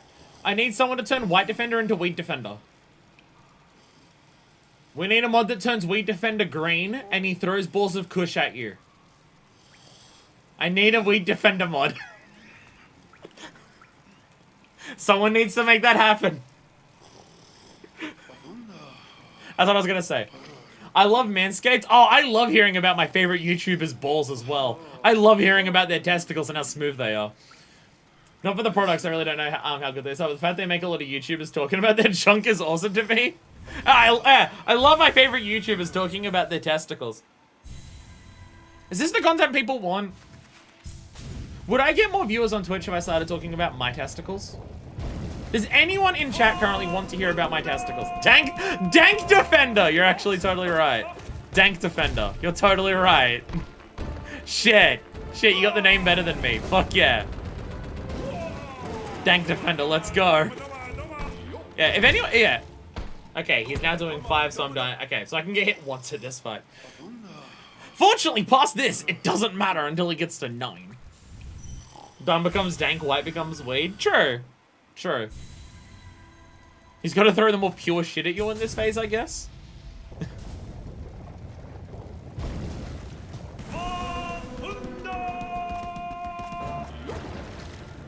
Yeah, past this, the fight doesn't change until he gets to 9 of damage. Then I can't take that hit. I mean, I think I only got hit once in the last one. I may have gotten hit in the second time, looking right at the end.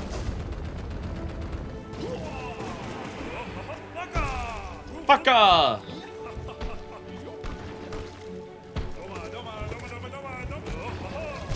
Ow. I mean, if I put on the heart thing, I can get hit twice in this phase, but 1, I don't think I need to. And 2, it means I don't have Sharp Shadow, and I feel like Sharp Shadow is coming in too clutch in this. And nothing else I'd get rid of, because most of my damage is coming from magic and everything, and most of my magic is coming from everything that the spiders are doing. I meant the mod for last, but again, I think that would be breaking Quebec law. I don't know if it's the case in New South Wales, but now in Victoria, the actual drugs themselves are against the law. Any paraphernalia to do with the drugs is completely fine. So like, you can go down to Victoria and you'll see multiple shops that sell like shitloads of bongs and hookahs and everything like that. Grinders, trays, basically everything that you can think of that a stoner would wear that has weed flags on it and stuff like that. You'll find shitloads of shops in Victoria that sell all of that stuff, and it's completely illegal, but selling the actual drug itself is not. It is very funny. It's funny because it's not expected from them. You though, besides the games, I watch you for this kind of content, not gonna lie. You watch me for talking about my testicles? So does that mean you want me to talk about my testicles? Or because you expect me to talk about my testicles, it's therefore not as satisfying when I do? I'm confused how much my testicles need to be brought up. I'm also 100% certain that I pronounced hookahs wrong, but it's alright. I'm totally familiar with the kush. I'm totally intimately familiar with the kush and all of the paraphernalia that's involved with it. Alcohol's my drug of choice. Sorry! No, life is.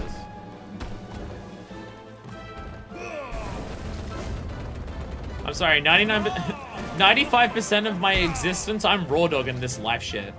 Don't worry about it. Don't worry about it.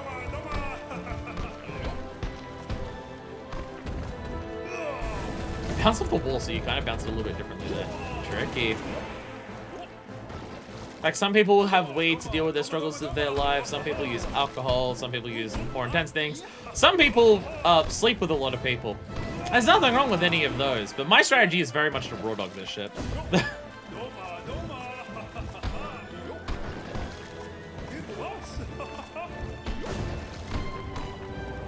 Like, even when I drink, I might have one at a time for the taste, and that's with dinner. Or if I go out to a concert, I might have a couple, which is, again, primarily for the taste.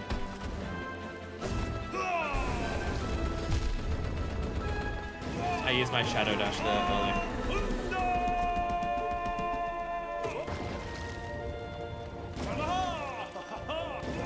And now I know I can't get hit, so now I'm terrified of getting hit. There it is! They're legal here in the US as long as you specify they aren't for illegal use. Plenty of people buying hookahs to make tobacco out of. Yeah, the thing is, I think in Victoria you don't have to go that far. You can straight up have weed plants on it. we had those sorts of food now that weed is illegal. Weed patent merch is treated as a legal advertisement. So they stop selling cool t-shirts and posters, but they still sell the bongs. Now that weed's legal, you can't buy a shirt with weed on it. That is fucking hilarious. Go with the flow, which includes actually talking about your testicles, get the balance, you know. In other words, just be you. Hell yeah. Hell yeah. I gotta say, it's a big part of the reason why I would never want this to be my job. I would never want this to be my job, because everything that I do about this channel is just doing what I want to do. And to be fair, a lot of what I want to do is what will entertain people who are watching, because I just naturally like entertaining people. And when I've got more people in chat, it's more fun to talk to people. So if I play content that people in chat will like and stuff, then it's more enjoyable because there'll be people talking about it and stuff like that. But, wow, that was terrible. Jesus Christ. Fuck. God damn.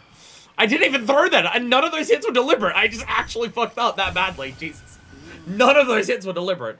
It's not like I got hit the first time immediately and said I might as well die. I actually just fucked up both of those. Wow. But yeah, like, how I talk maybe wouldn't have to change. Some people can get away with being very horrible people with the way that they talk and still have massive platforms. But what you play, how you play it, when you do it, everything like that. There's so much of that stuff that you'd have to, like, focus on for the metrics to, you know, make sure you can afford to fucking pay rent. And I cannot imagine adding that stress on top of something that I do because I purely enjoy it.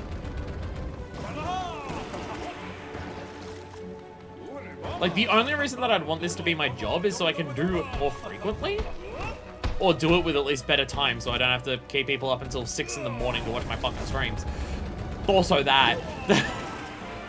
But, I don't think the amount of stress that it would introduce, or the amount that it would have to take away from me just doing whatever the fuck I want, how I want it to, or having to think about, oh, I want to do this, but is it good for me to do? I would hate to think about that stuff, like, while doing this shit. I'd hate it. Like, I know other people can still very much get the enjoyment out of doing this as a job with all of that stuff, like, that is, like, that's all stressful and it makes it feel like work, but it doesn't take away from the parts that I'm enjoying. And I totally get that. I'm not that person. If I had to worry about that stuff while doing this, I wouldn't enjoy it anymore. I don't think at all. I think it would take away literally all of it. That idea of I have to do it for extrinsic reasons, so therefore it removes any intrinsic thing. Not that it's the same, but it's I think for the same, like, for a similar internal reason of how my, damn it, my thought process works.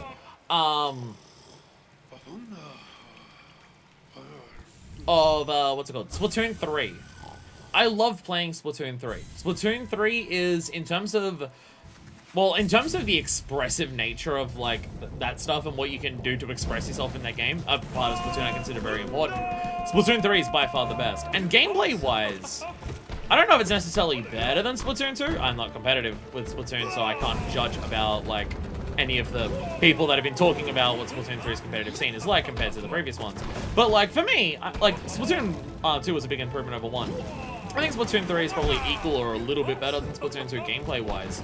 But, I stopped playing it earlier than any other Splatoon game because of the Battle Pass.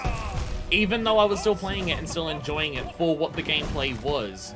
the sheer idea of, but I'm also trying to work on grinding a battle pass, and I have to play this a certain amount of times and win a certain amount of matches within a certain period of time, otherwise I won't finish the battle pass, ruined it for me. That's who I am as a person. So turning this into a job would ruin it for me. Like, if I stop playing Splatoon 3 because of its light battle pass that it has, it's nowhere near as bad as other games because of it. Ugh, God. Ugh. Ugh. No, it would ruin it for me. Like if Splatoon does that, yeah. Having to worry about, is the way that I'm doing it going to make me afford my bills? Oh God, no. It would ruin everything for me. Because even if I was doing it, even if I was doing content that I enjoyed, even if everything I was doing at any given time was, yes, I'm doing this because I want to and people are enjoying it, the sheer idea that I know that I'm also having to do it because I need the money from it, I think would ruin it for me. That's just the type of person that I am. Wow, I didn't even say that one. There's a streamer I watch who was watching those speedrunning mods every day, and we all knew it was super healthy, but like, we're not gonna stop giving money to the streamer who relies on our money to eat, even though we all think they should get a healthier job. But again, there are probably people who can do streaming as a job and a career and stuff like that, and it works for them in terms of like, no matter what, once it becomes work, it's going to feel like work, but they still get the satisfaction of doing everything like that. There's definitely a bunch of people who would be like that. I just know I'm not one of them. Like, you get someone like Max, where it's just like, Maximilian dude, he works a shitload of hours and he puts a lot of stuff into it. But you can very much tell that, like, even with all of the work aspects that he has to worry about for it, he still very much enjoys doing it as a job. Which, to be fair, he also gets to basically do everything he wants to do because he's spent, you know, fucking 10 to 15 years cultivating an audience who wants from him the exact stuff that he wants to do. Like, he gets to be one of the biggest, like, streamers on Twitch, and he does fighting games. So, like, he's done well for himself in that regard. But I know I couldn't be that.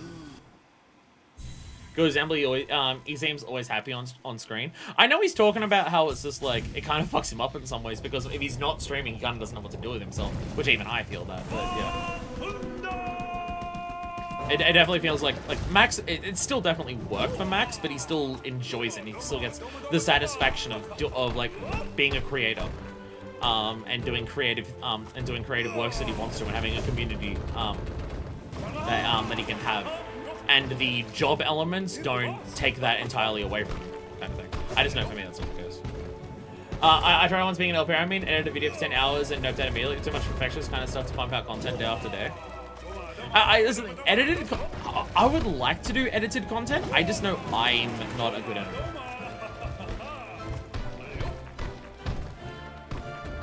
I just, like, when it comes to editing a video, to be like, I would like to put out edited content because, like, I would like to be able to see my reactions to things or seeing anything like that without having to watch, like, fucking 70 hours of Hollow Knight LP and stuff like that.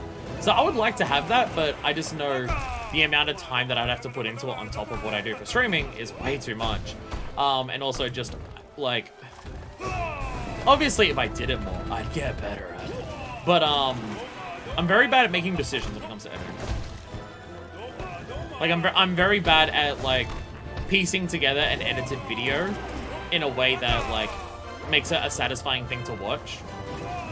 It's very hard for me to not just get in the mindset of, I'm just going to put highlights of good parts together.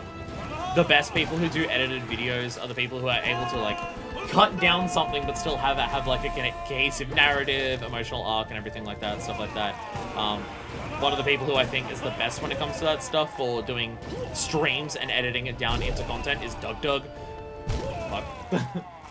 Doug's editing, and the other editors that he has for the channel as well, are very, very, very good at that, where, like, the emotional ride that is his stream, you get that very similar feeling from his condensed content edited into his stuff. It doesn't feel like just watching someone's edited highlights.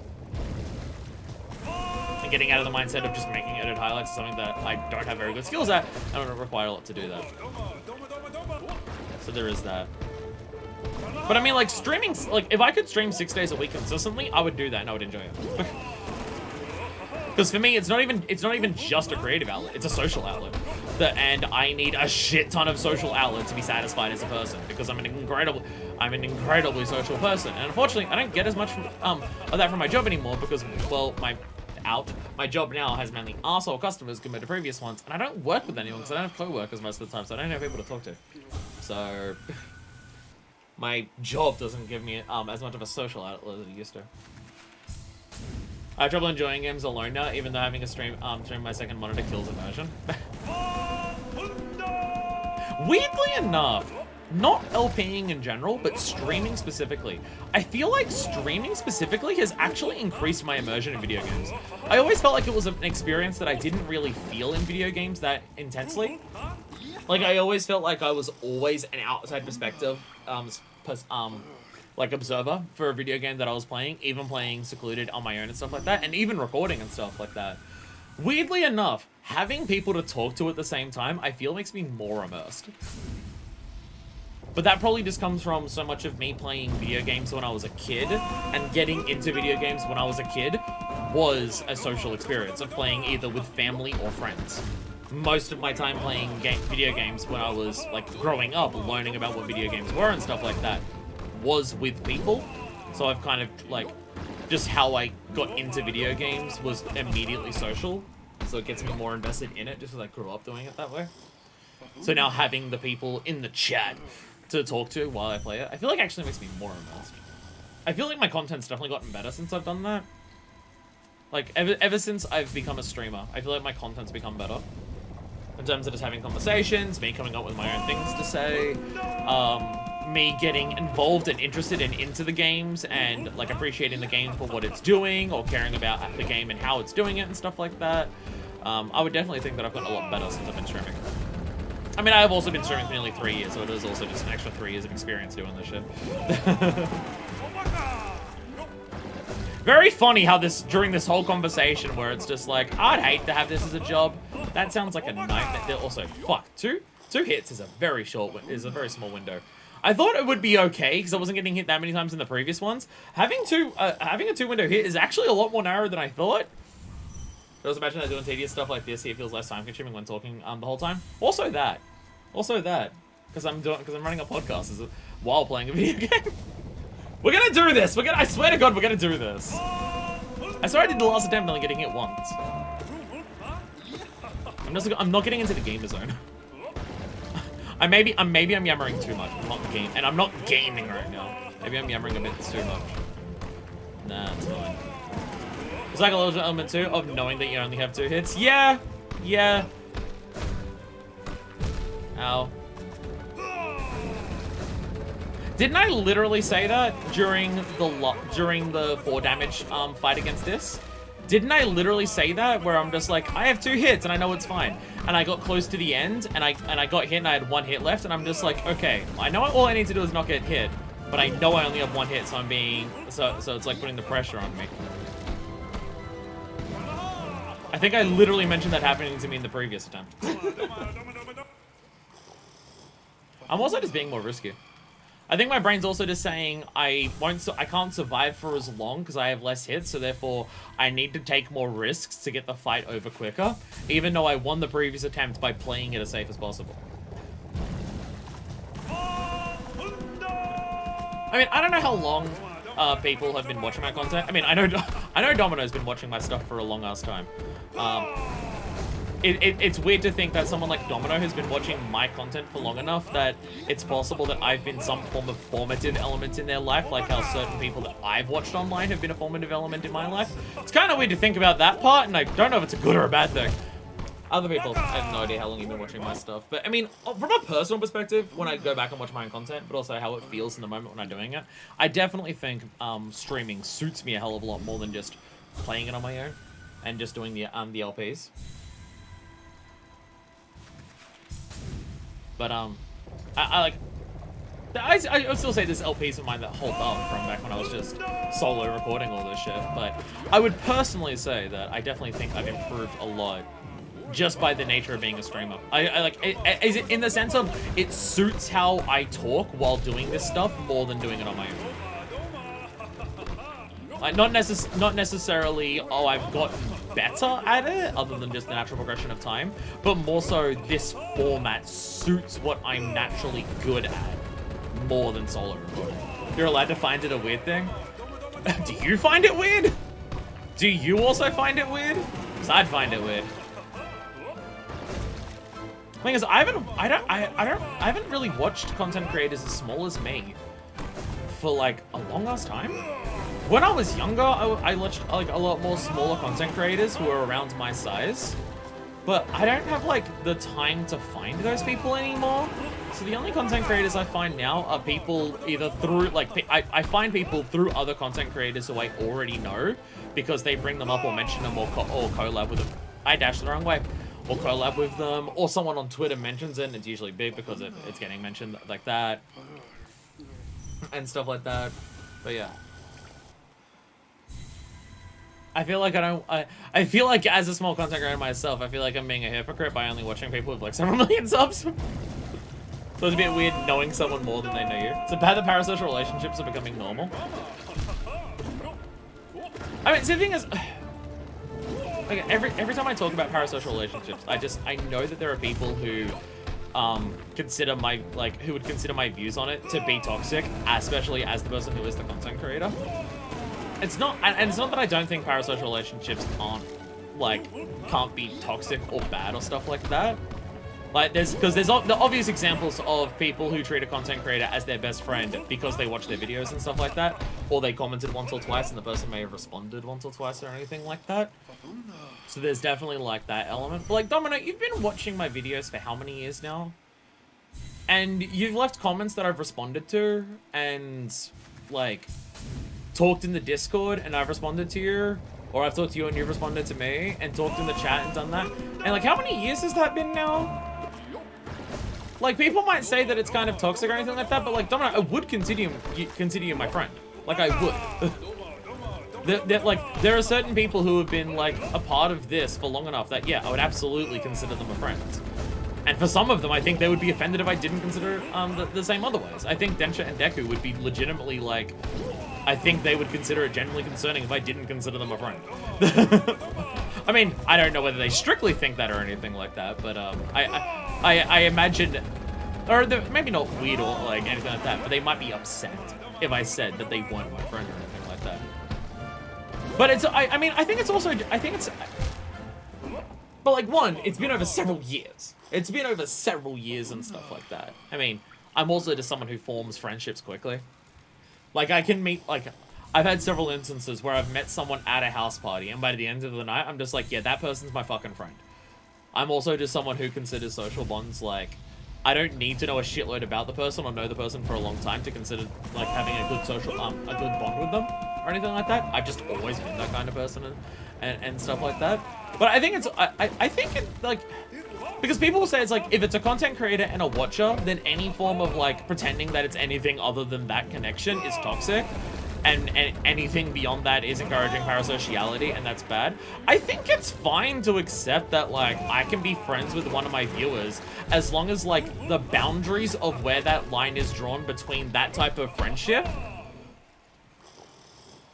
Like, we're friends, but the boundaries of what that friendship would entail would be different. Not necessarily more or less restrictive. It's a case-to-case basis, but like the boundaries of what would and wouldn't be in that friendship would be different than people I would know in person, or like family members, or close personal friends in life and stuff like that, or people who I talk to online outside of the viewer-streamer like connection and stuff like that. Like, I think as long as, like, which, and again, that's where the issue comes up. That's where the issue comes up, is that a lot of people, like, when they develop a parasocial relationship, will lose that boundary, or a certain number of streamers will actively try to pretend that boundary doesn't exist, or shouldn't exist, or will actively try to break it and stuff like that. And that's obviously where the issue comes in, but I do feel like there's a lot of people who would just consider, who would be a lot more strict with it, where it's just like, the boundary is there is no emotional attachment or connection between it and anything like that. So there is that.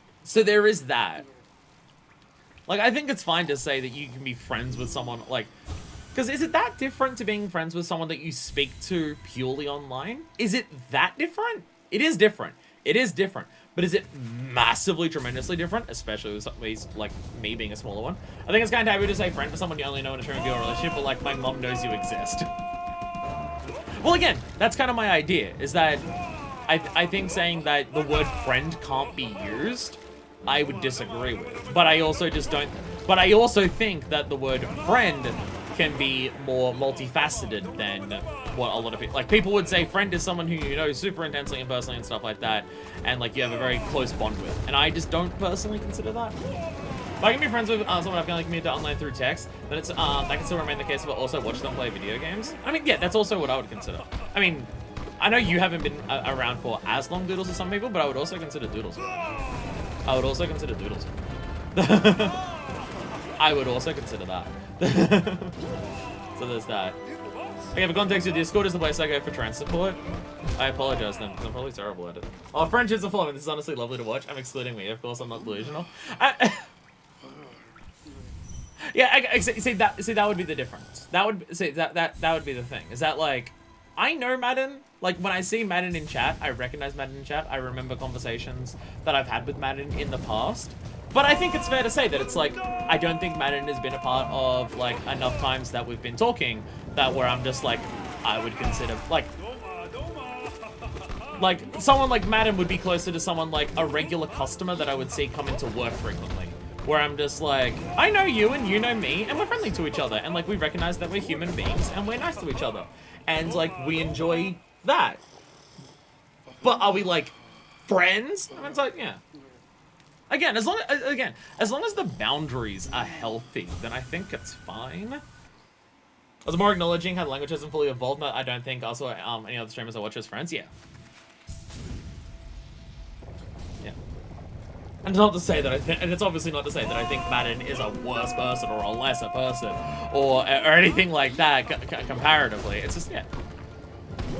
Friendships and bonds and stuff like that are things that form over time and amounts of it that you do and stuff like that. And it's like, Dominoes and Doodles are in the Discord and we talk quite frequently.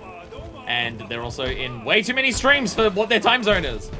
Whereas whereas I'll see Madden in chat every now and then. And I think that's healthy, and I think that's fine. I think it's I think just broadly saying no, everyone in chat's the exact same. You're all just like words in a void, and I pretend you're not people. I think that's actually unhealthy. I think pretending that the people in your chat, like, once you get to a certain point where you can't read all the messages in chat, you're not having a conversation with chat. Chat is reacting as like a mass of words are piling up onto a screen. Compared to the stream being able to read it, at that point, then it's just like, yeah, that's a bit different. Because they're not talking, they're reacting. And that's, once you get to a certain point, it's obviously different. But, like, I feel like if you're, like, I'm reading most messages in chat, and I'm trying to respond to all of them. If I then turned around and said, I don't even consider you, like, I don't even think of you as what you are as people or anything like that, you're just words on a screen to me, I would consider that unhealthy. I would consider that to be unhealthy. Because that suggests a level of not caring about other people. That's someone that you directly talk to multiple times frequently as not a person. And I would consider that to be unhealthy. So, yeah. But again, I'm also just someone who, I form bonds with people easily. I consider people to be close friends. Like, I don't need to know someone for years and years and years to be a close friend with them. I can meet someone in person 1 or 2 times, and I'm just like, you're a close friend of mine. I'm also just a person like that, so of course that extends to online stuff. And again, damn it, as long as the boundaries are, I think it's fine. It's like, if we happen to be in the same place, we'd go for a drink. Yeah. Not that active in Discord, still lurking like a fucking store, but me keeping my actual social life together is hard enough. And again, there's nothing wrong with that. I would not consider someone lesser because they don't want to be as active in my little community compared to what some other people are. I would not consider anyone lesser for that. Like, hell, probably part of the reason why I'm so active in this is because I don't speak to that many people in person anymore because Australia's full of fuckwits. and stuff like that. I mean, also just doing streaming does change it up a lot. So attending way too many times for my time zone. I need to go to bed because I'm supposed to go to farmer's market in 6 hours. You should probably sleep. I apologize for not being able to get this last fight done in this time. This is really difficult. Only having 1 hit of leeway is making this a lot harder than I thought it would after I did the 2-hit one. Oh god. Oh god. Oh god. Good night, Doodles. Thank you for joining in for way too late, and I apologize once again. There goes my best fucking friend in the whole wide world! There goes my best fucking friend. I can't wait to propose to Doodles later on. There we go. Too far? Too far? I think we've hit the line. I think we passed the boundary. I think we passed the boundary. There we go. And again, like, when it comes to establishing that boundary, some people have, like, when they're the viewer, have issues with establishing that for whatever reasons. Whether it's any mental things that they just personally struggle with, or whether they're just a person who, like, doesn't want to do that or anything like that, for whatever reason it may be. But there's also, yeah, I got hit the first one, I let myself get hit again. But there's also definitely certain streamers themselves who actively encourage the unhealthy parasocial dynamic. It's this is me saying that there could be more nuance to the friendship side of, like, creative viewer stuff. Definitely does not absolve people who deliberately foster unhealthy parasocial relationships. Because there's definitely some people out there who will deliberately, like, try to overextend the boundaries, or like, overextend how far they can push their parasocial relationship with their viewers for their own personal gain, whether it's continued viewership numbers, or trust or confidence in them, or defending them, if the allegations ever show up, or anything like that. Or for whatever various other reasons, to sell products, or anything like that. But yeah. Talking about marriage with the streamers who sleep with their fans. See, that's where I would draw a line. That's where I would draw a line. To the extent where, it's been offered before, and I've had to turn it down for that exact reason. Which is definitely the one line you actually should not do for legal reasons. It's been offered to me before, and I've turned it down for that exact reason. That's a boundary that it's just like, no, no. Like, if it was someone who started, okay, I'm aware that what I'm going to sound like a justification. I'm talking about extreme edge cases. Because I'll know some people where it's just like, you started out watching their stuff, looking up to this person, and then you got married and slept together, what the hell? And it's just like, I've seen people say that about people who, like, one person started out as a fan of the other, they met and became friends, and then, like, 6 years later will start a relationship. And I'm just like, okay, at some point, how it started doesn't affect what it is now. So, I've seen that be passed, where, like, not necessarily in, like, the YouTube, Twitch content creating space, but for, like, bands or stuff like that where I've seen that. And I thought I could propose to you tomorrow. Book the flight already. Expensive one. I'm out in Australia. I'm far away from fucking everyone. But, like, I've seen that with bands where it's like someone will start out as a fan of a band and go watch their stuff, but then it just happens that, like, and they don't start out watching it, like, with the intention of it developing that way, and then a person of the bands will, like, just end up talking to them, and then they just become friends, and none of them start with the intention of that's where it's going, and then just over the course of a long-ass time, they're just like, oh shit, we're actually into each other now. So, like, extreme edge cases, I know some people would still say, no, that's still wrong because of how it started. But, like, it's gotta get to that extreme before it's not fucking weird.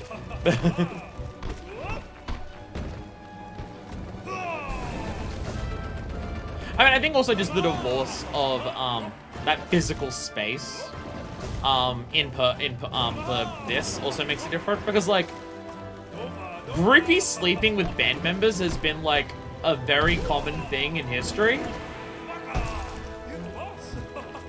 And when it comes to, like, groupies sleeping with band members, at what point is that one of them taking advantage of the other? And at what point is it two consenting adults and, like, one person's just like, oh my god, I get to sleep with this famous band member? I don't know. I don't know where that line should be. But both existing in a physical space definitely would change it.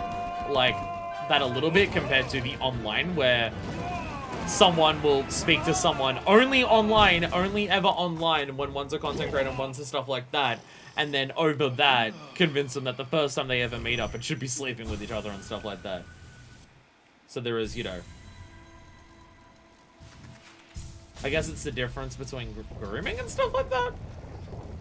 I mean, I did travel 650 kilometers. Yes, sorry, deal with the metric system. I'm in Australia. I'm also a metric, baby. For a one-nighter, listen, I was desperate.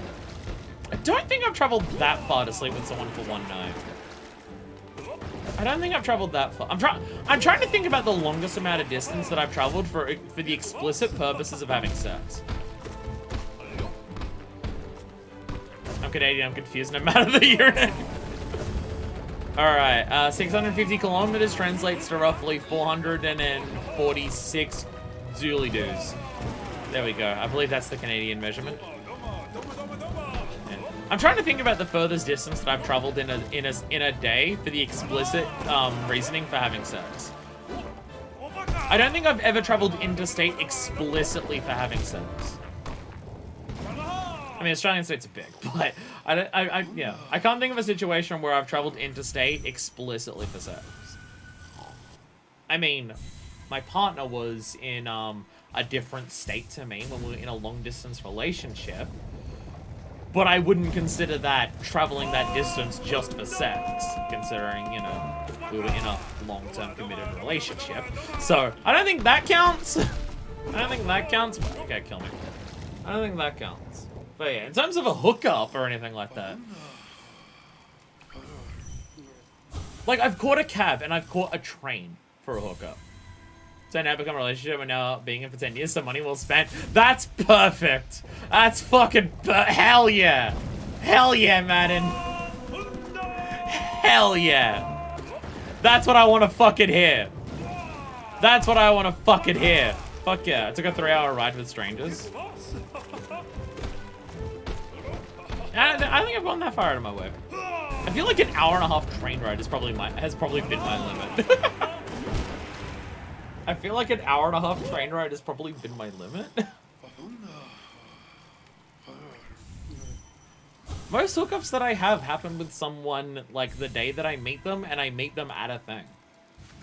Most hookups I've had in my life have been that. I haven't had like a ton of hookups that have continued past that. Well, I mean, one, but then that became the, you know, the relationship that I was in. So, yeah, there was that.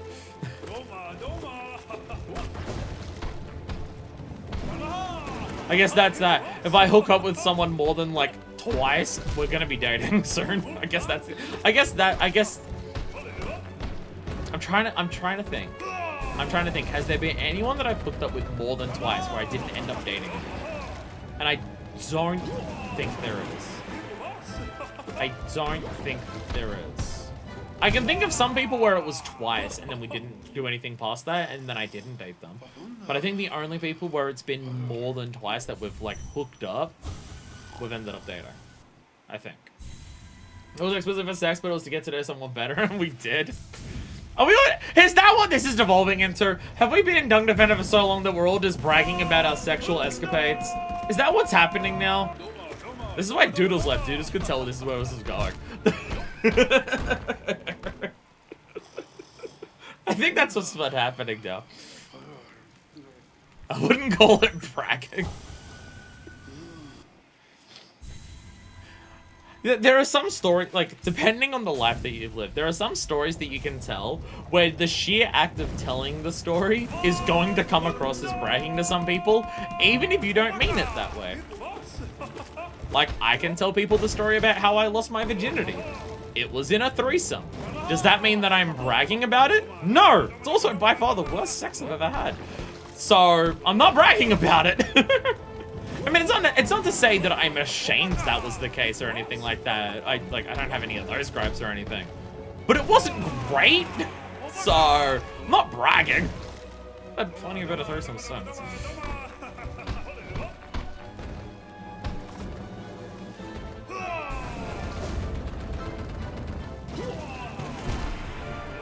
Oh god. I went to go read chat and then I realized I was standing too close to Doma. And then I got hit. Why is this fight so hard? I swear I did this last time and I only got hit once. Why is now having to perform? So this is why I haven't had sex in ages. I'm being asked to perform and now the pressure's getting to me. This is why I haven't had sex in ages. Clearly the only reason. So because in hindsight I felt uncomfortable about our age gap for this relationship to go anywhere.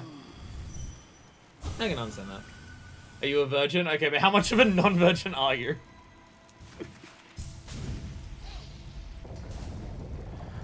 I will say that is probably one of the funnier things of growing up, is that I was definitely one of the I was one of the people who was later to that compared to a lot of people that I was like friends with in high school and like just after high school. I was definitely later to that than a lot of people, but I also developed a much healthier relationship with sex and didn't make a bunch of really fucking terrible decisions, unlike a lot of people who started having sex a lot younger than me. Which honestly, the same with drinking. I was also like, I didn't like start drinking until my 18th birthday. I had alcohol before that, accidentally, but I never did a bunch of underage drinking or anything like that. Like, I don't think I never had like more than one drink other than by accident when I was under 18. And stuff like that. But also, as someone who also started drinking on their 18th birthday and continued after that, I've also developed a much healthier relationship with alcohol compared to a lot of people that I know who started like drinking multiple in one sitting when they were under the age of 18. Funny those things. One of those things. I made these decisions when I was older in a more mature spot to make these decisions, and I ended up having a healthier connection with these things. Surprising weird how that works out. Oh god, I dived the wrong way. Oh, I should have gotten hit there. I absolutely should have gotten hit there. Okay.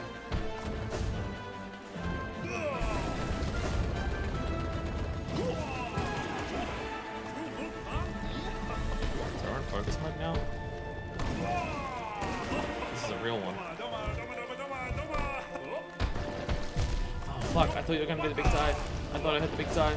I did not.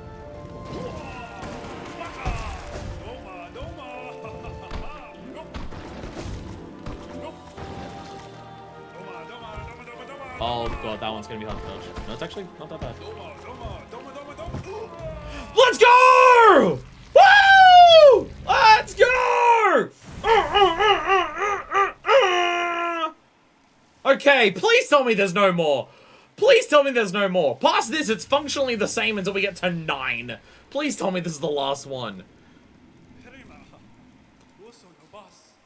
How funny that I see you in my dreams too, little one. Your noble bearing reminds me of our dear king. When he returns, ask him if you can become a knight. What jolly adventures we will have. Oh my god, he's awake now! Ah, he's awake now! Hey, we did it! We did it! Holy shit, I actually did both Zode and White Defender today. Holy shit. I mean, we haven't finished Zode, but I'm not doing that shit. Yo, hello! Ah, you're awake! And looking well rested? I was startled when I woke to find you curled up beside me. But of course, you all can rest here whenever the world wearies you. As the king granted his kingdom, to shelter those who needed it, I offer my home. Stay as long as you like. Down here where it's cozy and warm and moist. Because it's poop. My cave may seem a far cry from the finery of the palace, but even still the memories of my former comrades and our glorious king remain fresh in my mind. So what is there a lore reason why Dung Defender has been able to not succumb to the infection? Is there a lore reason why he hasn't? Because he hasn't in any capacity. Or is it just that his sense of purpose is so pure that the Radiant's trying to infect any of the ideas he has? There's like he's full of ideas and he's full of like connections and everything like that. But is he just so strong-willed and so strongly like has such strong conviction and belief in those because he is such an honorable, loyal person as well as like what gets described about him, that there's no weakness to do that? Maybe because he just dreams about the king.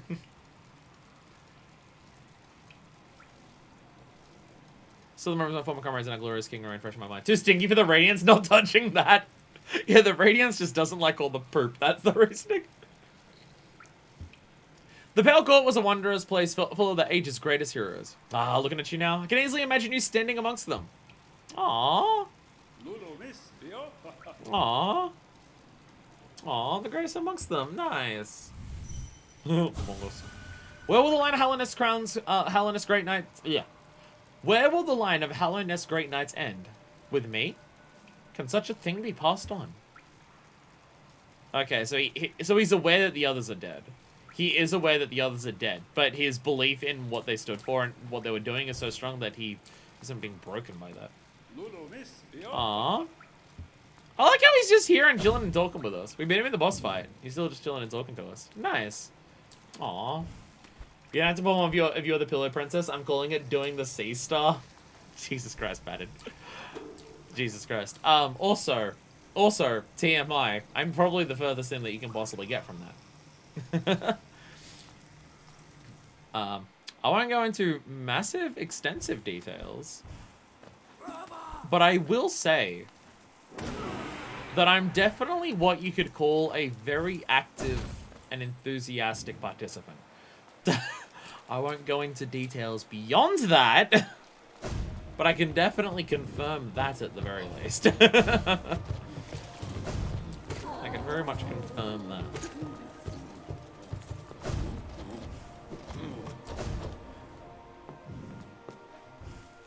I have been told I am noisy by a flatmate. Ah, see, I also have the rule of I don't have sex if other people are in the house. Which is very awkward because I didn't have anyone over. Oh no. Oh no. Oh no. It's a match then. Oh no. Oh no.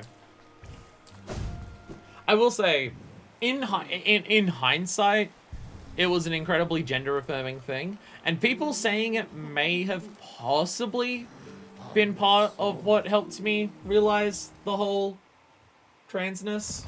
I got back at him by having someone over and being very noisy. Best type of revenge. Again, I don't get told that because one of my rules is I don't have sex with other people who are in the house. I don't want to have to make myself hold back is the reasoning. But one of the more gender affirming things that I've had in hindsight is the fact that the amount of people that I slept with before I realized I was trans, the amount of times that I got told that I fuck like a girl was a lot. And by a lot, I mean by almost or literally every single girl that I slept with before I realized I was trans. That they would have a comment about how I fuck like a girl. So there's that. There is that. I got told that a lot. Very, very consistent, and none of them had heard from any of the others this fact. But yeah, that was very consistent, so I could say that at the very least. Anyways, what a great note to end it on. We beat White Defender. We did it. We actually beat all of those fights. Like, I think I mentioned it before, but look, before I took a break from this game, I tried to do a stream of trying to do the refights against Zote and Dung Defender. And I did so poorly at them that I stopped streaming then. And I'm just like, it's too fucking hot. I can't concentrate on the game. I'll come back to it when it's nowhere near as hot so I can focus on the game more. Because this was like the middle of January. That was about the middle of January where it was really hot. And I was like, and I was like, I can't focus and I'm fucking up, like, stuff. I can't do this. I'll come back to it later. And then I come back to it like several months later. So the fact that there was a stream where I couldn't beat a single one of the fights on what the retries that we had starting today. I couldn't do any of them. So the fact that we like cleared Zote enough that Brenda's left, and that the only thing that we're missing is the equivalent of getting the Radiant mark if we were doing it in Hall of Gods, and the fact that we like actually finished White Defender to the point where we can't do the boss fight anymore because he's not sleeping anymore, makes me very happy. We also did Path of Pain. I'm crushing this fucking game under my boots. I'm stepping on it and I'm making it make funny sounds. This is what I like. What I like here. When I talk shit like this, my friends they laugh and change the subject. Oh, I have no shame. I have no shame in any capacity. No, none. I don't have the ability to have it. I don't think. Not that I know there's things that I shouldn't be ashamed of. Maybe I just don't care. Very much an open book. Probably a bad idea for a streamer. You ask me something and I'll give you an answer regardless of what it is. Which is probably a bad idea, but no. Anyways, I'm out of here. We'll probably have at some point, not gonna do it now, just because I've been streaming for 5 hours and I want food. If there's the unique dialogue for the flowers, I'm not gonna bother with that on stream. Unless it's like super and important. Because it's just too much work. But from my understanding, outside of possibly getting some extra optional dialogue from the flowers and a gold statue that I don't care about, we are now done with everything that isn't Godhome. There is apparently still secrets in Godhome that I haven't found, so we're gonna do that next time alongside Nightmare King Grim. And depending on how long those take, we might start the Pantheons. Really depends on how long Ascended Nightmare King Grim kicks my ass. I beat it in less than an hour when I had basically no upgrades, but this is Ascended. I breathe discomfort from others. I think it also helps that I've grown up around a lot of people who also had this similar idea when it came to talking about stuff. The group of friends that I had growing up through school and post-high school were also very much the type of people where we just spoke about anything and like there was no shame or anything like that. Unfortunately, a lot of those people would then, some of those people, and by some I mean a lot, would then talk bad about people behind their backs about the stuff that everyone openly said. So you would talk around people and it would come across as everyone's open and fine and anyone can discuss anything and there's no judgment and everyone's just chill. But then people would start talking behind other people's backs about the stuff that they openly shared in confidence, which is the reason that I'm not friends with a lot of people anymore. Because, dear God, I swear to God, fucking God, most people in Australia are like that. So I don't have many friends here anymore because people here are assholes. But that's why I have a stream chat now. Now you have to deal with all those burdens. Again, plus when people overshare about specific partners, partner of theirs, like, don't tell me that was between the two of you. Yeah, I guess that's fair. I'll give details. If both of them were present, I'd be okay. Yeah, fair. I'll give details about myself when it comes to that stuff, but yeah, I'm probably not going to tell you details about people that I've been with. I'll give you details about myself in those situations, but I won't tell you about the things that the other people did. Other than the two guys that I lost my virginity to in a threesome were very bad at sex. That I'll tell you for free. They both turned out to be assholes, and one of them turned out to be homophobic. I was very much a guy presenting at the time, but he blamed me for turning him gay, and got angry at me. People in this country are fucked. People in this country are fucked. Apologies to everyone who had to watch this stream today. What a douche. Fuck that guy. Fuck that guy. I mean, I did, but I shouldn't have.